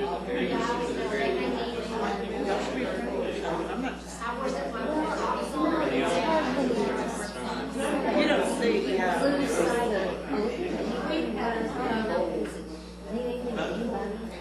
I guess if I'm here in the other that's good. And the other will say, hey, that's Tarrant County. And then also, yeah, but we're not on bleeding. No, big, no kind of scraping it. Yeah. I got an invite. I don't know. I was trying to get in.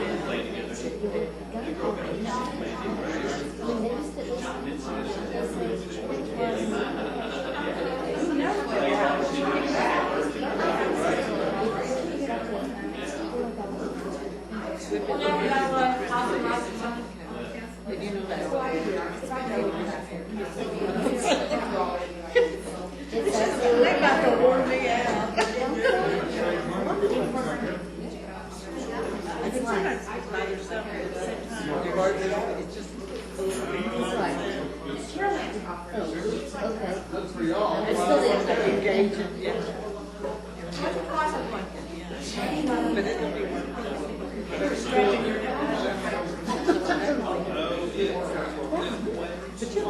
The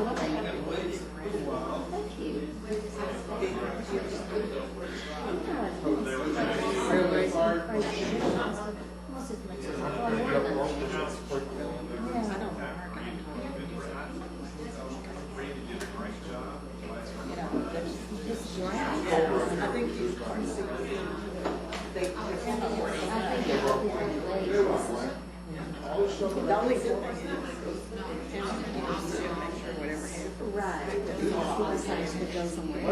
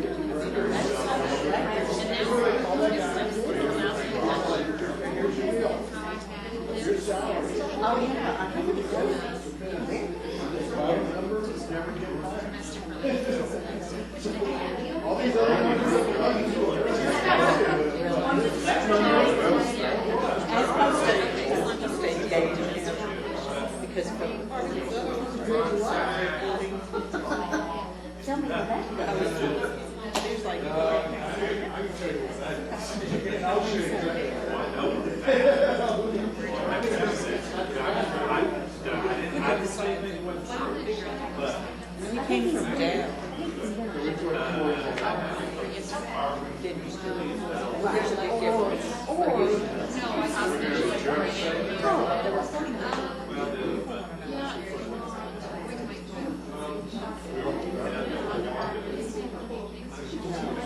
That's what we're trying to do.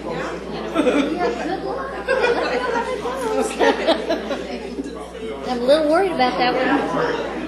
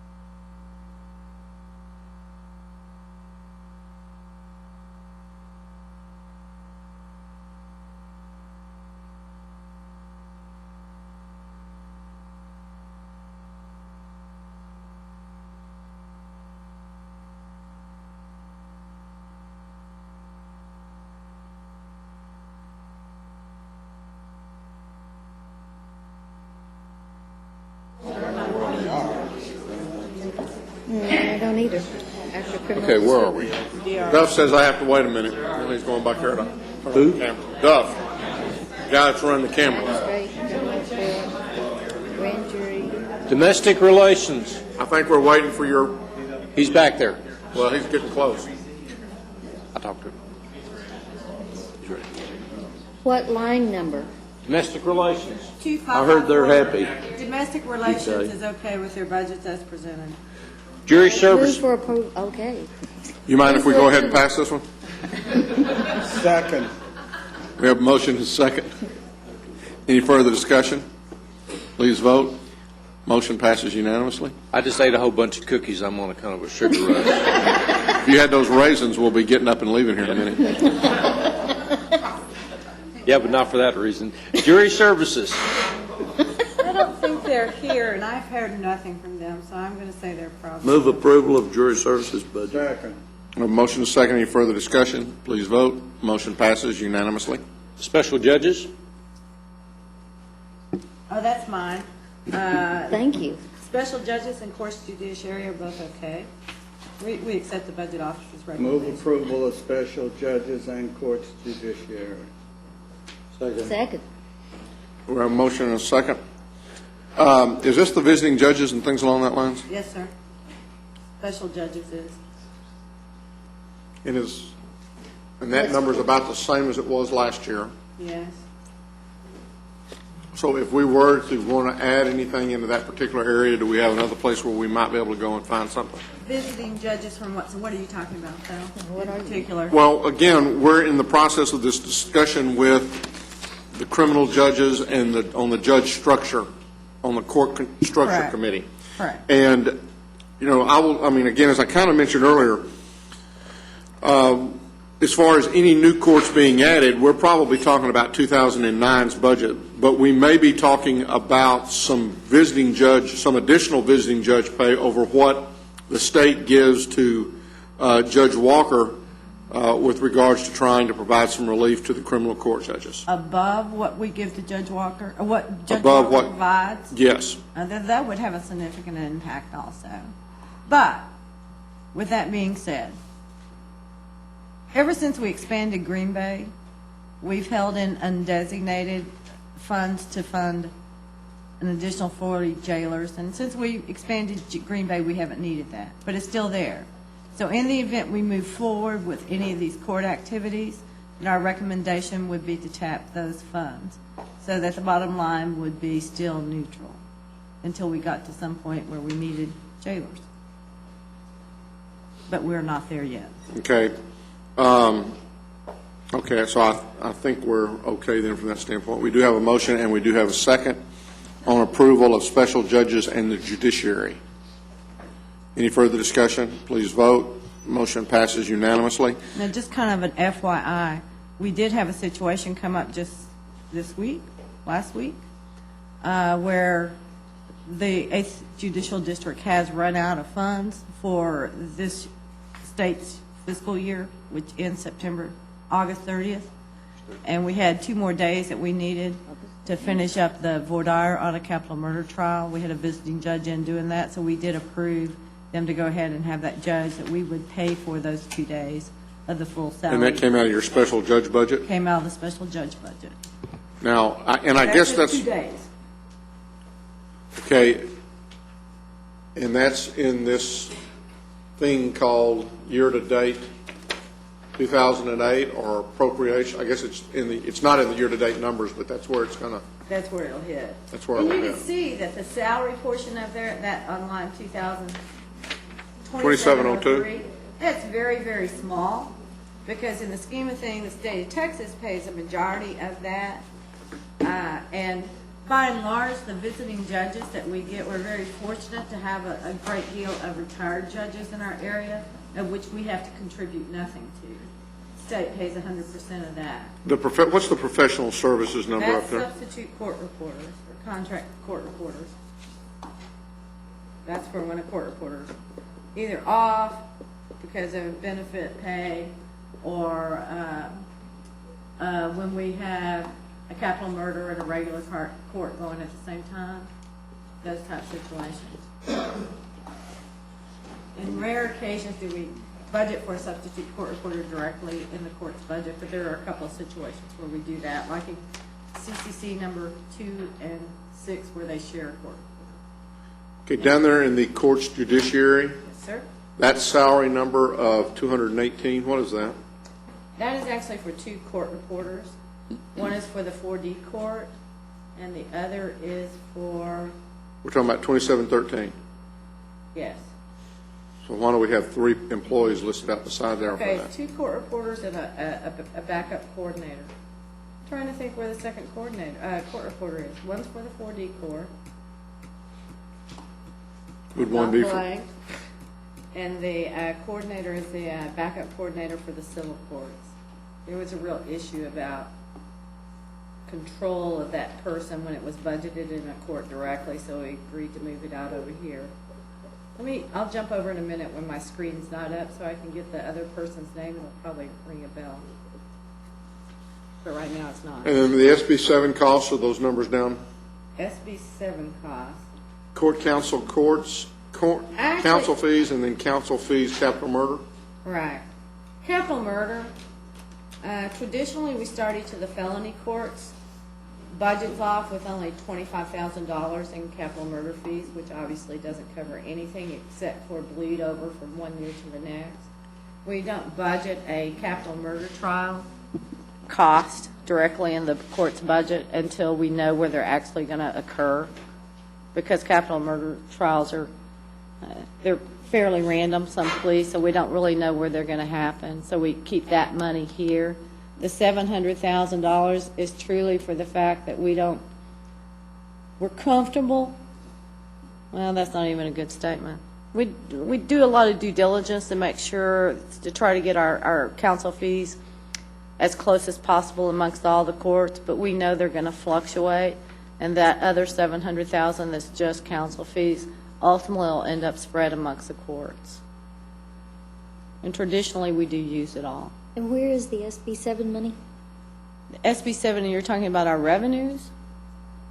It's up in the, shown up in revenue number. Yeah, It's that's about in. 1.2, and I think it may be a little bit higher than what we've got, but I can't Well, why assure don't you you, of why that don't you yet. verify that? Well, you've got a meeting come out soon too, don't you?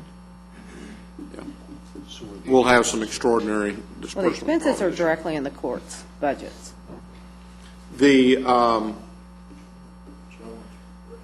At what point in time, I guess, at some point, I think we need to list on here, and it's probably not now, it'll probably be before our legislative session, a discussion with regards to possibly asking for new courts, and what new courts, as a commissioner's court, we might be seeking from the session of the legislature. I will tell you that, again, as we've gone through the discussion, no promises, we have said that with regards to adding a criminal district court, that we would certainly be looking at doing that, and that's something that we'll need to take action on formally as a court.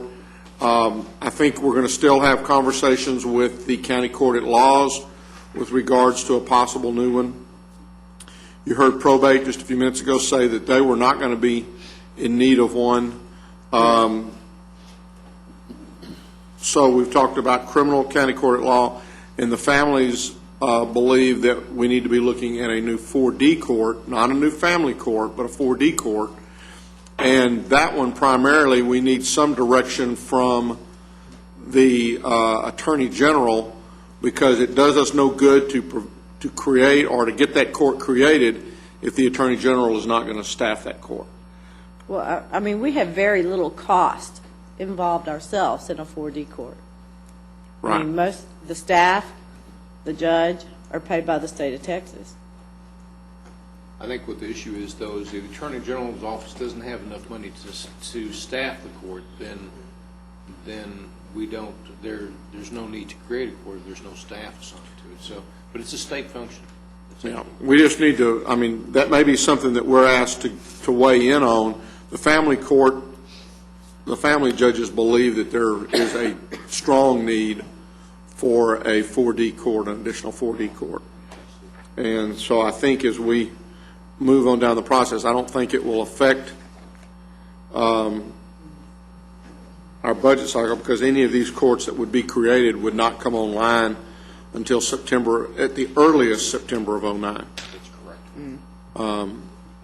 But I think, again, as we look at adding positions, as we look at adding courts, we need to keep in mind that we're loading a bunch of stuff up for the 2010 budget. Moving right along. County judge. Are you? I am satisfied with the budget. Let's look at this one. Don't want to jump the gun. Move approval. Second. We have a motion and a second. Please vote. Motion passes unanimously. I was going to turn y'all's lights off if it didn't. County administrator. We're satisfied. Move approval. Second. We have a motion and a second. Any further discussion? Please vote.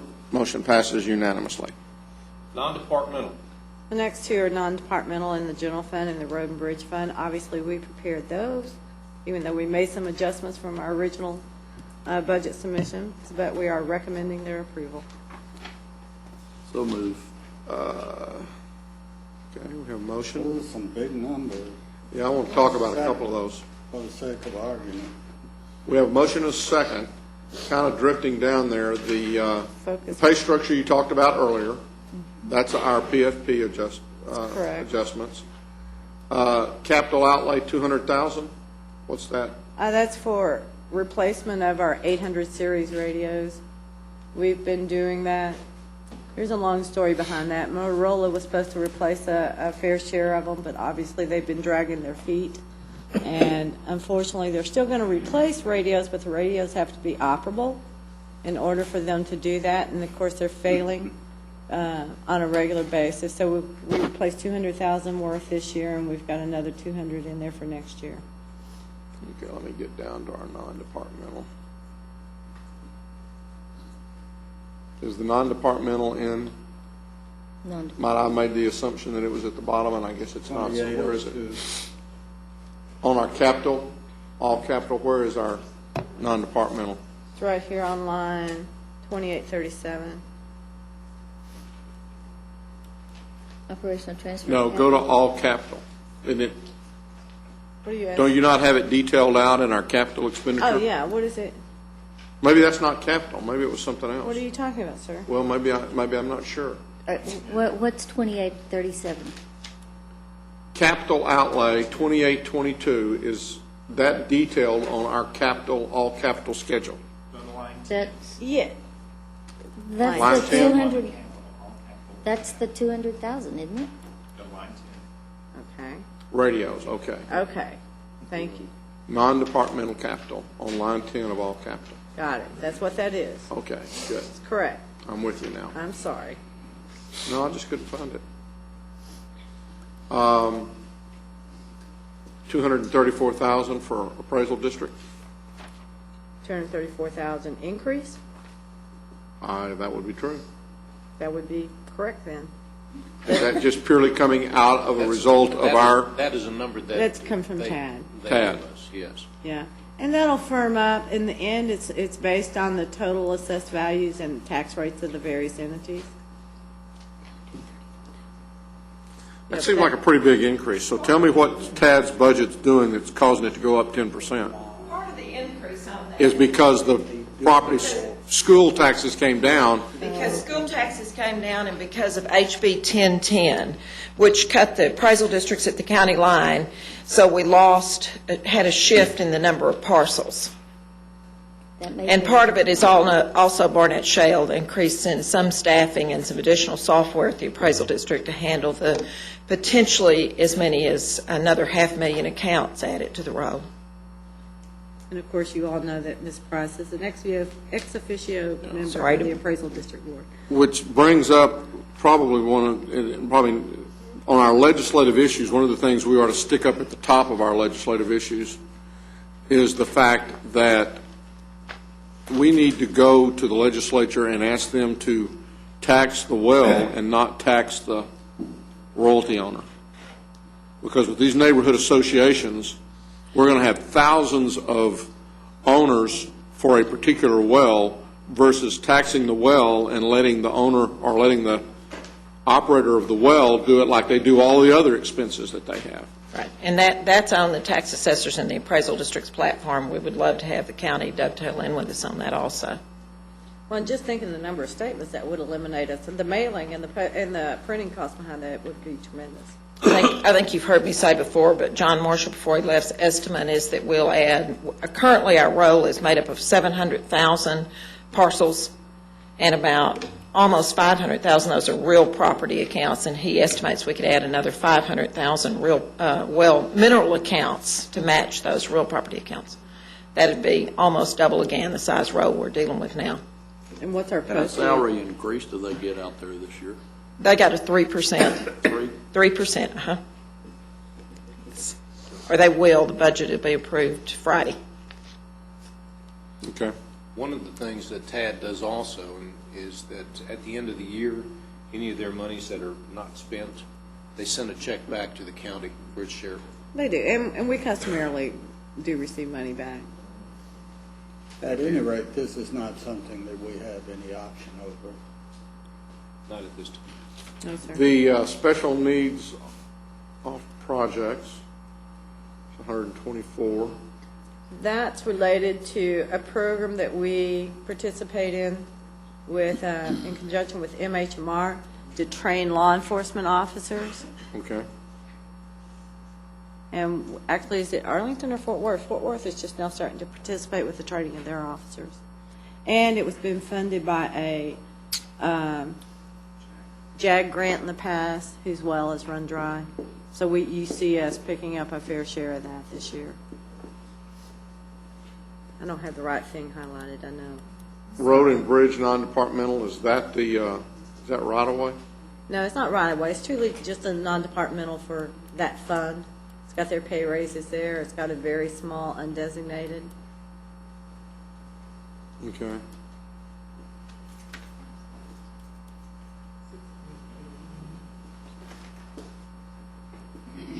And then the next one is interest and sinking, and actually we prepare that one too. Okay, so have we made a motion on the non-departmental? Can we throw interest and sinking in there too? Anybody? Okay, if you'll, We have a motion. Yeah. We have a motion to second for non-departmental and now interest and sinking fund. Yes, I'll add it, interest and sinking. I don't know who made this. Whoever made them, yeah. Motion passes unanimously. Renee? We're fine, we're okay. County auditor, okay. Move approval of county auditor. second. We have a motion to second. Vote. Motion passes unanimously. Thank you. We're okay. You don't want to get up and argue against yourself? Move approval. I do that enough at night. I don't need to do it in open public. We have a motion Second. and a second. Please vote. Motion passes unanimously. Tax. Move approval. Second. We have a motion and a second to approve tax and tax ad Motor vehicle and motor ad vehicle and valorem. ad valorem. Vote, please. Motion passes unanimously. Elections? They did contact us. They have no issues. Move for approval. Second? Motion and a second. Any discussion? Please vote. Motion passes unanimously. IT. Information technology is here to answer any questions, but they have no issues. That would be IT administration, operations, telecommunications, ERP, records management, security, customer support, project management. Move approval of all of the above. I second. We have motion and a second. Any further discussion? Please vote. Motion passes unanimously. HR. Come on down. Uh-oh. I know, you guys are on a roll. We appreciate your time. I'll keep my comments brief. There is just one small item that we'd like the court to reconsider. While it's small, it is a critical item for HR. It is the temporary part-time line item in the current, or in the proposed budget, rather. There's $5,000 that's been allocated. In the current budget, we have $10,000, and I guess in the last couple of years, we've requested $10,000 and have spent every penny of that. So we would request for this upcoming budget year $10,000, not just because that's the amount that we've had in prior years, but also because we had requested a secretarial position to support two of our professional staff members that don't have any current support assigned to them. That was not listed as one of the new positions. We've looked at that and believe that if we could just have the additional $5,000 added back to that temporary line item, that we could limp along this upcoming fiscal year without that secretarial position. This year, they've already spent $93.06 on that line item. But we are recommending the recruiter position, and some of the funds that they've used in the past has been to assist with that recruiting effort. Do you disagree with what she's saying? No, I don't disagree. That's true. We have used actually most of that money for recruitment support, and of course listed in the budget for '09 is an HR recruiter, which we're appreciative for that. What we've discovered is that earlier in the spring, the assistant director and myself actually sat down and audited every position in our department. And we were quite surprised to see that in one case we have a secretary who currently supports 2 staff members, and we believe does the work of about 2 secretaries. And so we thought what we would request, which we did in this upcoming budget, would be the would request one additional secretary to help take some of the workload off of that secretary. Since that's not been submitted for the budget, then again, if we could just get the $5,000 back in our temporary line item, then we believe that we could shore up some of those areas that, again, have very little, if any, clerical support.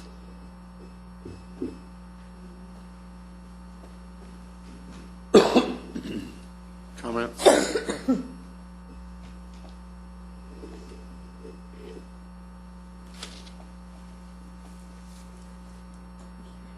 You're not going to get a recess this time. Move approval of the HR budget, including the $5,000 request. Second. We have a motion and a second to approve the budget and add $5,000 to the temporary part-time amount. Or $5,383. What?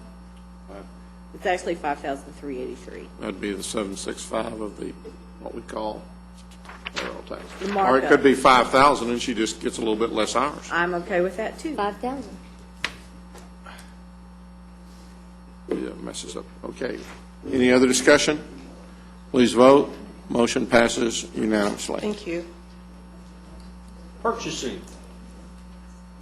Debbie, is purchasing exactly as they requested? No, it's not. What did you change?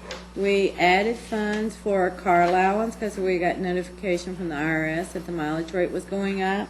We also added funds for fuel and For what? fuel, gasoline. They have 2 vehicles.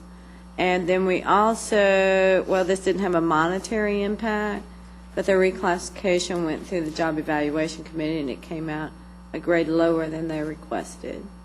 So by and large, all we did was add. Well, the reason I asked that at our board meeting, the last board meeting we had, which was in May, I believe. Yes, sir.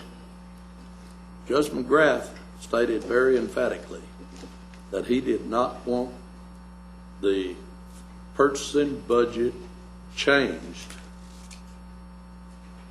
at the court level or your level, except at the purchasing board level, is that correct?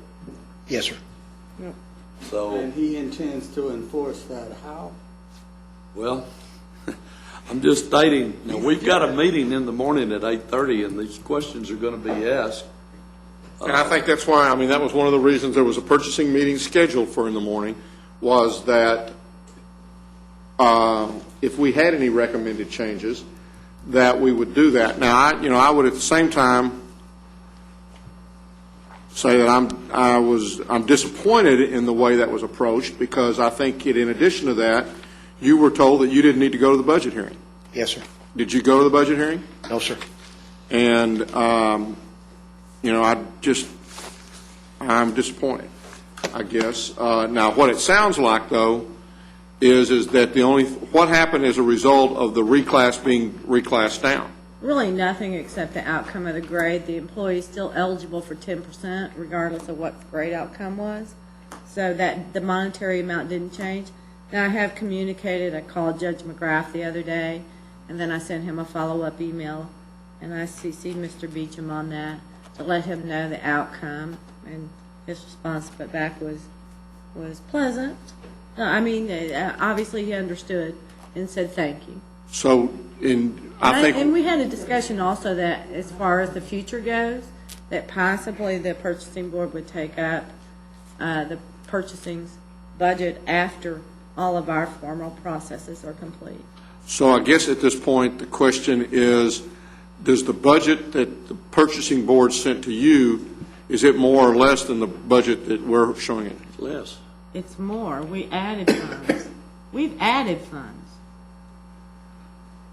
We added resources. What you have proposed is more. Correct. But ours was, the purchasing committee Correct. was less. That's correct. So I guess we approve the purchasing boards, and that's less, and then they can, no, I think we need to send back over there. Let's just send to y'all in the morning our budget recommendation, which is more than what the purchasing board sent to us. Well, it needs to be discussed in the morning, and I had asked, I don't know who made the agenda for the purchasing board meeting, but I had specifically asked, and it's in the minutes of that purchasing board meeting, that we set up an executive meeting, closed-door meeting. That is not on the agenda, so we can just discuss it all in the open, personnel-wise and whatever tomorrow. And that may have been our fault just because of the fact, but we'll go ahead. Well, I don't know. I mean, do I have a motion? I'm not going to touch it right now. I've made copies to hand out to the purchasing board in the morning of what the budget office proposed. And so you think the purchasing committee would not approve the recommendations from the budget office? I would hope that they would. I would hope so. Who does the budgeting for Tarrant County? This is more an issue of timing, members of the court. No, it's not. Well, the issue is with the purchasing budget, the purchasing board is the one who approves that budget. And so if the purchasing board approves a budget, and then our court changes that budget, then the budget that still is in effect is the one that the purchasing board approves. And what I think everyone's trying to do is to do a timing change where that the purchasing board gets to recommend the final budget, which you all will include or ask to be included into the budget when you pass it in September. I think it's more of a timing issue than anything. I talked to McGrath. I was asked to go over and talk to him about this, and I know that there were comments made in the purchasing board meeting, but in all fairness, I think it was more of a timing issue than anything else. I think that we've all talked about that. I respectfully disagree. I don't think timing had anything to do with it. That's what Judge McGrath told me. I'm just repeating what he said. And I think that Gary was there with me. Well, I was there. Personally, I think we need to wait till the morning. Deal with it. See what comes out of our meeting in the morning. Because there's no reason to approve a budget that's more money than the purchasing board wants. I mean, we're trying to fund other positions and jobs and looking for money. There may be money here we can pull out of this and put with somebody else that needs it. So, Let the record show that Tom gave us an amen. Okay, we'll wait till I make a tomorrow. motion that we defer this item till tomorrow. We'll just go ahead and defer it till tomorrow and Until tomorrow. see what happens tomorrow then. Sorry, Jack. Well, that's okay. I do have, while I'm here, I have a handout which might help possibly with your study to this presentation. We made mention that we opened bids last week for hybrid and small compact vehicles. This is a cost comparison between hybrid and conventional type vehicles. Thank you. We actually spec'd 33 compact sedans and 26 hybrid vehicles, and so maybe it's a document that can help you later on. Thank you. That will be on the agenda, 26.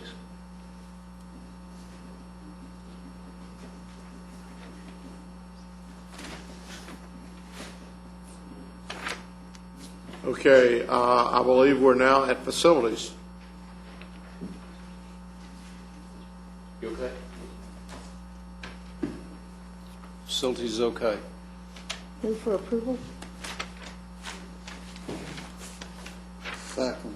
We have a motion and a second. Let me ask, I guess, a couple of questions. What do you have in here with regards to our electric utility costs? Total? No, is an increase over the prior year. No. No. No. No, it's $151,000 less, about $6.8 million. We're going to hopefully keep on tweaking our energy management systems where you're just a little bit comfortable. The price of natural gas coming down recently has, we're about in the process of going out for another contract with P3, and it looks like we're going to, lock in at virtually no increase. Our goal is to the kilowatt hours, just cost per kilowatt hour, stay about what we're paying now, hopefully. And our goal is to reduce our number of kilowatt hour usage. We've got highlighted on the screen there just a summary of all the electricity costs throughout all of our buildings. And overall, there's a $105,000 reduction. Okay. You know, I kind of pick someone every year to pick on, but I would like to thank David Phillips and his staff. They've worked very closely with us this year. I've bugged him many times at home, and I do appreciate their help and their assistance. Very good. Now, is your, facilities. Each one of, I'm looking over at your all capital. Yes, sir. So we only have 3 facility projects on there? That must be the facilities department. Power washer, SUV hybrid, and a light duty. As far as the major projects, capital standpoint that are in the various buildings, hold on one second. Before you go to that, on this light duty pickup, is that hybrid? Those aren't recommended. They're not recommended. Okay, so the only one you're getting is the power washer? Yeah, in that budget, if you're looking at facilities proper. Okay.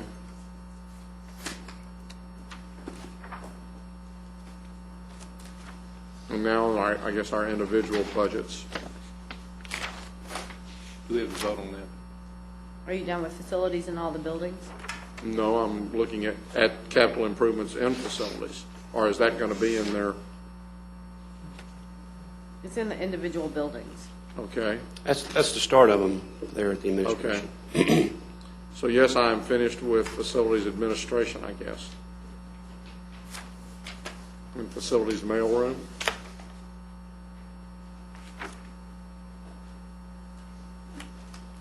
Did we have a motion on? We have a motion second for the approval of all facilities. What do you define as all facilities? Where's the buildings? I have it listed on here. Everything that has his name on It includes all the building budgets, too. That's facilities. Then I got some more questions.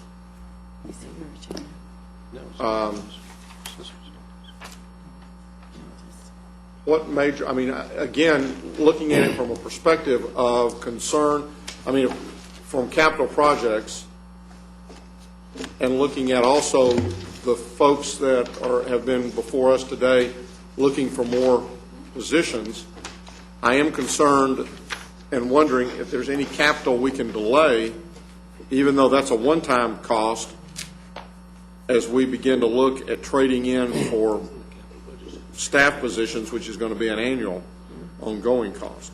Our two big projects are this, is to completely fund the Northwest Subcourthouse at $9.6 million, and to fund the administration building. Half of it this year and half of it next year?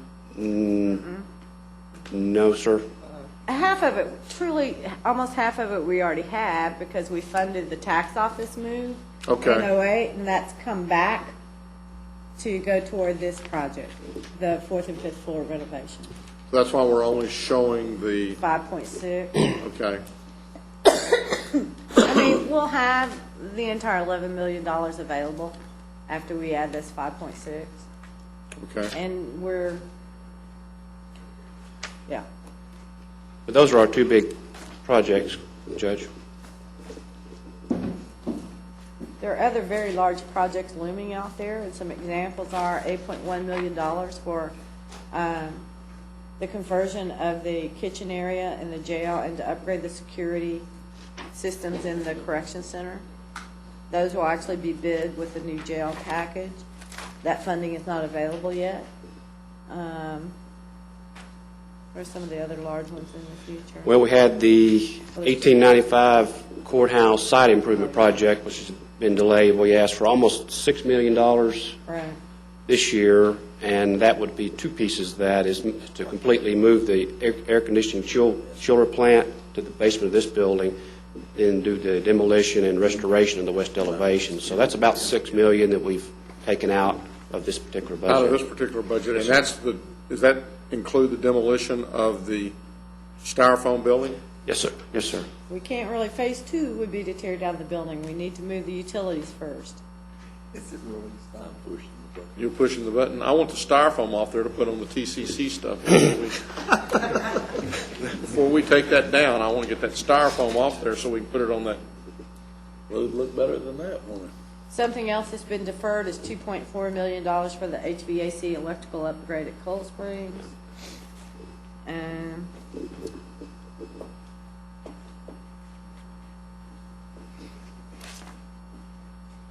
Okay. I'm just looking for big ones. Okay. Southeast subcourthouse, Marty, what are you doing?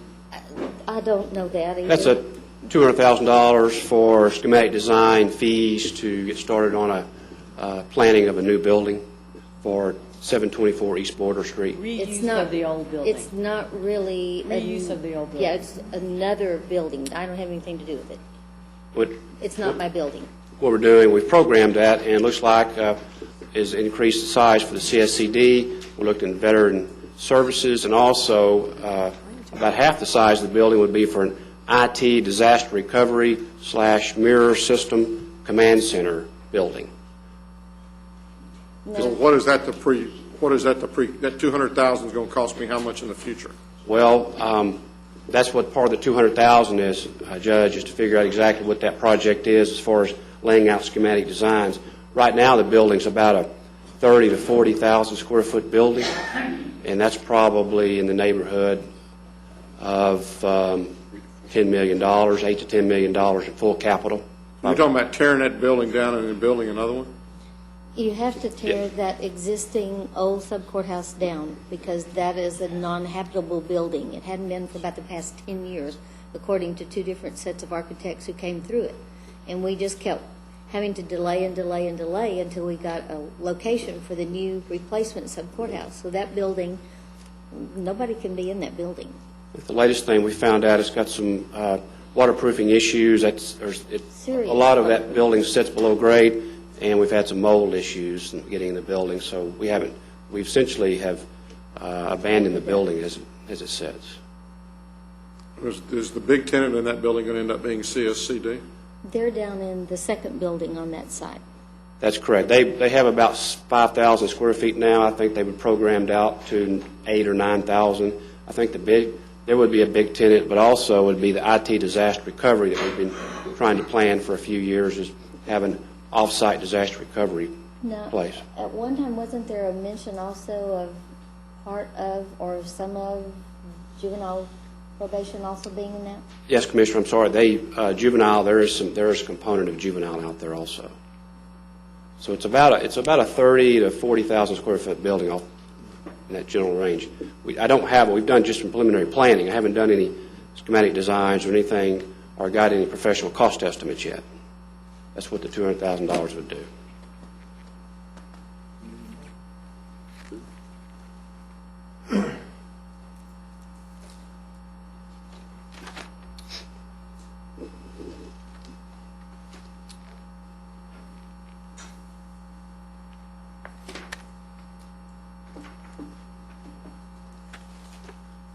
Any other big capital?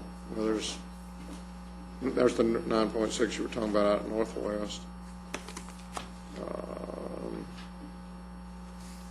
And that 9.6 does not fully fund that project. We have delayed the funding of the furniture for that project until next year. Which project? Northwest Sub Courthouse. So we'll need some money to fund the furniture, fixtures, and equipment for that in FY10. FY10. By the way, I don't know if you noticed it, but there's a little category detail at the bottom of your all capital list. Kind of gives you a snapshot of where the capital falls. No, I hadn't noticed I that. hadn't when I noticed get down that either. there.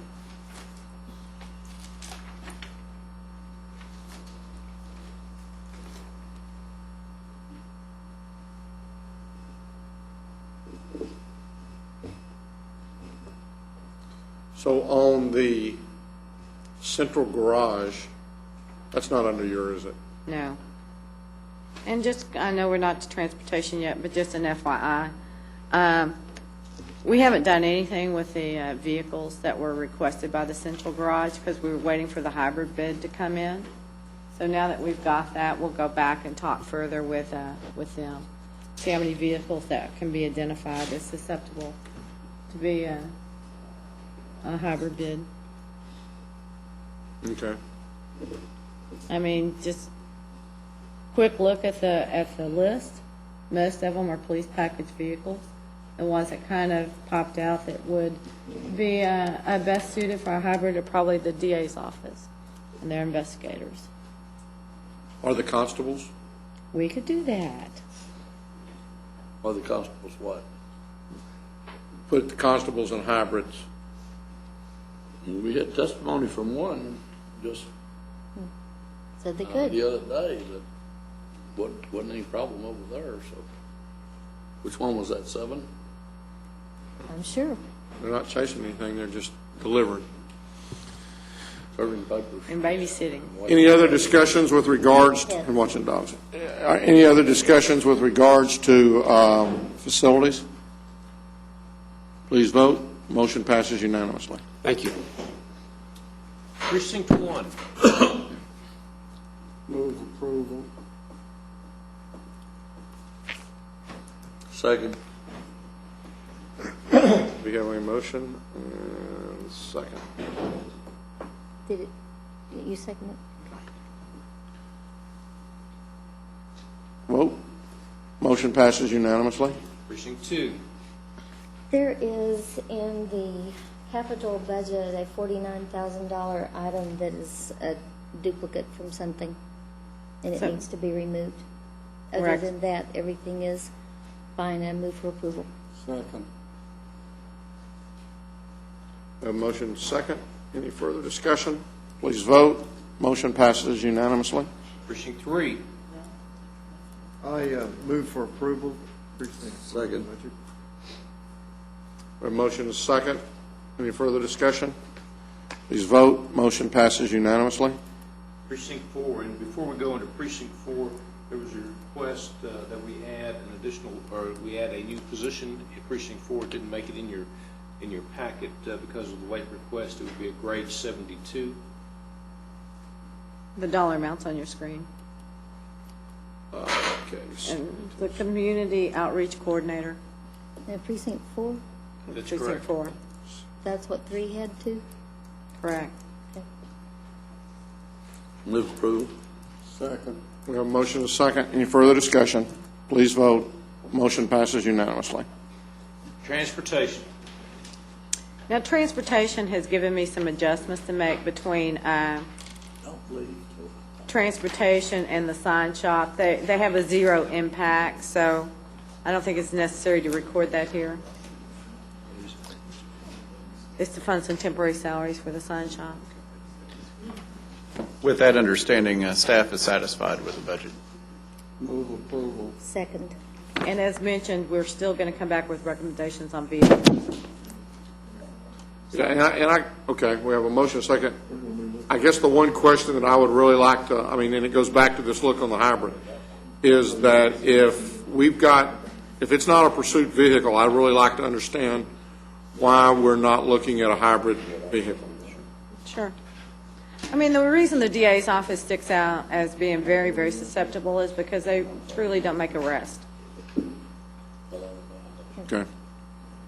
What do they use their vehicles for? They're interviewing witnesses and they're, General I just couldn't yeah, think of general anything. investigative purposes. Any other discussion? Thanks, Randy. Please vote. Motion passes unanimously. Oops, I've ran out of stuff. Your Honor, that ends the departmental hearings. We have several items that were to be continued. We will go ahead and put them in one list, and we're going to be scheduling budget-related discussions on the remainder of our Commissioner Court agendas between now and September 16th. So we'll be discussing those particular type of items during regular court meetings. We'll get you a summary of what's on the to be considered probably by the end of the week. By Try to when? make it as clear as possible. By when? By the end of the week. Okay. All right. Anything else? I want to thank everybody for their participation. We're adjourned.